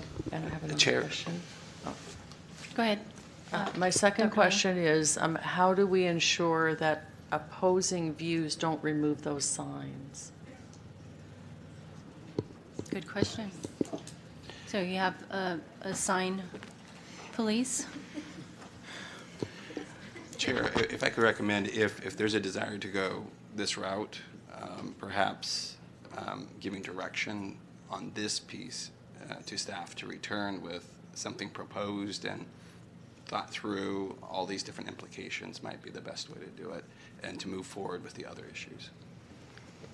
I like that idea. Chair? Just because there's so many questions. I'll modify my motion to accept the change in our meeting timetable, respecting county council's wishes of starting February 1st. And I would change my motion to bring this back specifically on the signage to our meeting in 2 weeks, which I believe is February 24th? January 27th. January 27th. And Supervisor Escobar, there's two other changes. Are those part of the approval or part of those to be brought back? No. My motion would be to approve all items and then bring the signage back. Okay, That is my, 20th modification. all right. Are we clear on that motion? If we are, let's vote. We will be bringing this item on the signage back on January 27th. Please vote. Motion passes. Thank you. All right. Item 19. Consideration of urgency items. Discussion and action of urgency items if necessary. None. Okay. And items pulled for discussion. None either. Discussion calendar. Reports, correspondence, announcements of officers. I have none, Madam Chair. All right. With that said, going to adjourn the meeting? Do we need to go close? Do we need to go? Oh, yes, we are going to, yes. We adjourn to close.